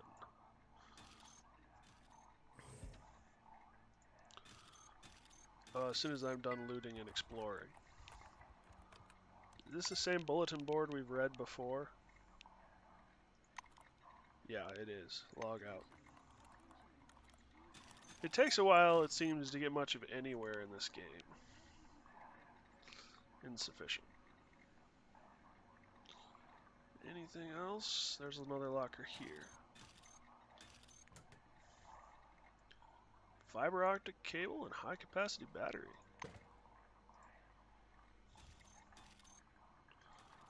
I'm betting this public terminal is the same. Yeah. You got a lockpick. Dark Secrets beer. Okay. Meds and instant coffee. Phaser and ammo.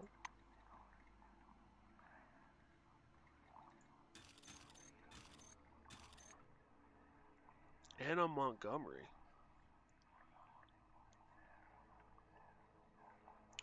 Ace Griffin hard-boiled thriller paperback. What does that give you a bonus to? Criminal. Yeah, fun.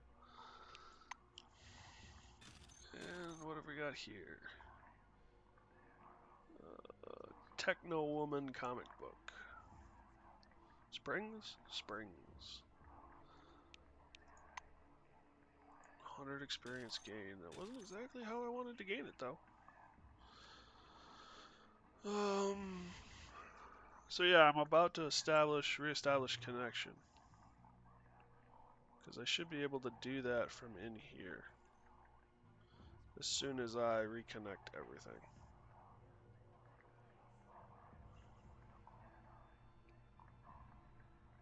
Flower pot. Anything in the flower pot? Just dirt. I know I'm going to regret not picking up the dirt at some point in time.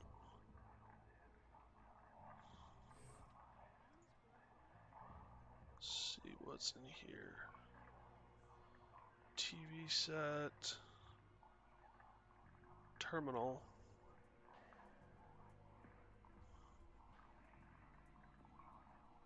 I'm going to do a quick save since we're past the battle.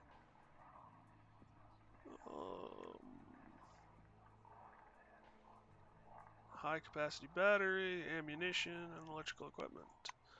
What are you? You are in a suit as well. That's not reassuring.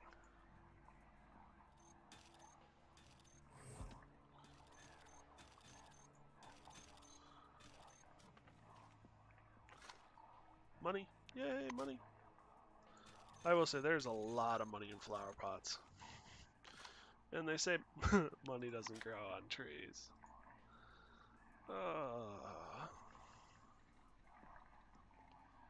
Alright. Save one more time because I'm paranoid. And hit the button. Ominous red lines are flashing on the screen. Main menu, emergency protocol, isolation mode. Turrets are active. The doors are locked. Connection with Concord Station is disabled. Please select an option. Unlock and uplink to reestablish with Concord. Log out.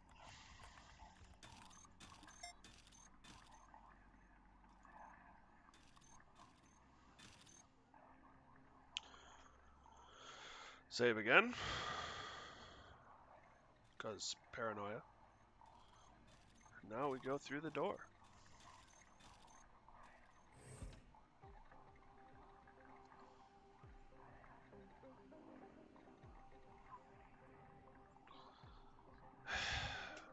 Fudge. I didn't reload. Damn it. Suspect something. Psi abilities. Calling for help?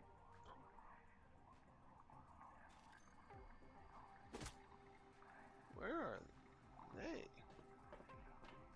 There is outsider radiation everywhere. Pass through here, scattering their light around. Thank God for the suit. Castle? There are traces and fractals. Traces and fractals.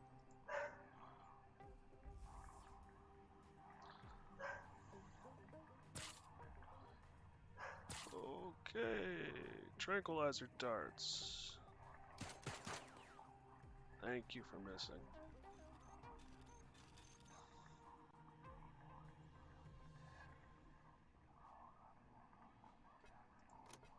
Can you take that guy down? Okay, that's helpful.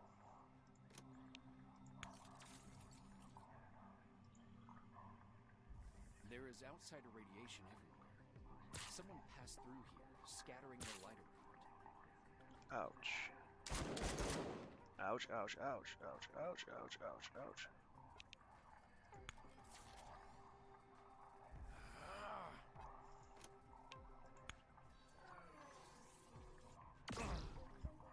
Someone touched us. Covered our places with their scent. Okay, you keep shooting darts. Go away.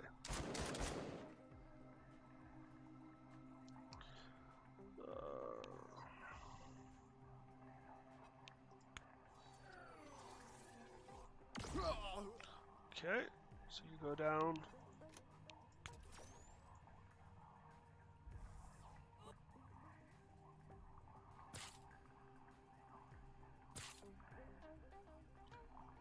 That is not what I want. Mild fatigue. Consciousness is expanded. Okay.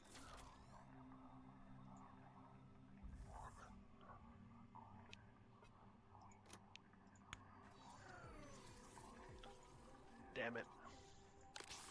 Reload.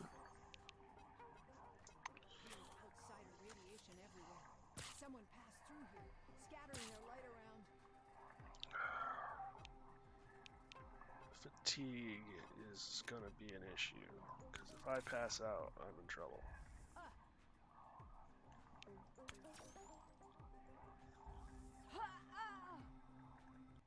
Alright. Take all.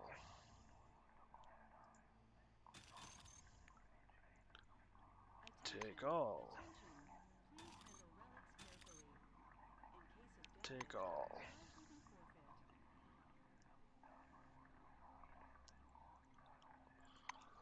I'm getting pretty tired, yeah. Gonna need meds, unfortunately.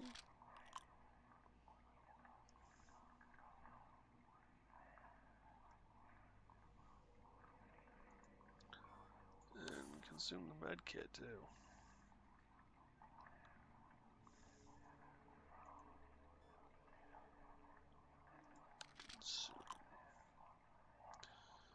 Ugh.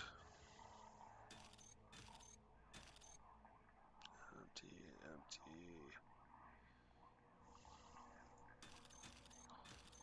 Military grade. Well, that's what I needed from this fight.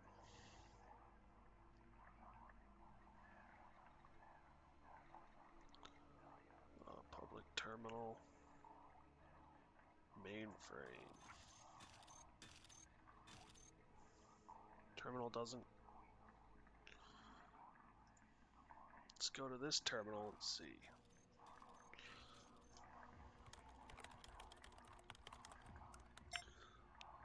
Terminal says system lockdown. Why won't... Oh, do I just use the wall? The white noise on the screen is replaced with pulsating blackness and a remote echoing beep. Connection established. In a few seconds, Kingsley's face appears on the screen. The Silver adjusts his glass. Come in. C-12 Nashville. Kingsley speak. Oh, that's you. Good to see you. Kingsley clicks his retractable pen and shifts closer to the camera. Report. Inform him about the dead bodies at the entryway. Tell him the situation isn't clear yet, but something gravely serious. Report Nashville is in the middle of an anomalous zone and strange maelstrom is raging above the base. Report that the parking lot turrets are switched to aggressive mode, but you solved the problem. The chief officer listens to the casualty report without interrupting. He's visibly shaken. Once you finish speaking, Kingsley gets lost in thought, biting the end of his pen. If there's anything else I need to know, you may add it to your report. He finally starts speaking, his voice soft and emotionless. Must tell him you don't have anything to add to your situation. Something gravely serious must have happened. You describe recent events. Martin convulsively jots everything down in his notepad. The Silver wipes his forehead with a silk handkerchief, fidgeting. Good grief. Is there anything else? Parking lot turrets. The Silver. So they're no longer a danger for the rescue group. Very good. Report that Nashville is in the middle of an anomalous zone and a strange maelstrom is raging above it. Kingsley seems to perk up a little when he hears of the maelstrom. Did you examine it? Was it moving? Actually, never mind. Anything else? Tell him you don't have anything to add to the situation report. Director Kingsley flips a page in his notepad, nervously tapping his pen on the deck. Duly noted. Well then, the news is unsettling. But what about the crew? Have you found them? If it's not an issue, could you update me on each member of your group?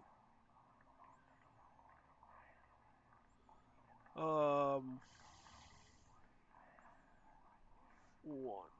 Kingsley takes off his glasses and rubs his forehead with apparent exhaustion. I'm sorry to hear that. Inform that Ronald Steele White is fine and is now helping you with the investigation. The Silver jots something down. I don't doubt for a second that Ronald is doing exactly that. Man's a true professional.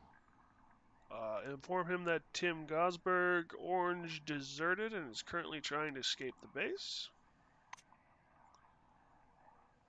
When the investigation is underway, I'm certain they'll ask me why I deployed someone like that for the task. Inform him that Robert Mayland Black has gone missing. The Silver jots something down. Do you know why exactly he left the group unescorted? That's in violation of the rules. Inform him that Mary Warner Blue is dead. Kingsley presses his palms against his temples. I beg you, Don't put yourself at risk unless the situation absolutely calls for it. We can't afford any more casualties. Don't have anything else to report about the crew. Once your report is over, Director Kingsley becomes lost in thought. First of all, I need to apologize. On behalf of the corporation and myself, forgive me. I shouldn't have sent a new employee on this task. His voice sounds oddly dull. Martin wipes his glasses with a red handkerchief. Your report seems to suggest we're facing something incredibly dangerous. I always tend to follow my instructions to the letter. In this case, the instructions say you should stay where you are and wait for rescue. But Sadly, I know what we're dealing with. Kingsley puts his glasses on and looks at the screen. I'm sorry I couldn't give all the details. Nashville is a high-security facility. But I guess that's not important anymore. A certain relic resulted in what you are witnessing right now. In the last couple of days, we've been receiving reports of staff suffering a rapidly deteriorating mental state. And now everything's culminated in this. The silver sighs raggedly. Take action. Go down to the excavation area and find this relic. Bury it, disarm it, destroy it. Do whatever you think appropriate. I'll send a rescue team right after we're done here. But regardless, act. Do not hesitate, and good luck to you.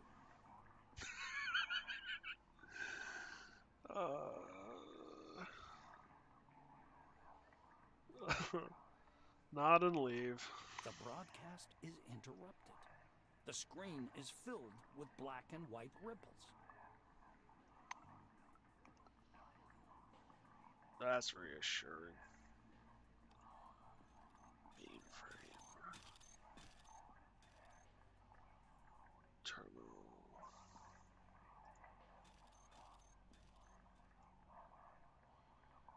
Is this on lockdown? System lockdown. I'm gonna bet something's alive and controlling all of this to a certain extent. You try to reach the base, but all you see is static.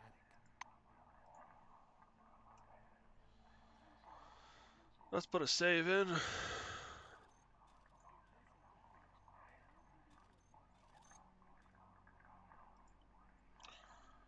See if anything happened here.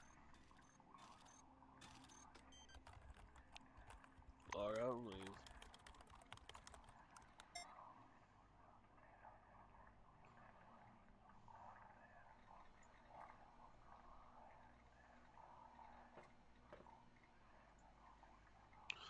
Let's report in before we go down.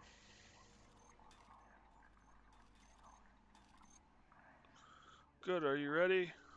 I'm reading background radiation is increasing, albeit slowly. Do you have anything I want?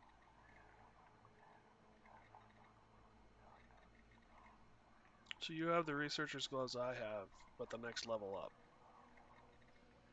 So it increases the science by another 10.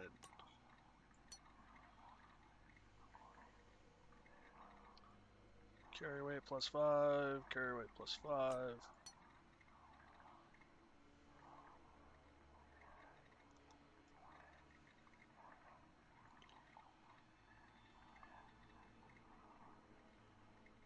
It is a duplicate, so I can get rid of it. Can I just swap out my gloves?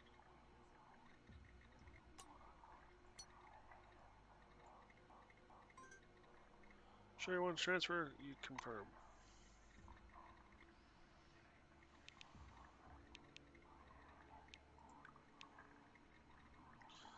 Tasers.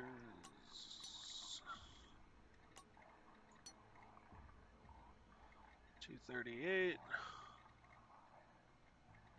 It's a Wasp dart gun. I do also have the Current dart gun.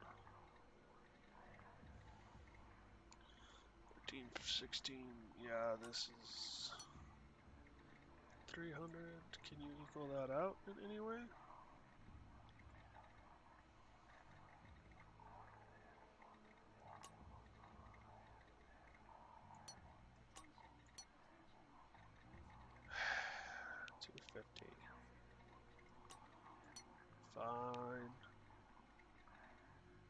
accept. That drops my carrying encumbrance too, which will be a big help.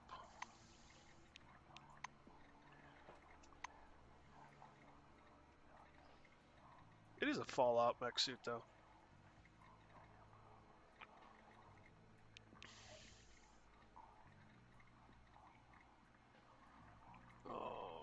Gloves. I need gloves. Researcher's gloves. Should have bought a backpack. Oh well.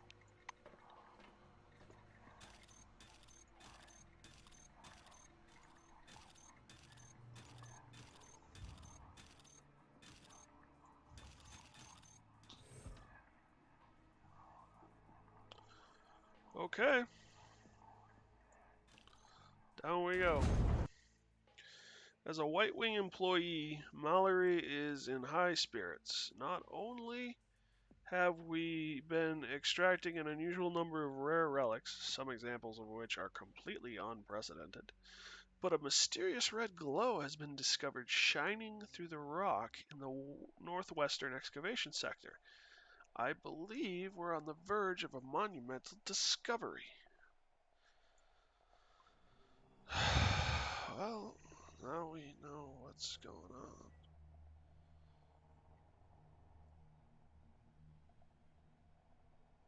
So there's the unknown glowing relic.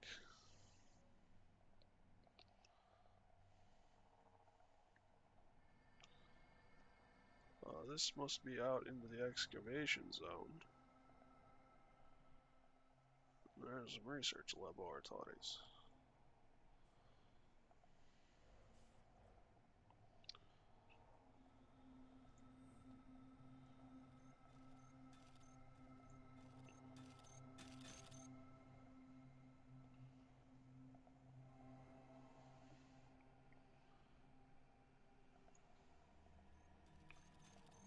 Broken public terminal? Anything I can do with that? System lockdown. Nope. The elevator is clumsily blocked. Looks like someone was hastily trying to protect Nashville employees from whatever is in the cave.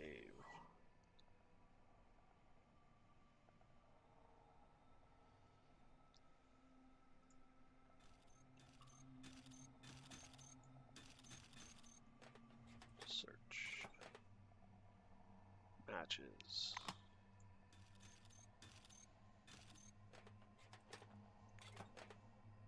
Ooh, I finally found duct tape.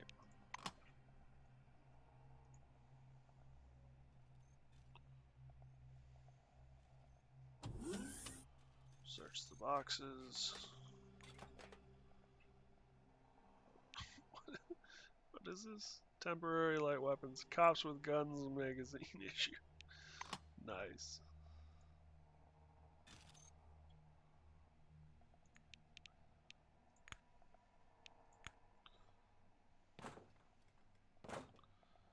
No box can withstand my might.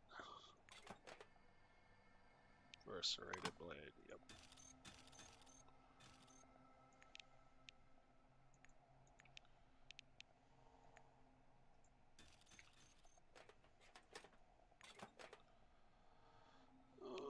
Take all.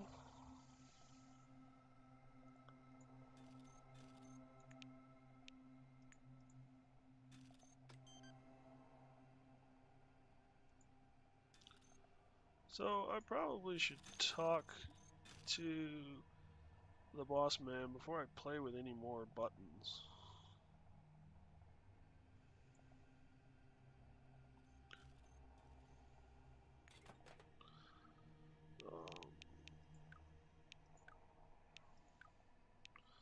I'm at 130 of 29. Instant coffee's worth something. Dang.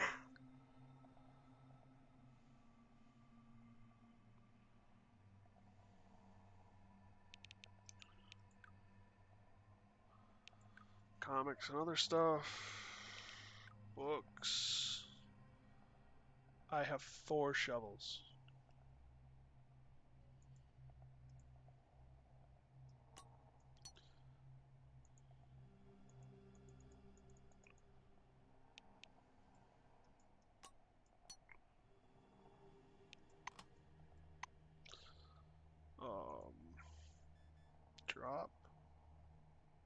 Does that drop the whole stack?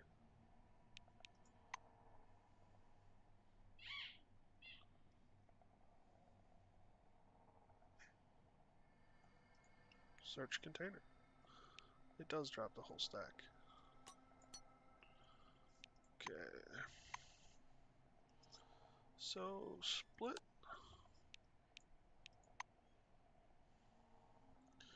Oh, so the shovels as a total are worth 200. They're worth 50 apiece. Gotcha.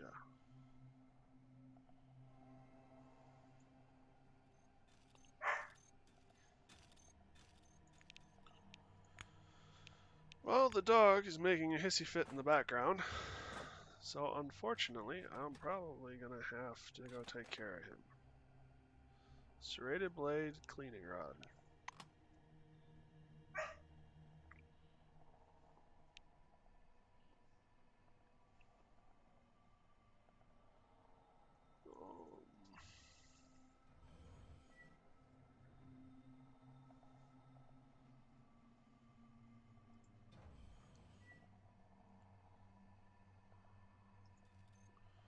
Let's open the armored door.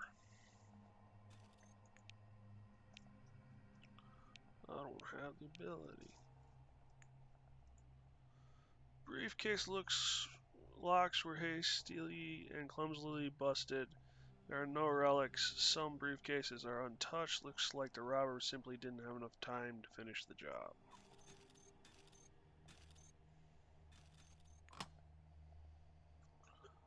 Oh, torpedo glove is better than the Andromeda, but I bet it's what I'm wearing right now.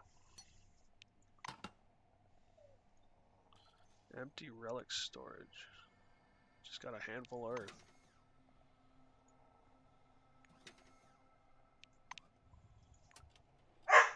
Some money, and there's the damn dog. I love him dearly, but there are times.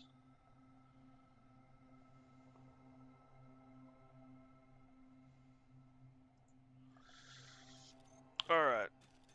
We're gonna pause this. I am going to put this on intermission and be back shortly.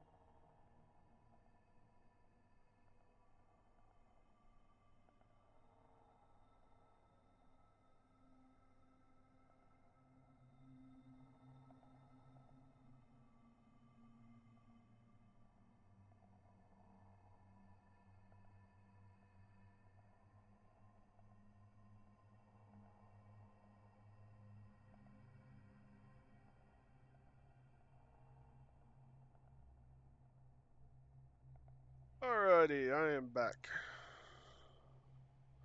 Back in the saddle again. Alright. I know we're not here to listen to my singing.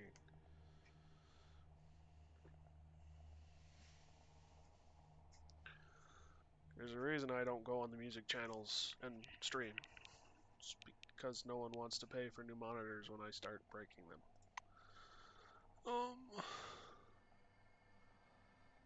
You're busted.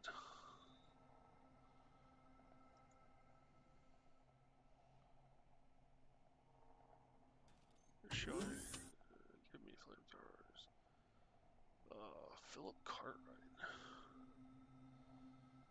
Medical beds. Military grade medical case. Nothing here. Medical notes.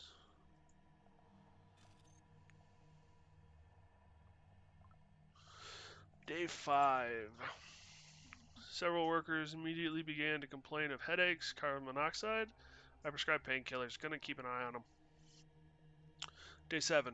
More of the same complaints. Some patients are drooling and reporting auditory hallucinations. Microstrokes? Lack of sleep? Further observation needed. Day 10. A couple of patients show obsessive behavior, focusing on repetitive actions, as in obsessive compulsive disorder. Anasepsis? Analepsis? I don't know. I don't know what the word is. Examinations revealed abnormal changes in the iris. Patients are now becoming more aggressive. One even attacked my nurse. Now all patients have been isolated and clozapam prescribed to the most violent ones. Management finally decided to shorten the work shift. Day 21. Patients are gradually calming down but remain disconnected from reality. Speech is incoherent. Their condition resembles catatonia. Symptoms are now appearing in people not directly exposed to the excavation site. I intend to demand a quarantine from management. Something tells me they never got that far.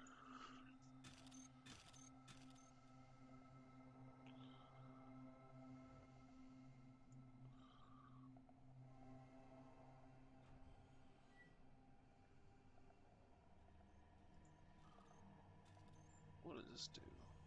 Oh, is that a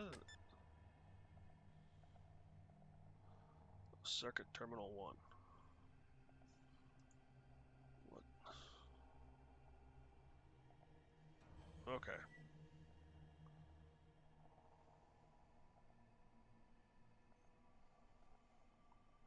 Come on, don't be shy.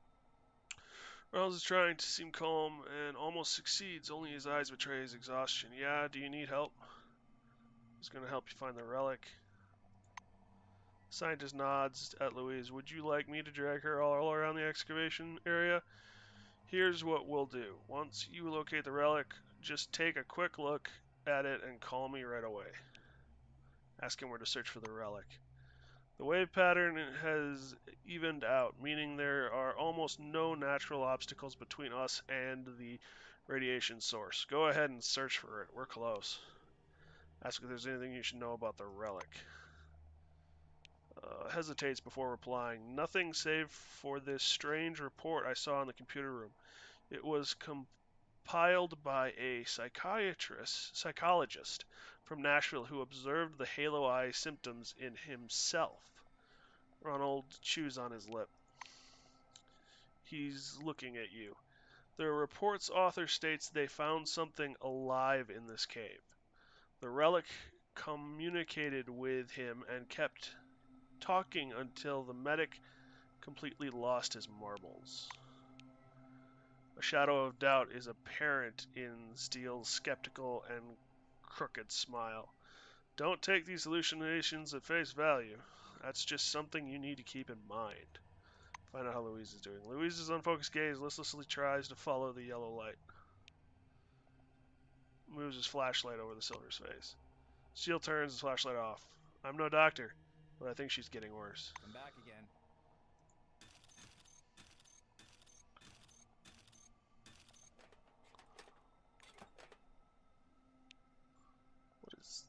Pile of crystals.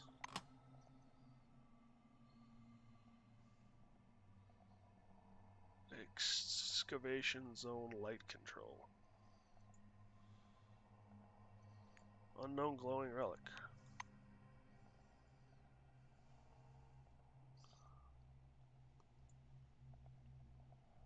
Oh, I'm over here now.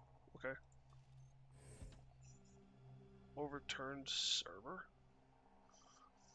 From what I know of servers, that was one pissed off person.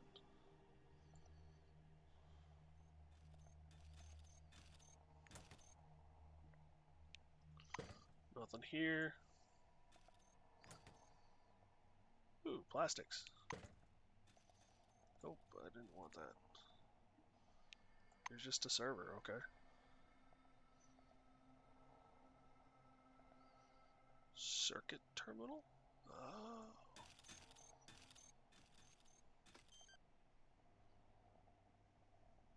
Huh.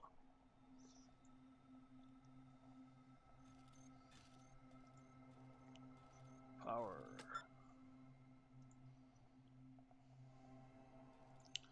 I'm turning stuff on. I don't know what I'm turning on, but I'm turning stuff on.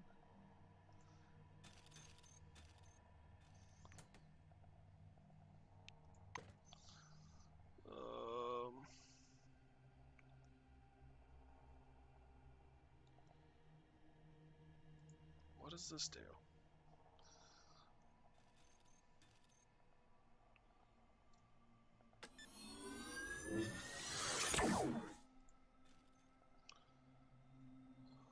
Identified glowing relic.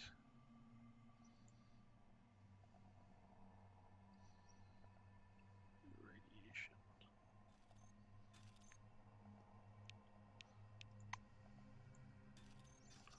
Salutations.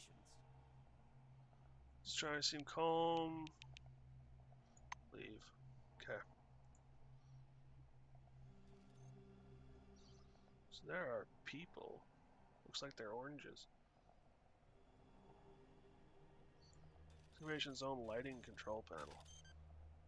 Warning. Lighting disabled in excavation zone.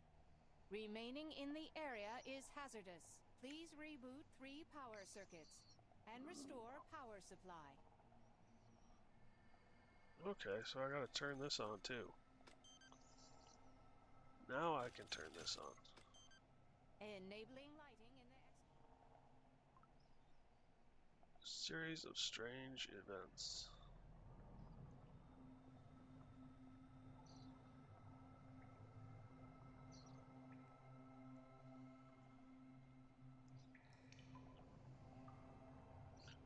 So, okay.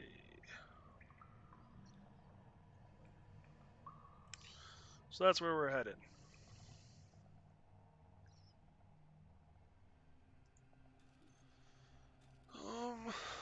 Let's save.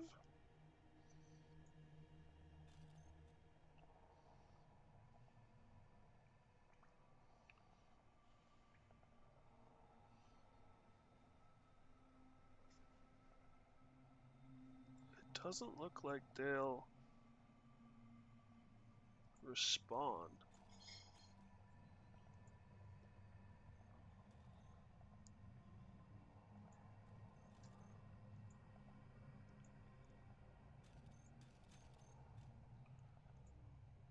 Mobile generator.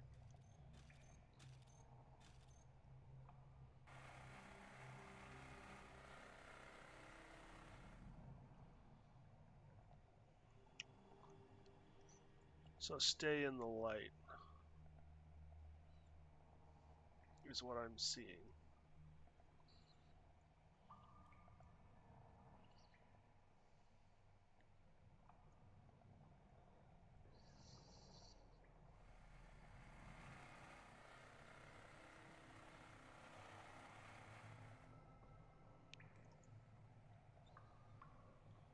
Consumed by darkness. I need...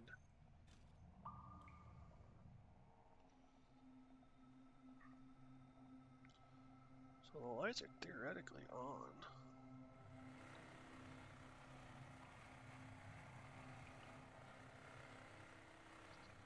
Generator's running.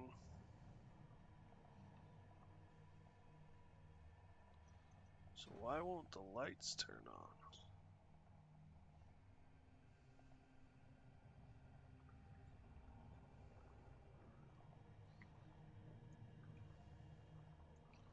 There's another generator over there. There's another one there too.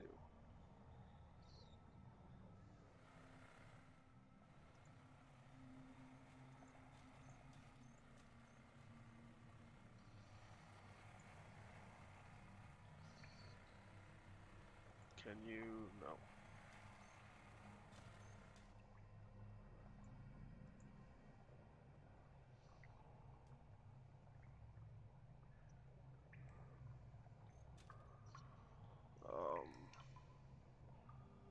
I think I just died, yeah. So, load. Nashville quick save. So the light, or the dark, is dangerous.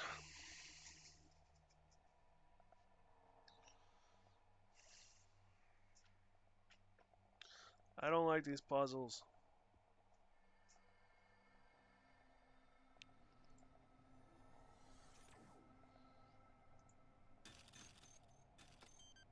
Warning.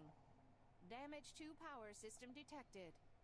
Start the emergency generator.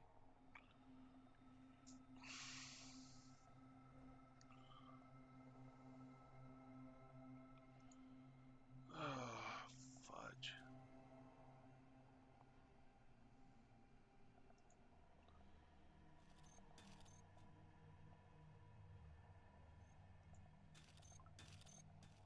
Series of strange events.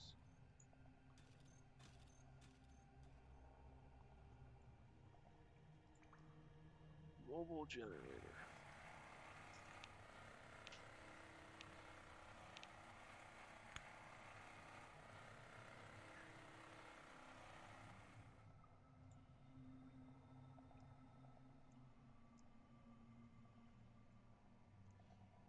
Okay, so why aren't all the lights coming on?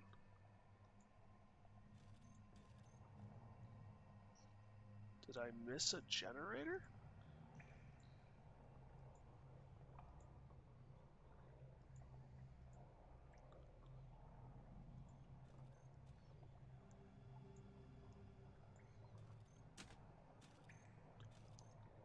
Almost! If I hadn't hesitated. Alright. Gotta figure out what's going on.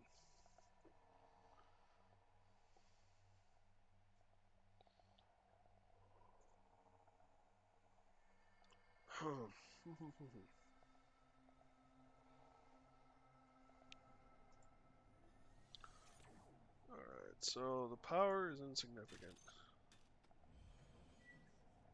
Damage to power system detected. Start the emergency generator.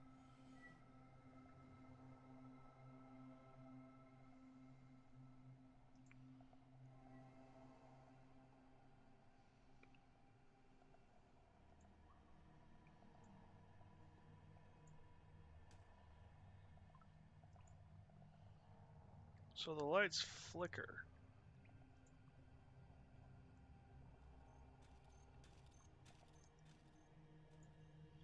And this should turn on lights somewhere else.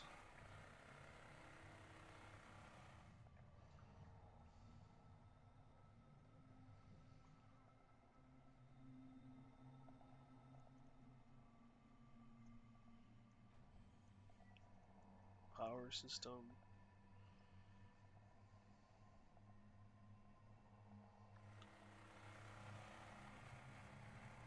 Generator.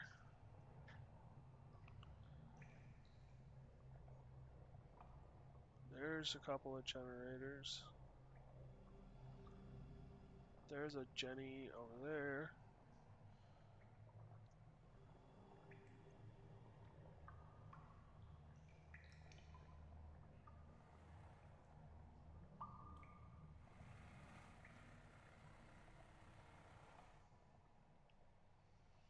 Is this light gonna flicker on me again? use the med.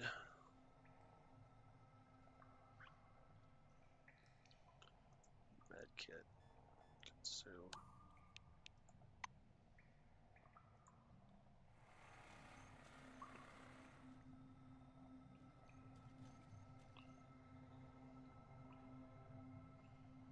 Consumed by darkness status.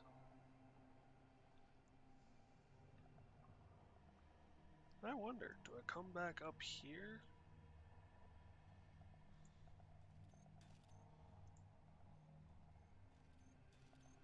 Lighting control. Lighting enabled. Have a nice day, employee. Oh. Okay.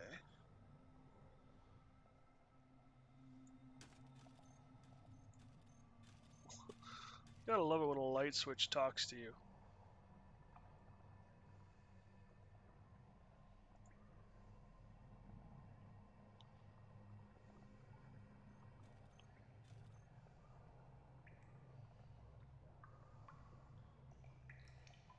So that's how this works.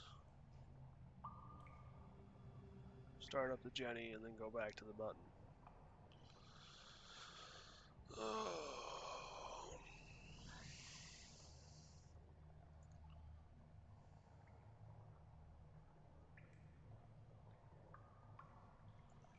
The Nashville relic is all that's left.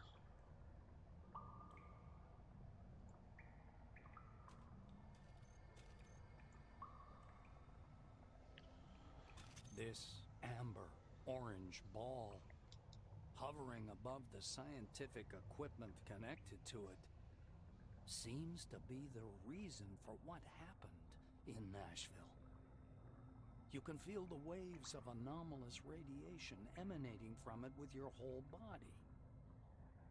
A pleasant tingling rolls through your skin, and each wave fills your head for a mere moment with strange, rapidly fading images. Without taking your eyes off the sphere, you move closer. You aim your scanner at the artifact's glowing surface, but the device will not function. Only a sine curve is quivering spasmodically on the monochrome screen. You suddenly begin to feel numb. The prickling in your hands and the anomalous radiation pressing against your head grow weaker, but a frightening sensation rises in their stead. An unknown force detaches you from your body and takes you up into the cool, ringing silence. The maelstrom hanging above Nashville embraces you. All of your consciousness unfolds like a giant canvas, hurling you into a dark auditorium. You see the maelstrom swirling over Nashville. Pulling you from the crumbling walls of the base, it lifts your mind above the world. It covers the lands of the dome like a gigantic spot, in the swirling shadow of which the lights of human consciousness flicker. Some of them fade away, barely in contact with the maelstrom. Others grow dimmer and blink painfully. Some glow with a strange, cold light. Gaining strength, the maelstrom, rushing westward, comes crashing down onto the southern lands of the dome, leaving behind hundreds of fluttering and slowly fading lights. After sweeping out Concord and Spire Station, the maelstrom finally calms down. It hangs in the very center of the dome, like a majestic, lazily swirling vortex, and your mind rushes about within it like a shining spark.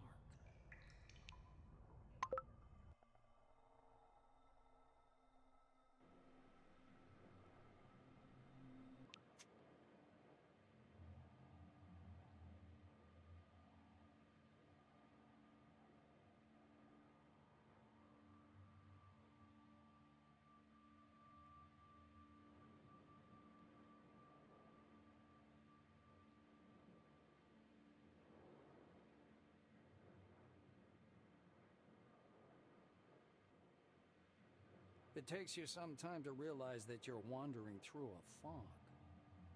Eventually, the dull, white nothingness begins to dissipate, slowly returning you to reality. A noise fills your ears, a rumble resembling the sound of waves rolling ashore. You step carefully through the white haze. Fragile bits of rock crackle under your feet. Vague shadows appear from the mist over your head. Breached concrete plate bristling with exposed armature. The dusty drill of an earth mover lying on its side. Yellowed documents, boxes. Crushed steel closets that tumbled down through gaps in the floor. The space beneath your feet resembles thick but perfectly transparent ice. A vortex of clouds spins slowly below, the lights still flickering. They're the same lights you saw when you first touched the sphere. The lights are actively moving, wandering, gathering. Iridescent, they form both small and large groups, and the desert far below changes, following their pattern. Settlements appear in the north, in the east, in the west, and even in the dull yellow barrens of the south. They grow right before your eyes, as if time were moving ahead at incredible speed.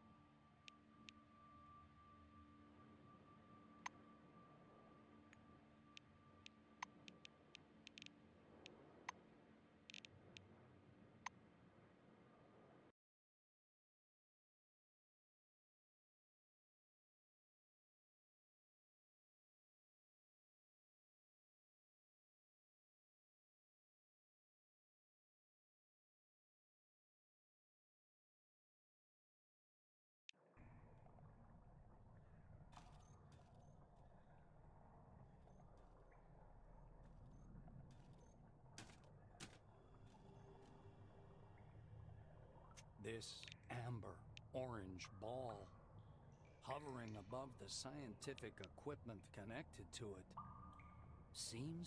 You bend toward the equipment. It's possible the slight electric current being emitted somehow stimulates the artifact's activity, so you decrease the voltage. The cooling system is working 1/2 throttle, so you bring it up to 85%. These measures should reduce the anomalous radiation intensity. At least, that's what you're hoping for. You suddenly begin to feel numb.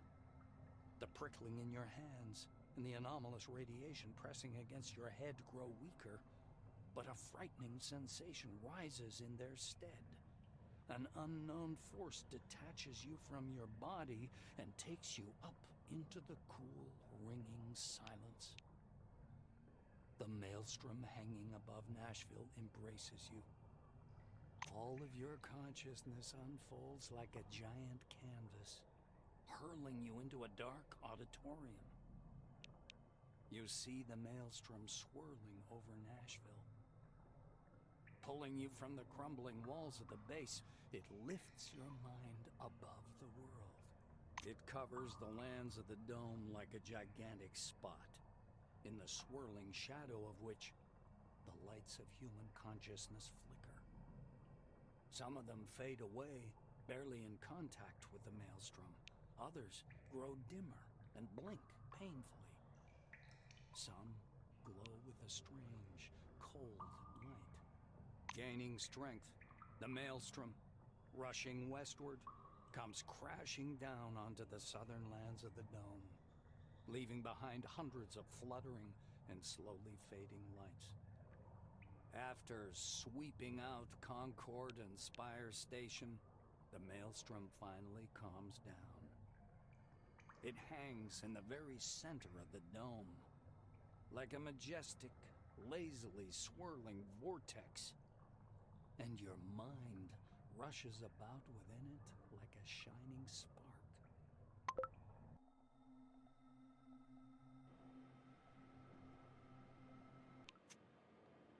It takes you some time to realize that you're wandering through a fog. Eventually, the dull, white nothingness begins to dissipate, slowly returning you to reality. A noise fills your ears, a rumble resembling the sound of waves rolling ashore. You step carefully through the white haze. Fragile bits of rock crackle under your feet. Vague shadows appear from the mist over your head. The space beneath your feet resembles thick but perfectly transparent ice. A vortex of clouds spins. The lights are actively moving, wandering, gathering. Iridescent, they form both small and large groups, and the desert far below changes, following their pattern. Settlements appear in the north, in the east, in the west, and even in the dull yellow barrens of the south. They grow right before your eyes, as if time were moving ahead at incredible speed.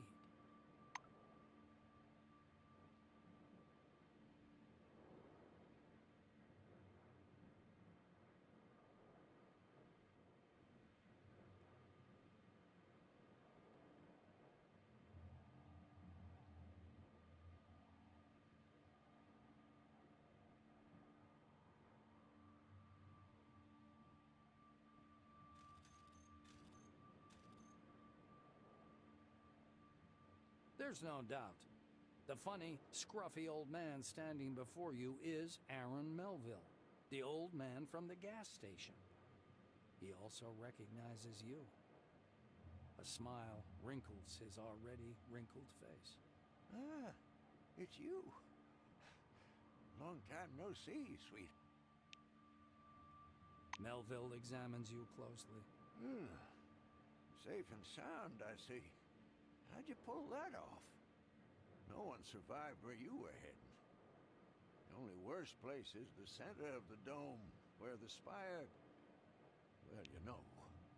The old man points vaguely upwards with his crooked finger. You're aware, aren't you? The spire is falling. Now the road's closed. As if folks would want to come here anyway. And here we stay like crabs in a barrel. He thumps his timber leg on the ground, driving the mist away. Don't think that I'm complaining. My business is on a roll. They come and they go. Melville's face seems to petrify. He speaks slowly, but flounders anyway. The gas station can be crowded nowadays. Everybody needs my gas station. Folks went crazy, I tell you. Fighting over nothing. The old man woefully shakes his head.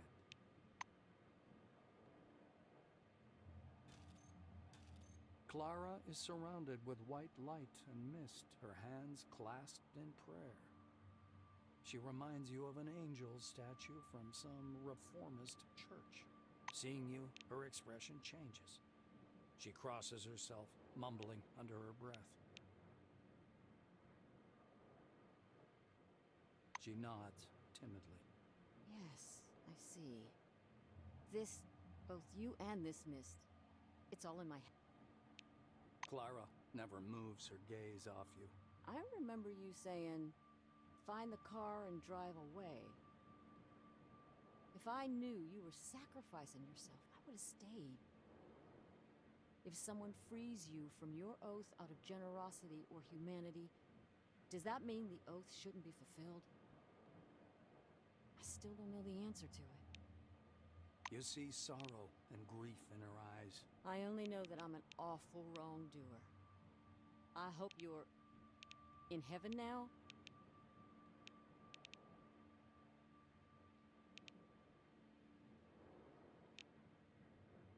Clara sighs heavily. I see. Why are you appearing to me? Is this some sort of a sign? Do you know about signs? This is when... Her voice suddenly becomes deep and thick. She drawls as if her words were being played from a corrupted tape. Clara's face alters subtly, as if it had turned to stone. Abbott is very kind to me, but his faith is nothing I could get used to. She says in a dull voice.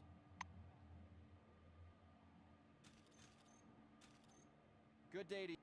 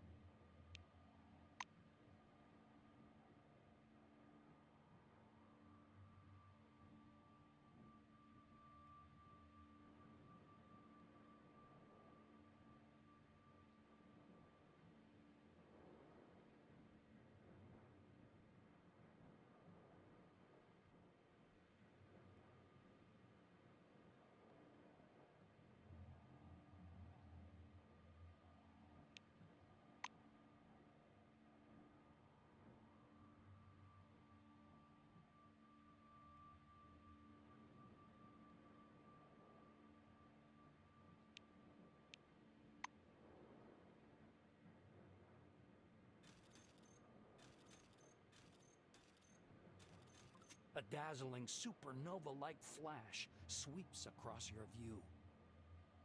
The lights, frozen in the desert, start to move, and a cloudy funnel begins to slowly trail after them. The funnel spreads out under your feet. Flickering waves of lights drift northward, driven by the winds of a maelstrom. Not just a maelstrom, maelstrom. Its shadow covers the west and south of the dome, as if it was extinguishing the lights scattered across the desert.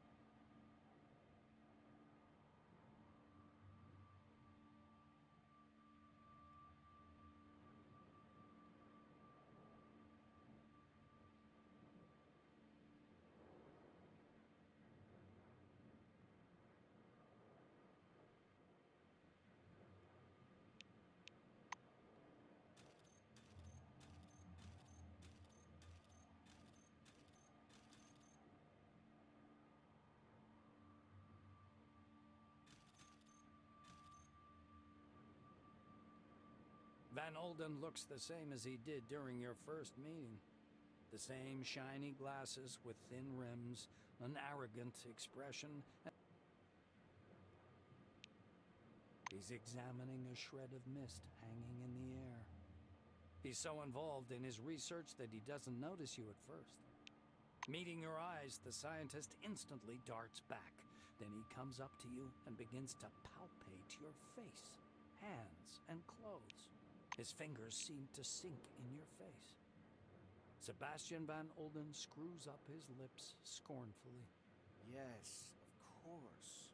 A thought form, like the pink mist, I suppose, or any other similar anomaly. As was to be expected.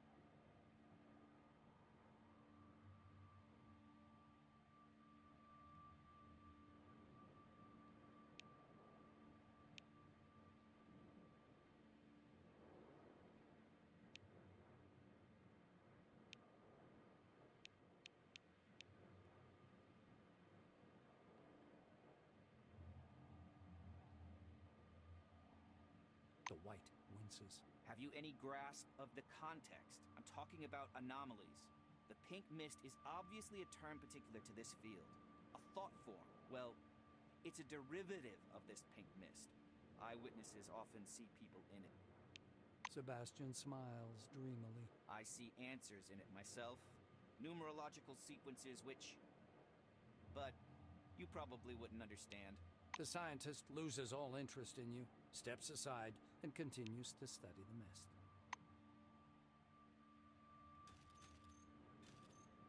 A gray-haired man, arms stiff at his sides, stands squinting short-sightedly into the mist. Kingsley is much shorter in person, and older. He notices you. I never thought we'd meet again. I must thank you. Thanks to your report, I was able to start the evacuation in time. Martin comes closer. You notice small changes in his uniform. Some of the insignia have been replaced by larger patches resembling military chevrons. Kingsley nods as if anticipating your question. Yes, the uniform is new, but the man is the same. Head of Magellan Base.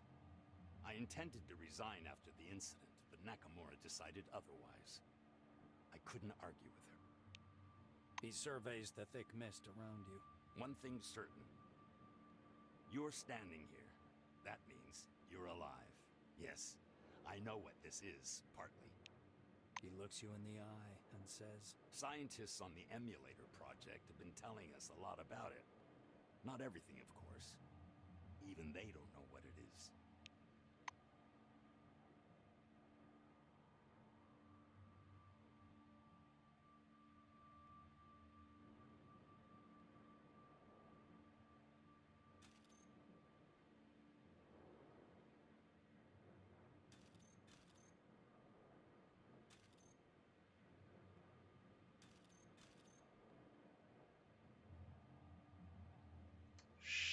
Shoot, I just realized my mic's been muted. Damn it. So is this a new realm of ascendancy or nirvana or something? It's probably been muted for a while, damn it. Oh well, I'm sorry.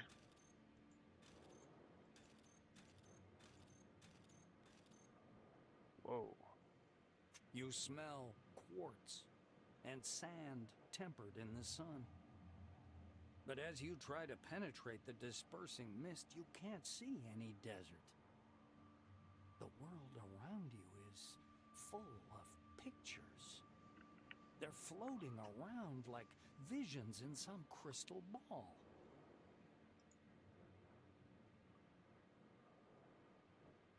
A hall covered with carpets. A golden Cronus logo on the wall among wine-red banners. A power plant. A city filled with lights. Mercenaries, soldiers, armored vehicles moving through the cool wasteland in the night. The spire of a temple spire, its searchlight shining into the night sky.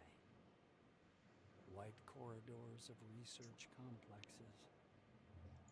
The visions fade one after another until only the last remains. The black silhouette of a strange building towering up from lighter sand. This picture freezes before your eyes, as if giving sense to everything that came before.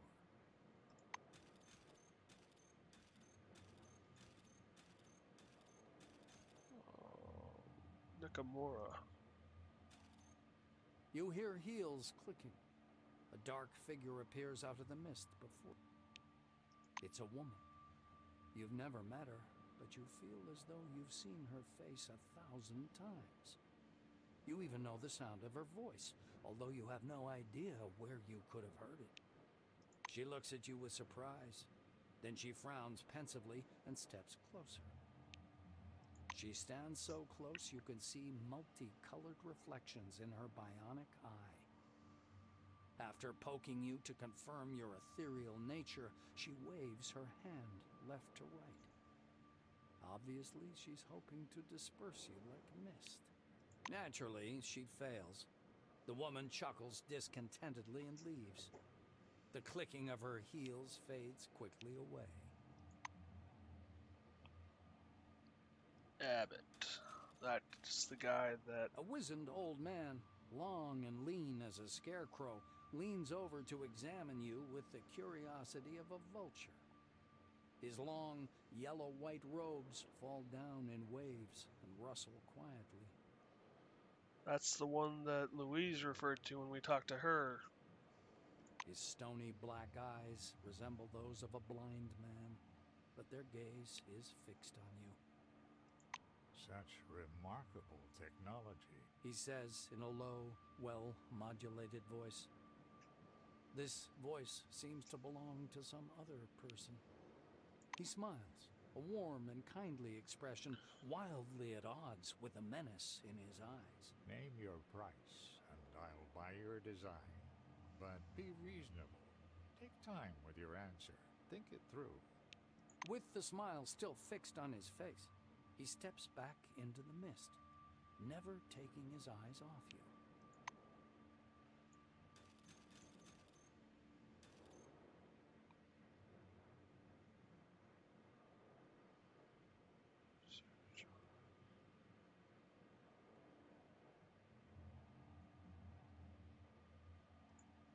Might as well start here.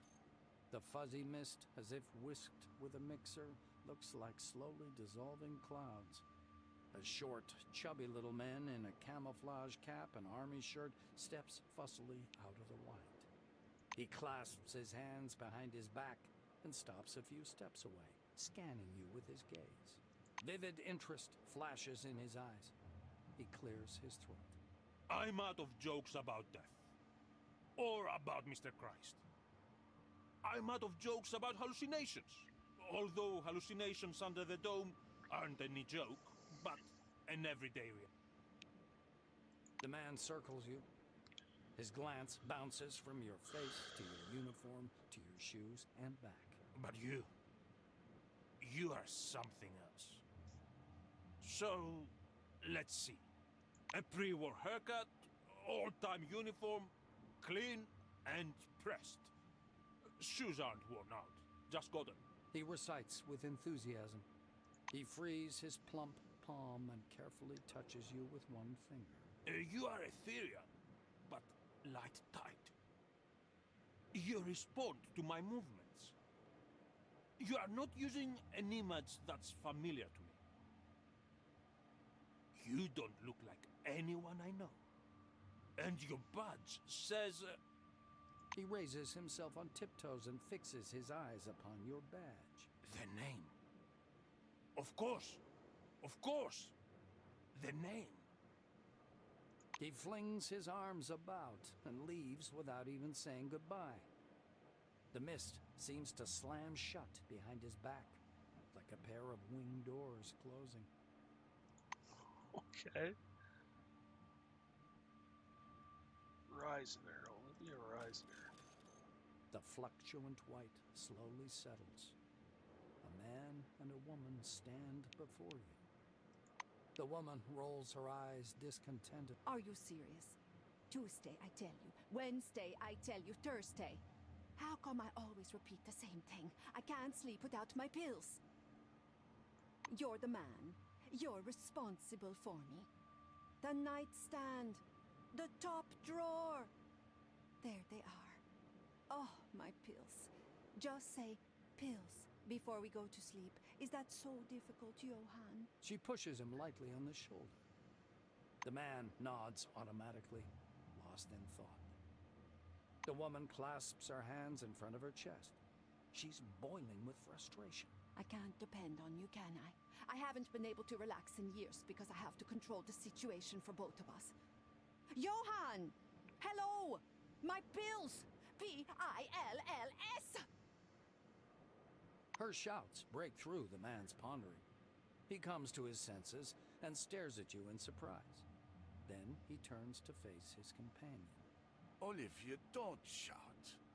Make a habit of putting your pills on your pillow. Anyway, this isn't about the pill.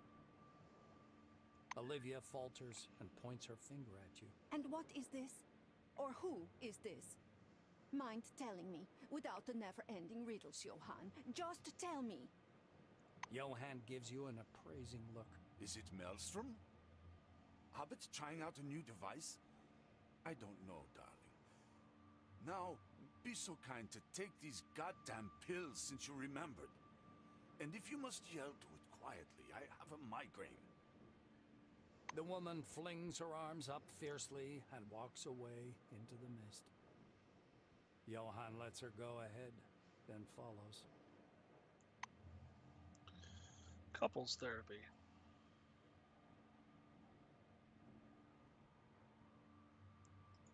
Victoria. An unfamiliar woman steps out of the mist and looks at you with the wandering eyes of a mad person. She's wearing a tall, crudely made tin crown painted with gold powder enamel. She smiles, although on her, this expression is more like an evil grin. Great. She begins to prowl around you in a circle, wary eyes locked on your face. While circling around you, she steps into the mist and stops in place, a vague, distant silhouette. Okay. The mist fades away. You see a short, dark-skinned man with a grim face. He's wearing a brightly colored turban. You take a step towards him, and he strides forward as if to block your way.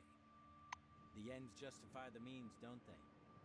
Have your scientists nothing better to do, Kimiko? He asks, looking upward. We know Kimiko. She, I think, was part of the team that came down into the dome with us.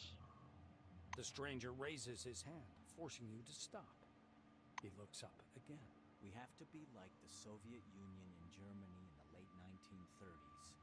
Mutual favors, mutual limits, parity. We've always worked on such terms. As he finishes speaking, his lips stop. The man in the turban keeps standing there, a lean figure looking angrily upward.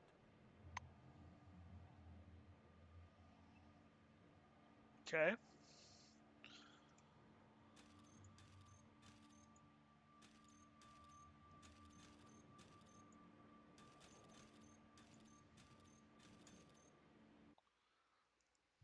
The name of Nashville was built as a launch pad for Maelstrom, and this idea is quite popular today. With all responsibility, I must state this is nonsense.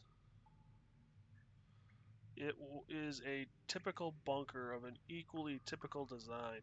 All changes were dictated by ergonomics and logistics, and all the suggestions about it being part of some experiment.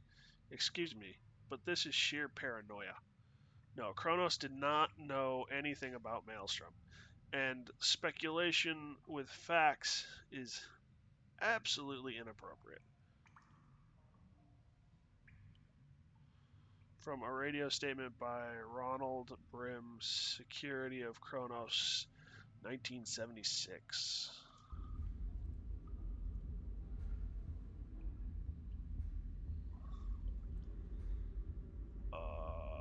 Hello?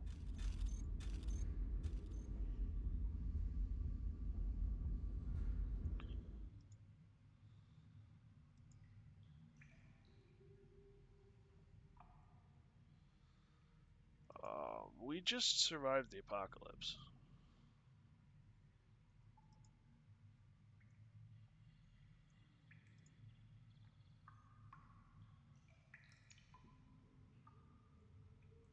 The Jenny's gone.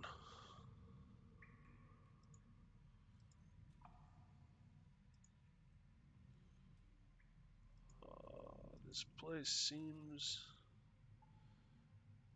pretty well caved in.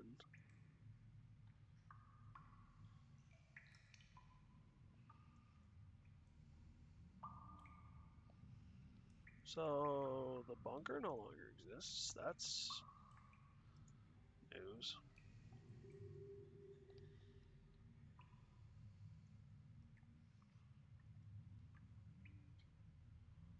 Appears there might be something over there. Oh, there's light here. Oh, I'm betting that's our way out.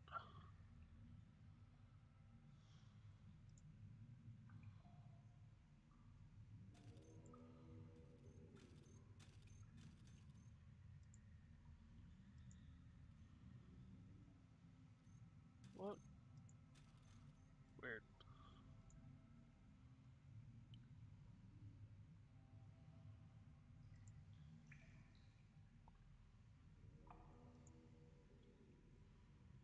Yeah, transition. Cannot use while servo shell equipped. Damn it!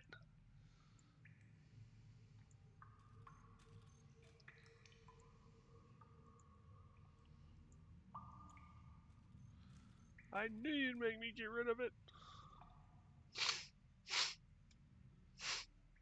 Fine. Unequip the servo shell. What's my carrying capacity? 14, and I'm at 28. -2 to initiative.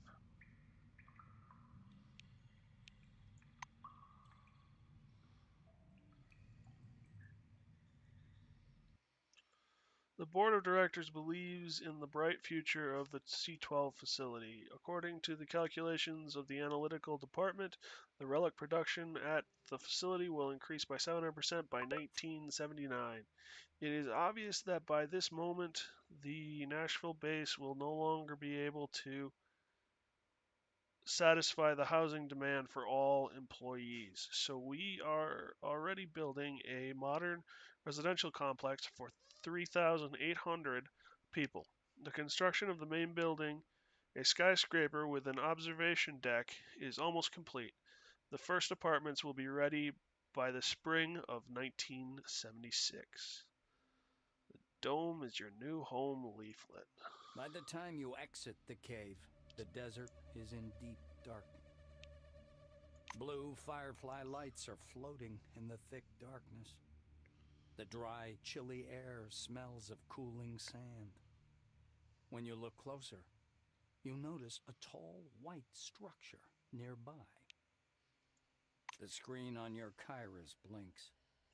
The system reports an error while trying to update the built-in atlas. When the maps reload, the icons are gone.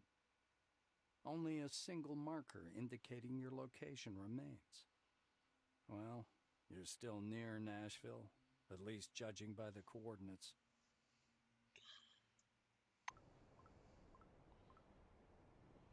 Okay.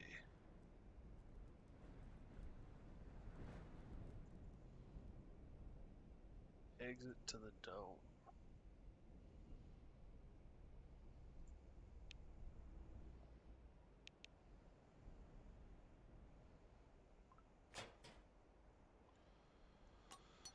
Plastics. Plastics.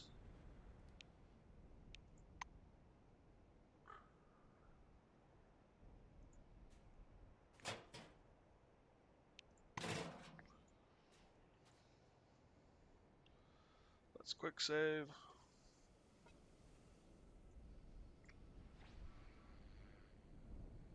Prohibited. Employee currently deployed to the danger zone must leave. Encouraged to seek asylum. The city is far enough from...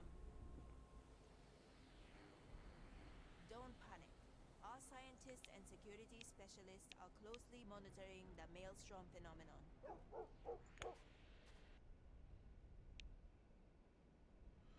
You lean closer to the radio embedded in the car's console. The emergency message is now coming through louder, but not any clearer. However, you could try to adjust the frequency. The emergency message is now coming through loud and clear. The radio chatters. Attention, this is not a drill. In the area affected by the Maelstrom magnomaly, Scenario 6C is currently taking place. Remaining in the yellow sector is prohibited. Employees currently deployed to the danger zone must leave the area immediately, following standard evacuation protocol. The announcer's voice is briefly replaced with static, then resumes. All new committee citizens are encouraged to seek asylum. The city is far enough from the yellow sector to be considered safe under current conditions. A distant wailing of emergency sirens can be heard through the speakers. The announcer keeps talking. Don't panic. Our scientists and security specialists are closely monitoring the maelstrom phenomena. Any registered movement of psi fronts will be closely monitored. We urge you not to spread false rumors about victims among the population. Maintain confidence in our new committee authorities. The problem will be solved as soon as is feasible. Attention, this is not a drill. The message begins again. The speaker falls silent for a moment, then begins crackling barely audible parts. Jupiter moon car. No extras, cheapest color in the catalog.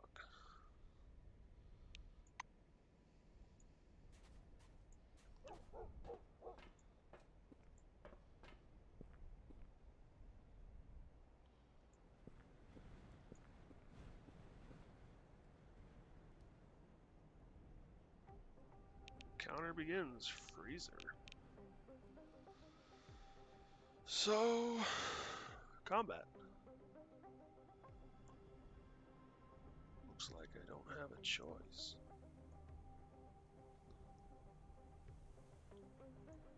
Huh.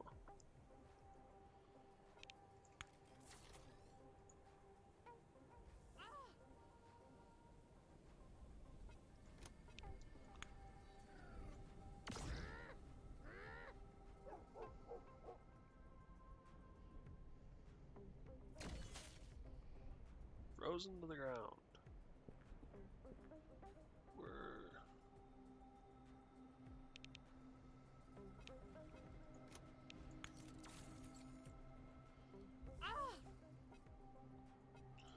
Is there a way to do this without, like...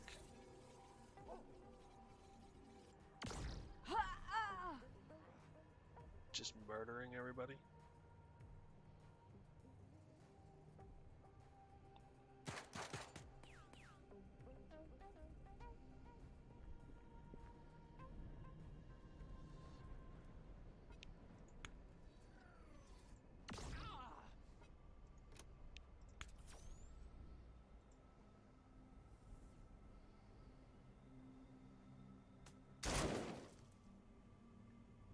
Okay, so you got fatigued.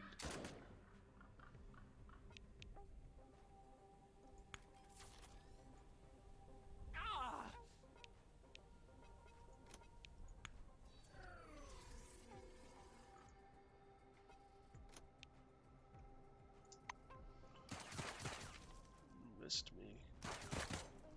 Ouch. Ouch. Scarred. Remaining time. Ouch.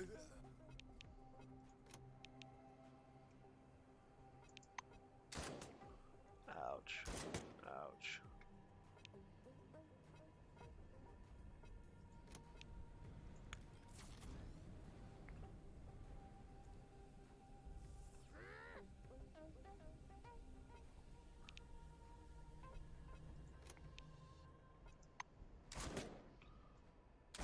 Ouch.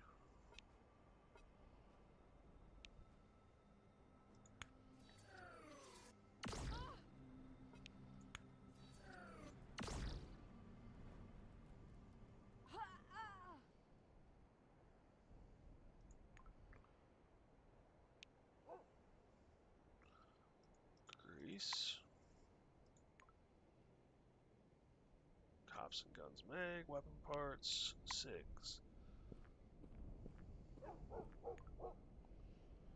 Money and energy. Cloth.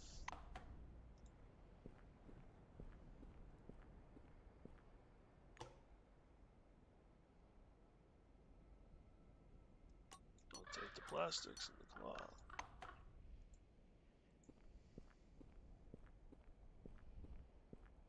Broken vending machine.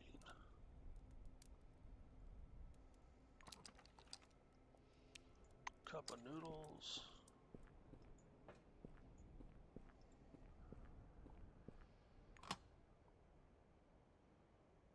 Robo Charger.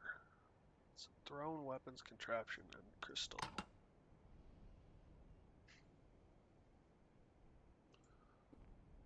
Broken drink machine.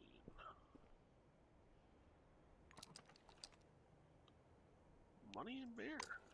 Something tells me that none of this money is going to be worth anything anymore.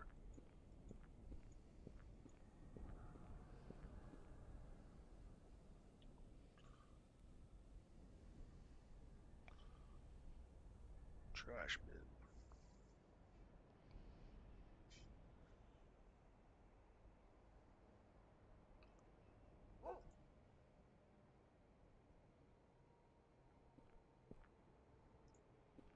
Pile of papers.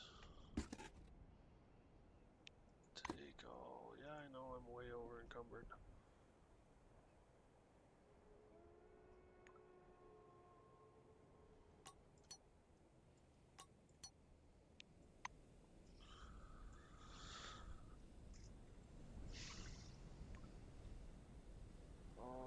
Take all.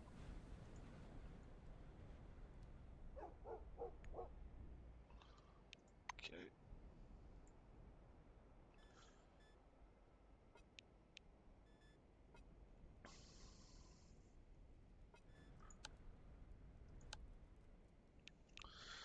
Alright.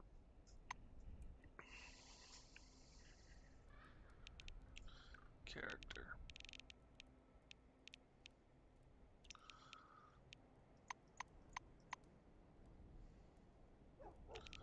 So there's 20 points right there. Well, perks. No.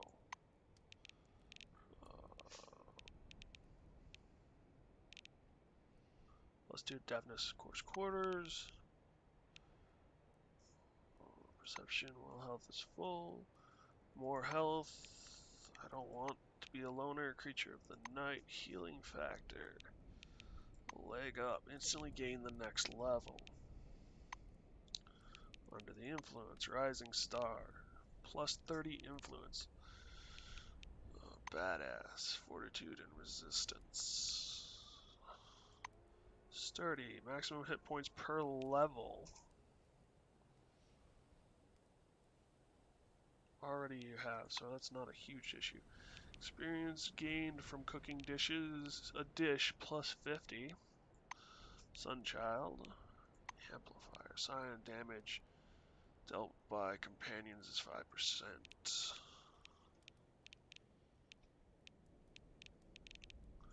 Heavy sleeper. All resistances. Defense of all types. Minus 15 for enemies within the radius. Ghost. Detection time plus 3 seconds. Battle notation. Side damage plus 6% if you decide to take cover with 5 AP. By focusing enough in combat, you can prevent... Oh. Marathon Runner. More movement speed. Avenger. 2 AP for 2 rounds if a company's health reaches 0. Opportunist. Damage against targets with any damage over time effects plus 25%. Second Wind. Resets the cooldown of all other abilities. Fatigue plus... Subconscious Fury. After getting stunned, you deal more damage because you get pissed off. Invigorating Teleportation. Any teleportation removes 500 fatigue from you. Just make sure no flies get into the teleportation device. Gift of life, companion, and your health. So, yeah, you lose health, your companion gets health. Reload a weapon does not cost AP, but inflicts fatigue. I kind of want to get a leg up. Instantly gain the next level. None of them really increase the stuff I was looking to, so...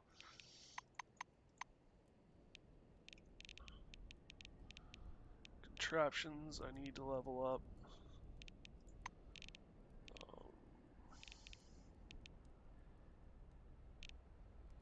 Influence.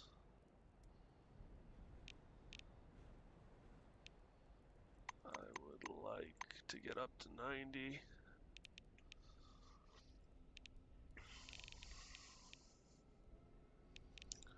Survival.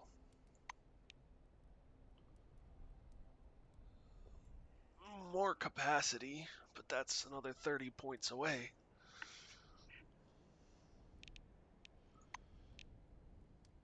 Pickpocketing, active ability, I can't even use it. Tech, science. High-tech weapons.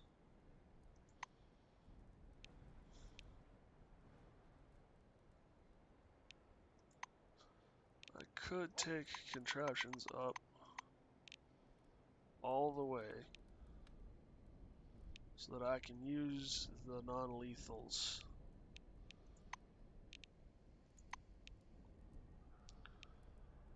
Perk.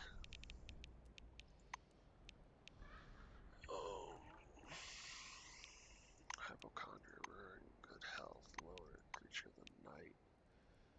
Healing factor. Health is below. Taking advantage of the natural tendency to manipulate people from the very beginning of your tenure at Kronos, you skillfully weaved a web of lies until the corporation was filled with incredible rumors about your supposed success. At last, you are recognized and respected.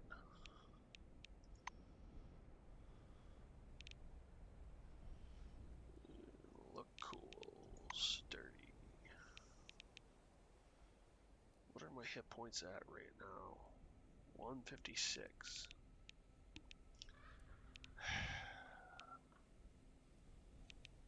Chef is also kind of nice. For cooking a dish, get more experience.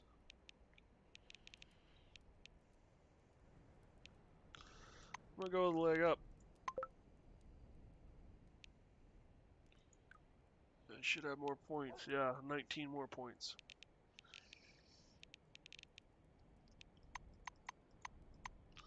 So that unlocks the next tier of that.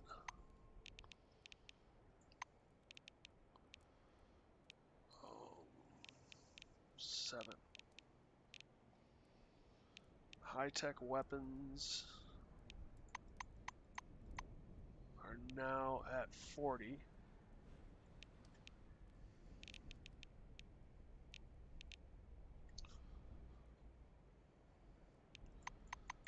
Melee weapons. Am I even really using melee weapons though?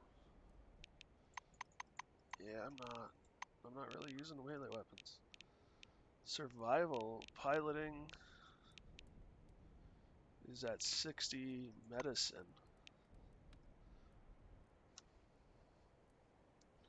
First aid restores 70% of health. It's not a bad ability to pick up.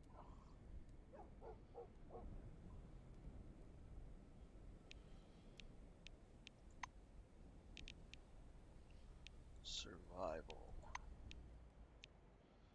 I mean,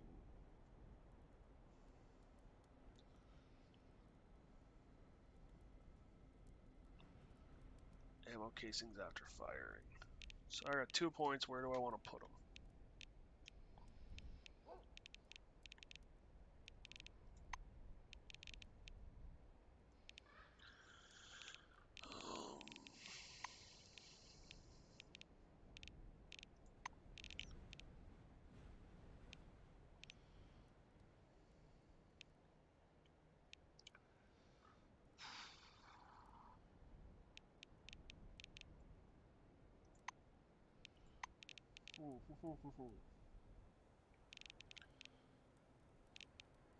Tech.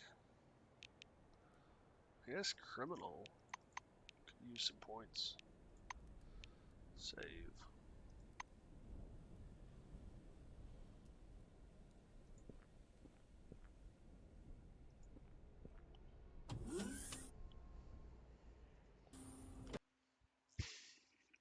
Nashville's observation deck is no less interesting based.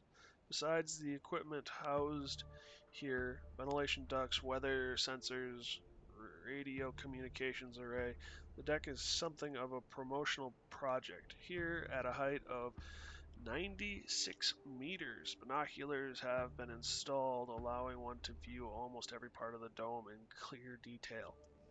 One might rightfully claim the East Point observation deck is much more comfortable, but only here can you feel on top of the world.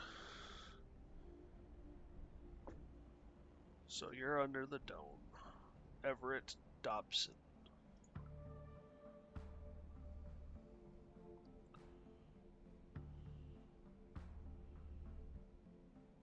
Binoculars facing west.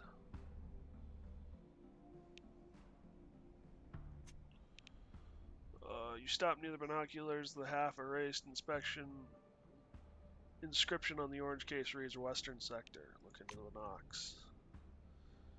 The only highway leads west. The hot air rises from the white, shimmering salt marshes, distorting the image. The light stripes barely visible against the background of white sand,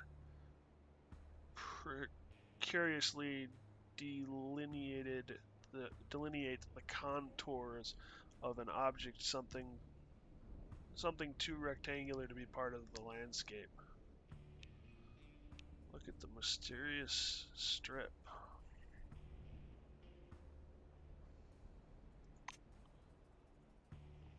At first, it seems like you're looking at the reflection of salt marshes hovering in the hot air, but the object seems too accurate to be a mirage, too massive and cut out. It's difficult to say what it is. Objects in the west of the dome haven't been thoroughly studied, and plans to explore them have been postponed to the far future. Will people ever get there? Locate Nashville base. Recalling the route to C12 Nashville, you point the binoculars at its ruins. You can't see much from this vestige, but you are able to make out the neighborhood and even the parking lot. Examine the parking lot. The fragments of concrete and rock cover the parking space. Turrets, security booths, disabled and abandoned trucks, all are crumbled, torn to shreds, scattered on the asphalt, which is beginning to grow over. Look at the surrounding area. There are abandoned cars and minivans outside the parking lot and cargo area, and along the road leading to Nashville base. Looks like Curiosity brought a lot of people there after the incident and destroyed them. Look at the salt marshes. Snow is not uncommon in the desert. Polar latitudes and high plateaus have no shortage of frozen water, but the sparkling white spots you see to the west are not snow. Salt marshes cover a significant portion of the sector, instantly disappearing behind the barely visible border, shining in the air above. Perhaps there was once an inland salt lake there, maybe the result of some large-scale forefathers' experiment. It's unknown.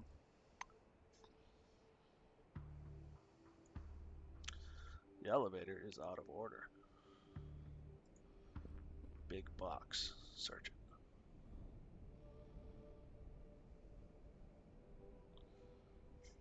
It's locked.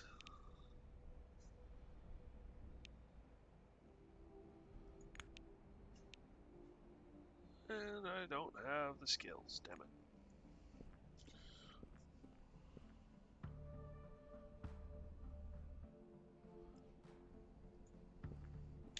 South facing.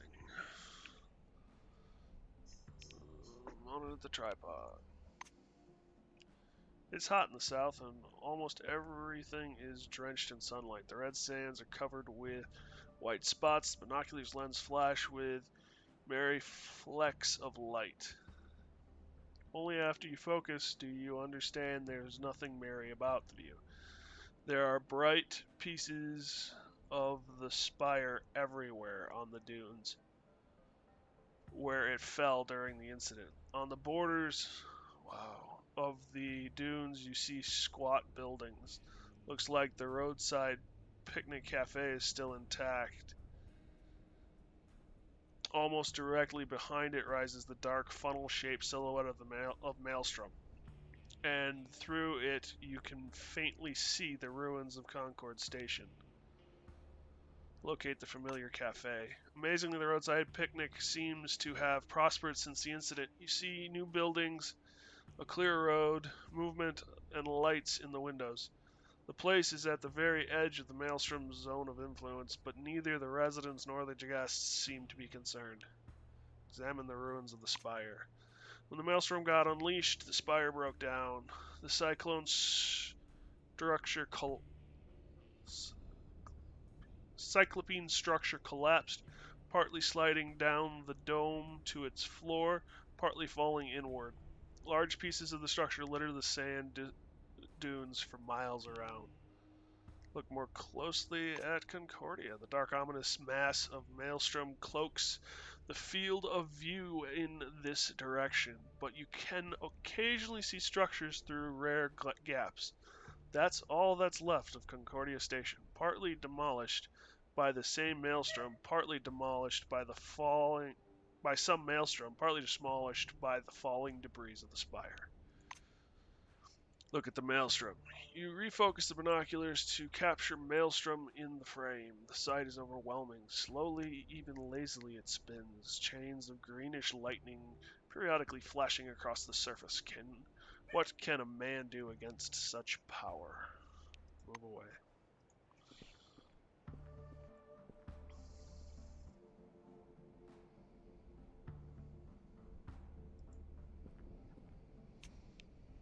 Binocular points east, shaded by a visor.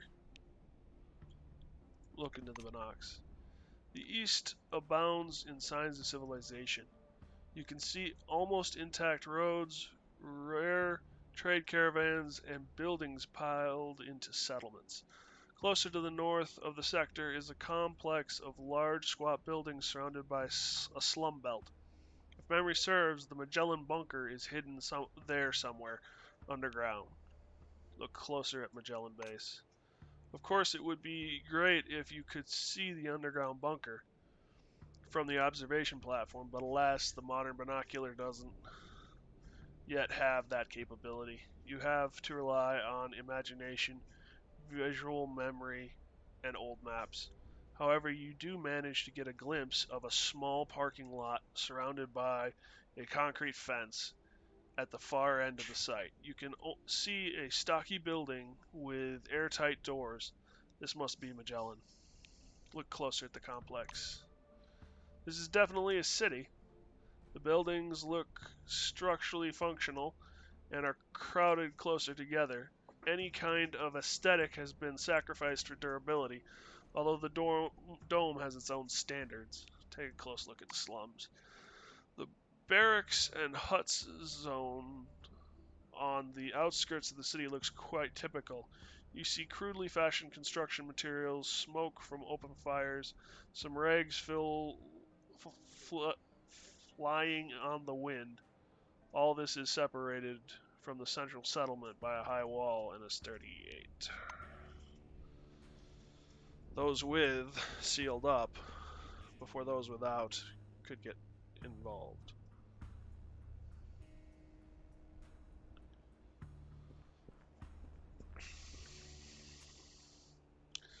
Judging by the worn-out pads on the eyepiece, the stationary binoculars pointing to the north of the dome is quite popular. Look into the binocular.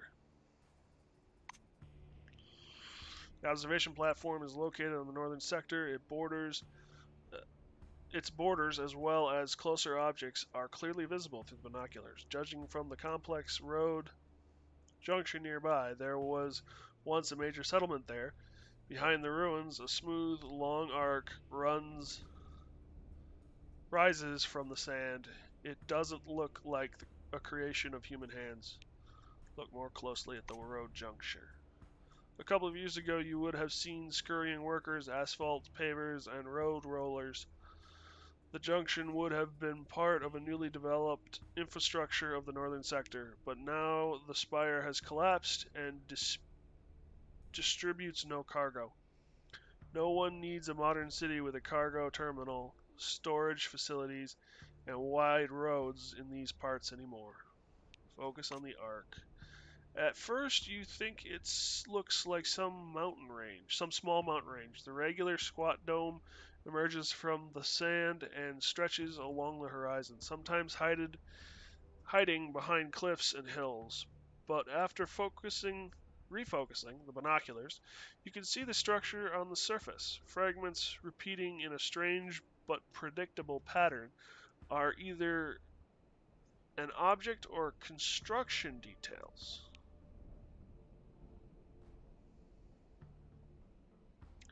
Try to look at the dome. Somewhere in the sands of the northern sector, far beyond the arc overlooking the dunes, you can see the border of the dome. It's glimmering. It's barely visible behind the shimmering of the warm air, but you know for certain it is there, and it will never let you out. Move away. So I just picked up a bunch of locations. Nashville City Elevator. No. Everett Road, unknown. Junktown Slums, Magellan Station parking lot. Observation deck base. Picnic neutral zone. Jordan Prairie salt marshes, an unknown.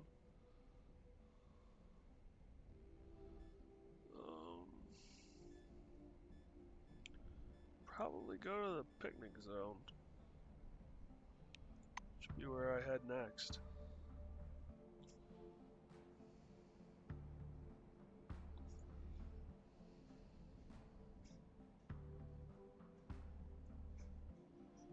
Wait. Don't open that. Climb. Is there anything up here?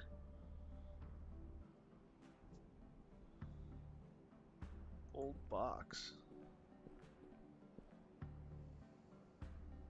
It's locked.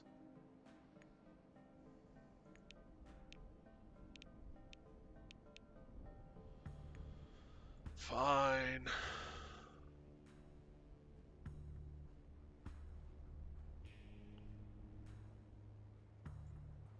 I'll leave. But not because I want to.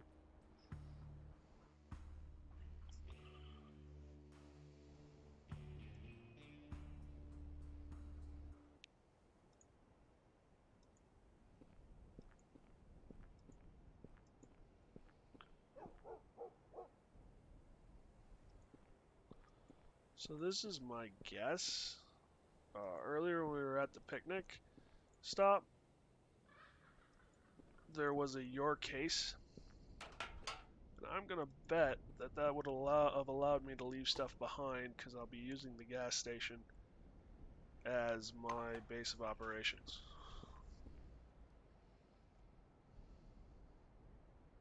Or at least some sort of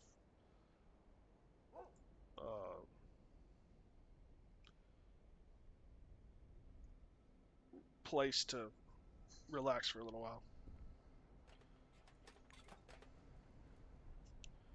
Empty beer bottle.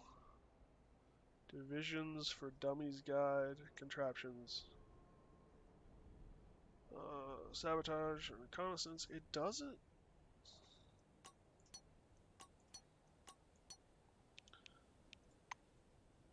It doesn't say temporary.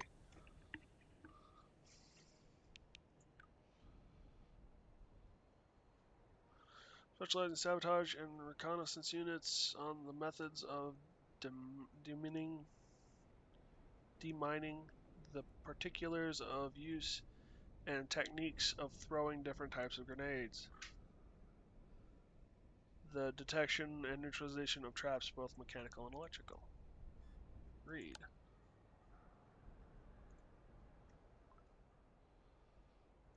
Consistently falling into your own traps, your grenades bounce back at you all the time. Do your enemies guess where you've hidden your traps and jump over them? Keep losing limbs while attempting to plant a mine? Then Sabotage for Dummies is the book for you. After reading this guide, you'll know the basics of tactical tripwires, master grenade throwing techniques, learn what additives you need for optimal explosions, and even get acquainted with the placement of bear traps for hunting. By the time you're done, you'll be able to build yourself a small fortress anywhere you like.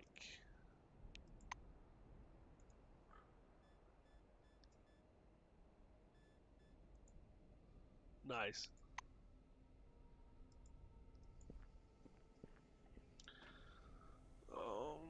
Okay.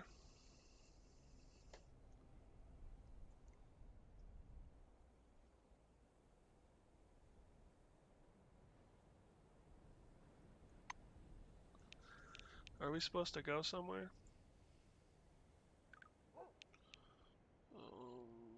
Maelstrom signals. We stumbled upon an abandoned car and a working radio. Located to the north of the dome. That's probably Magellan.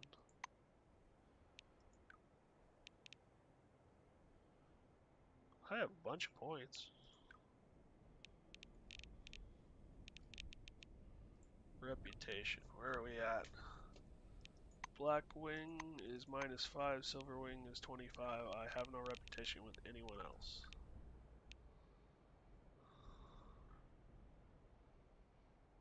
Okay.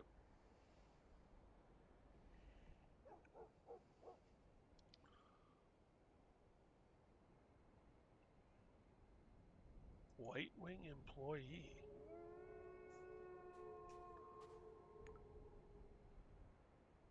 Letter on Project Emulator Stationery. Science Magazine. Take all. Whoops.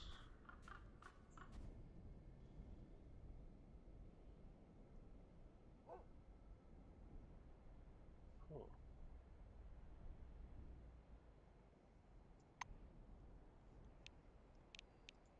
Project Emulator. Read. Sorry to bother you with this matter, but there's no one else I can ask. In a couple of hours, Nakamura will announce a general 6C class alert. The city will be closed and all fieldwork halted immediately. Though the control posts are still a mess, it's critically important for us to obtain data on the dynamics of the psi field structure near Maelstrom, and ideally inside of it too. But I won't ask for the impossible. A reminder, please be careful. I have no other employees as experienced and none I can call a friend either. Henrietta R. Oh, crud.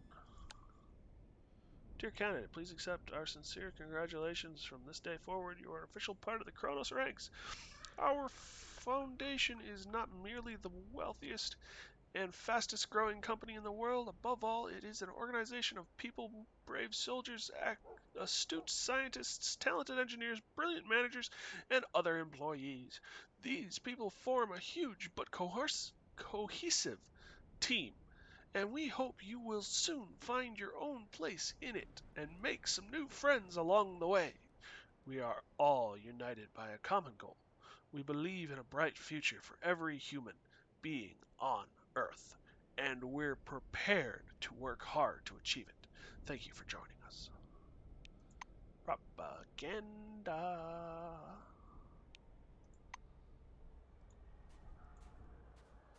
Can I use the car? It would make my life a whole lot easier. I don't think I can. The car is crashed. A long black skid mark, a trail of spilled oil denotes the path of its demise. Yeah.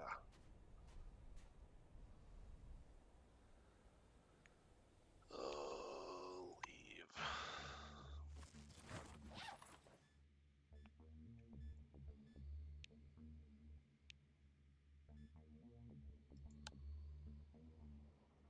Distance.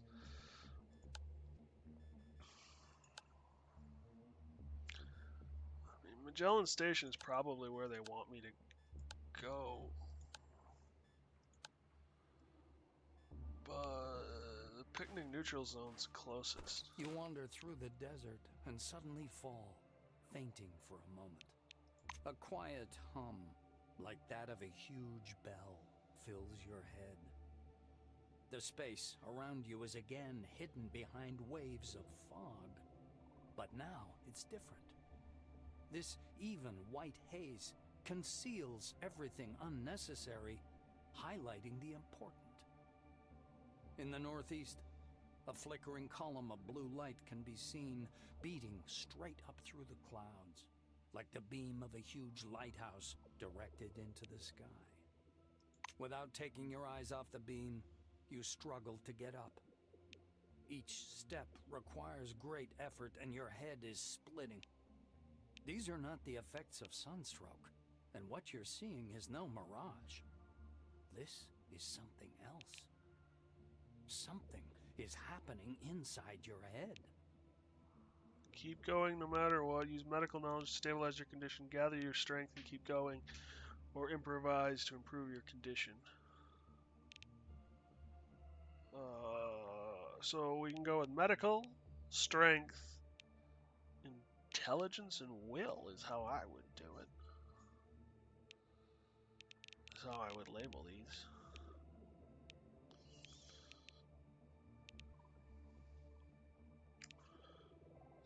You improvise to improve your condition. Scanning the ground nearby, you find a small, dusty plant with fleshy leaves. You saw something like this in Scout Messenger in '73. According to a magazine article, the juice of this plant helps relieve dizziness and pain. You chew a couple of leaves, and you really do feel better. The headache and hum soon pass. All that remains is a slowly dissipating fog and the blue glow fading away in the distance. You've seen this fading glow before, but from a different angle. The explosion that flashed through the clouds pushed apart by Maelstrom. This strange beam of light is what remains. It must mean something. Maybe there to the northeast is where your path now lies.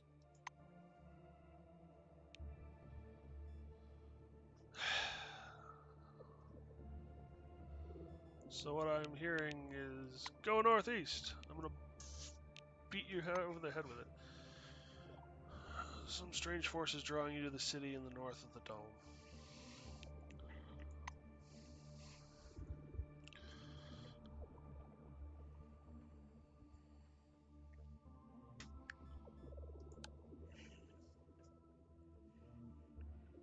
Just one moment, everybody.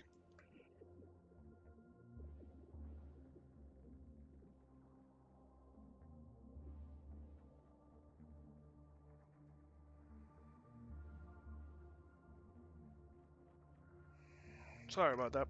I had to talk in real life.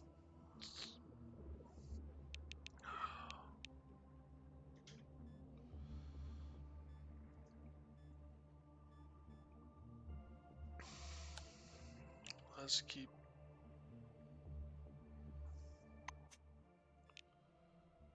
An eternal twilight seems to hang over the swamps, thick vapor clouds. Look through the binoculars. The clouds of light and glimmering greenish sparks remind you of fireflies, not the local carnivorous, but the harmless carnivorous. Okay, but the harmless insects of the outside world. An unidentifiable sound breaks the marsh's dead silence, drawing your attention to several figures moving through the reeds. You raise binoculars to your eyes. The swamp is covered with a dense, chilly fog. Excuse me. And you must wipe the condensation from the lenses before using the binoculars. Nevertheless, the moving shadows in the reeds become a bit clearer. Cockroaches. A small flock of these large insects, stirring their antennas, rummaging around among the stony soil and stunted bushes. Try to pass quietly. Luck is on your side. You manage to sneak past without any trouble. You make sure no one is chasing you and keep walking.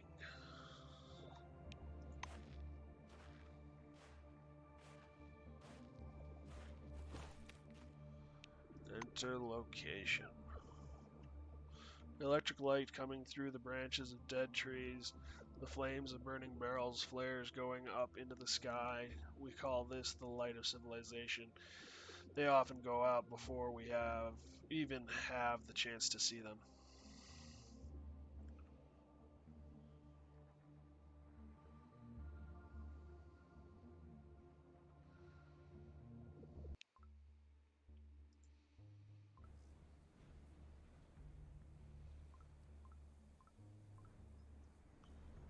Picnic neutral zone.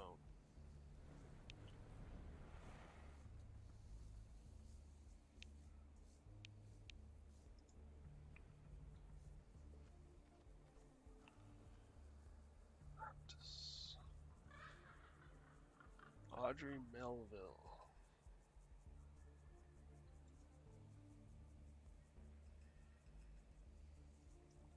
Whoa. Paris Langley.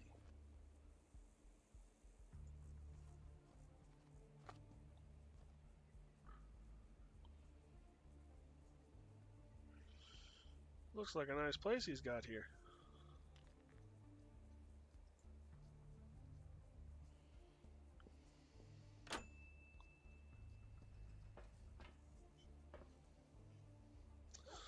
Old Melville hasn't changed a bit. Same dirty jumpsuit, slightly foolish expression, and strangely squinting eyes. Even the computer Aaron used to play chess with is the same. The plastic case has yellowed somewhat, but the machine still works. Black wins, the speakers croak as you walk up to the table. Melville raises his eyes. Why can't you stay at home? Why are you goofing around, bothering people? He stops short and rubs his eyes, then he smiles. Is that you, sweetheart? Long time no see. How many years raced by? 2? Yeah, I think that's right. I've got a good memory for numbers. Ask what happened to his leg. He scratches the back of his head as if considering whether or not to tell you about it. Oh, all right, listen. When I'd only just been assigned here, I used to wander into the marsh. Supplies were short then, and there was a lot of stuff in the marsh left over from expeditions. I figured I might find something useful out there. I was walking there one day, and I saw a cave, so I went on in, old fool that I am. Inside was a generator and some other equipment, and a staircase leading down. Clearly an abandoned excavation site or something. Thought I got lucky. Decided I won't go back empty-handed. As I headed downstairs, I heard a crash, turned around, and saw a huge rock coming up right from beneath the ground, except it wasn't no rock, but old Al as I live and breathe. All's I sparkled meaningfully. He pauses, waiting for your reaction. Gasp. Aw, damn, don't you know? It was one of those spooky crabs. I used to see it in the marsh all the time. Called it Old Al one day. I stumbled across its nest, and the darn thing bit my leg off. Don't know how, but I managed to crawl to some hole where it couldn't reach me. I called my granddaughter on the walkie-talkie. Luckily, Al's scratching pincers scorching pincers seared off the wound. Otherwise, I'd have bled to death. right there. Wow. That Audrey is one clever cookie. Unlike myself, she rushed to the scene, snuck her way over to me, and dragged me out of there. Boy, I never got a scolding like she laid on me that day.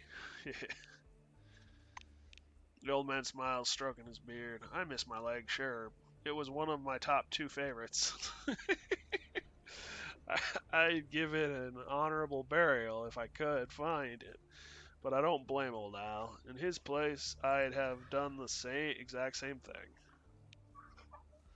Just one moment.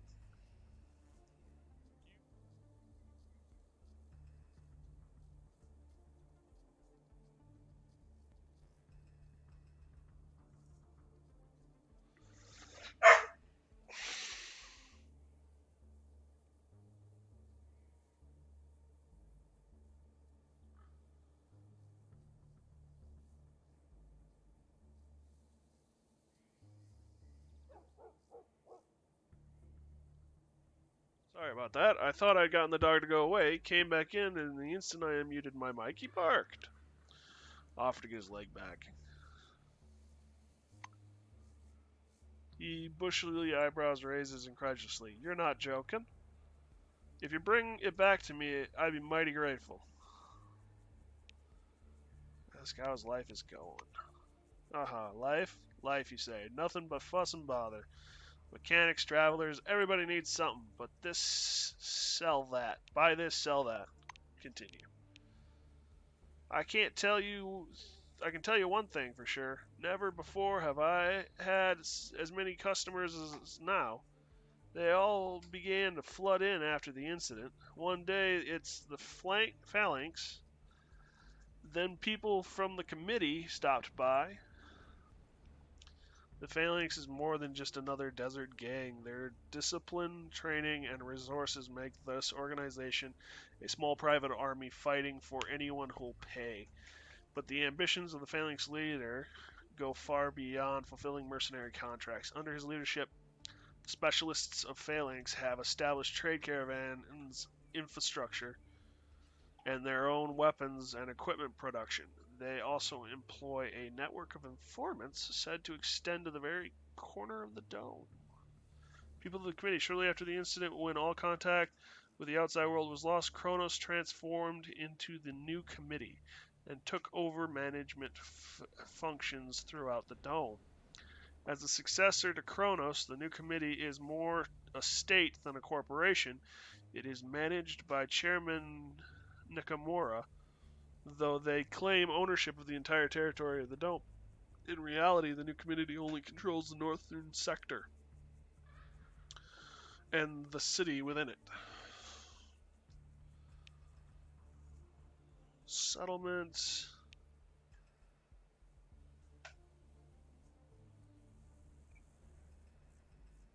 Ask him if he found his missing shift reliever. Barter. I'm gonna get rid of some stuff, and then I think we're gonna... He's still got my mop and stuff that I sold him.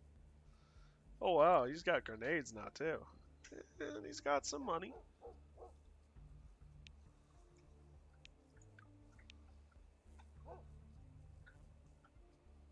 He's actually got some stuff though. That's nice. Good for him. Sell that.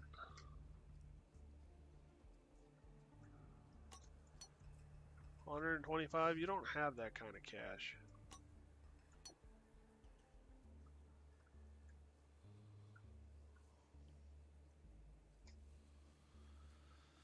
$200, 250, 62.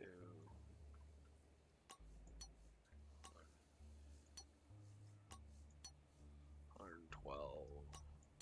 Meh. Is there any really heavy stuff I can slough off onto him?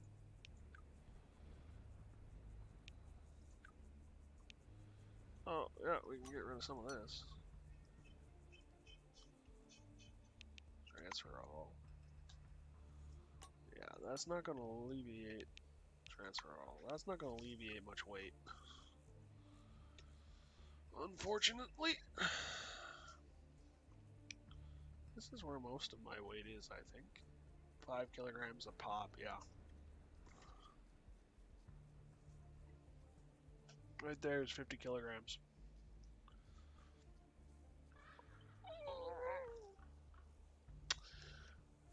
Oh no, these are total weights. So there's 5 kilograms, so it's 0.5 a piece. Oh, okay. 3, 2. But that's worth something. Yeah, 25 kilograms, yep. 0.8 kilograms.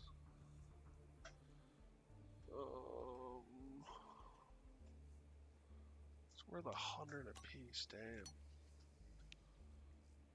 Weight of 10.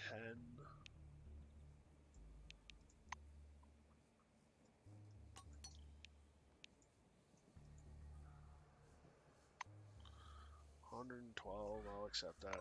Your guess. Whoops. This is a bad deal for you, are you sure? Cancel.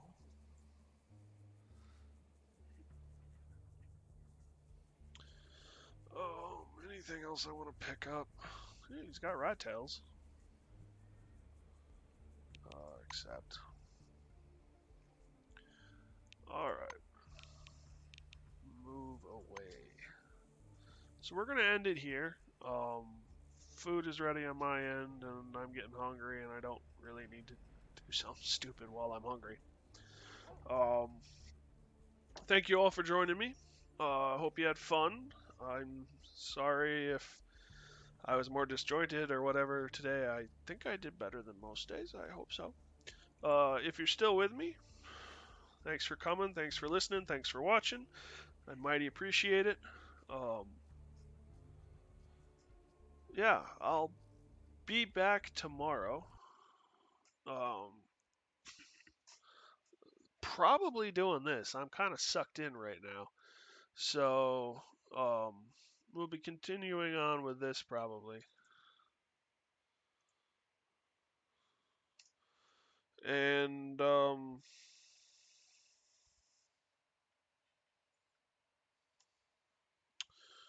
yeah. Thank you for joining me. Thanks for watching. Stay safe out there.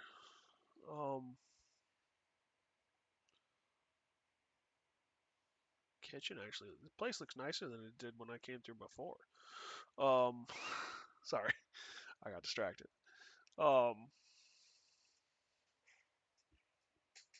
Yeah. My brain works. If you liked what you saw, if you enjoyed, hit that follow button. It means a lot.